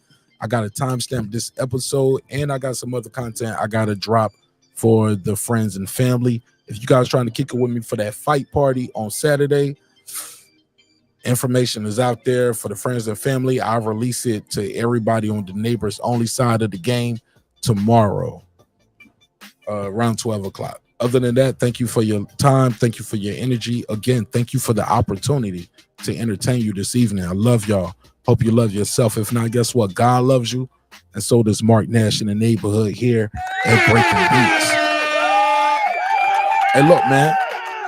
Respect is free.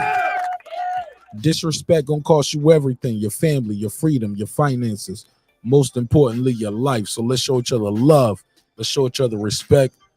And I see y'all on the next one. Hey, look, man, sometimes we're gonna agree, sometimes we're gonna disagree. But one thing's for certain, two things for sure, homeboy and homegirl. Never forget this. I built this shit. Me. Brick by brick.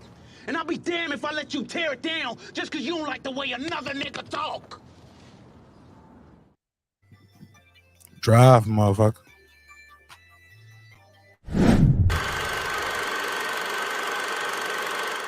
This that squad side.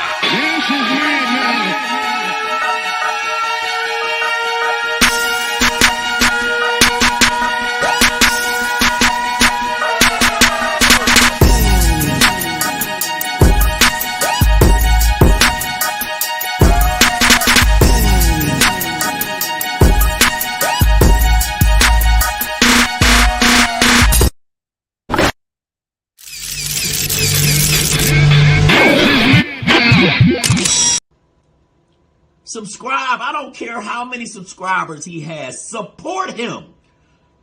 So he made all this possible. He made this possible. Nah, Dr. Mark, God made this possible. And so did viewers like you. I'll see y'all on the next one. It's your man Marq Nash, breaking beats. Peace.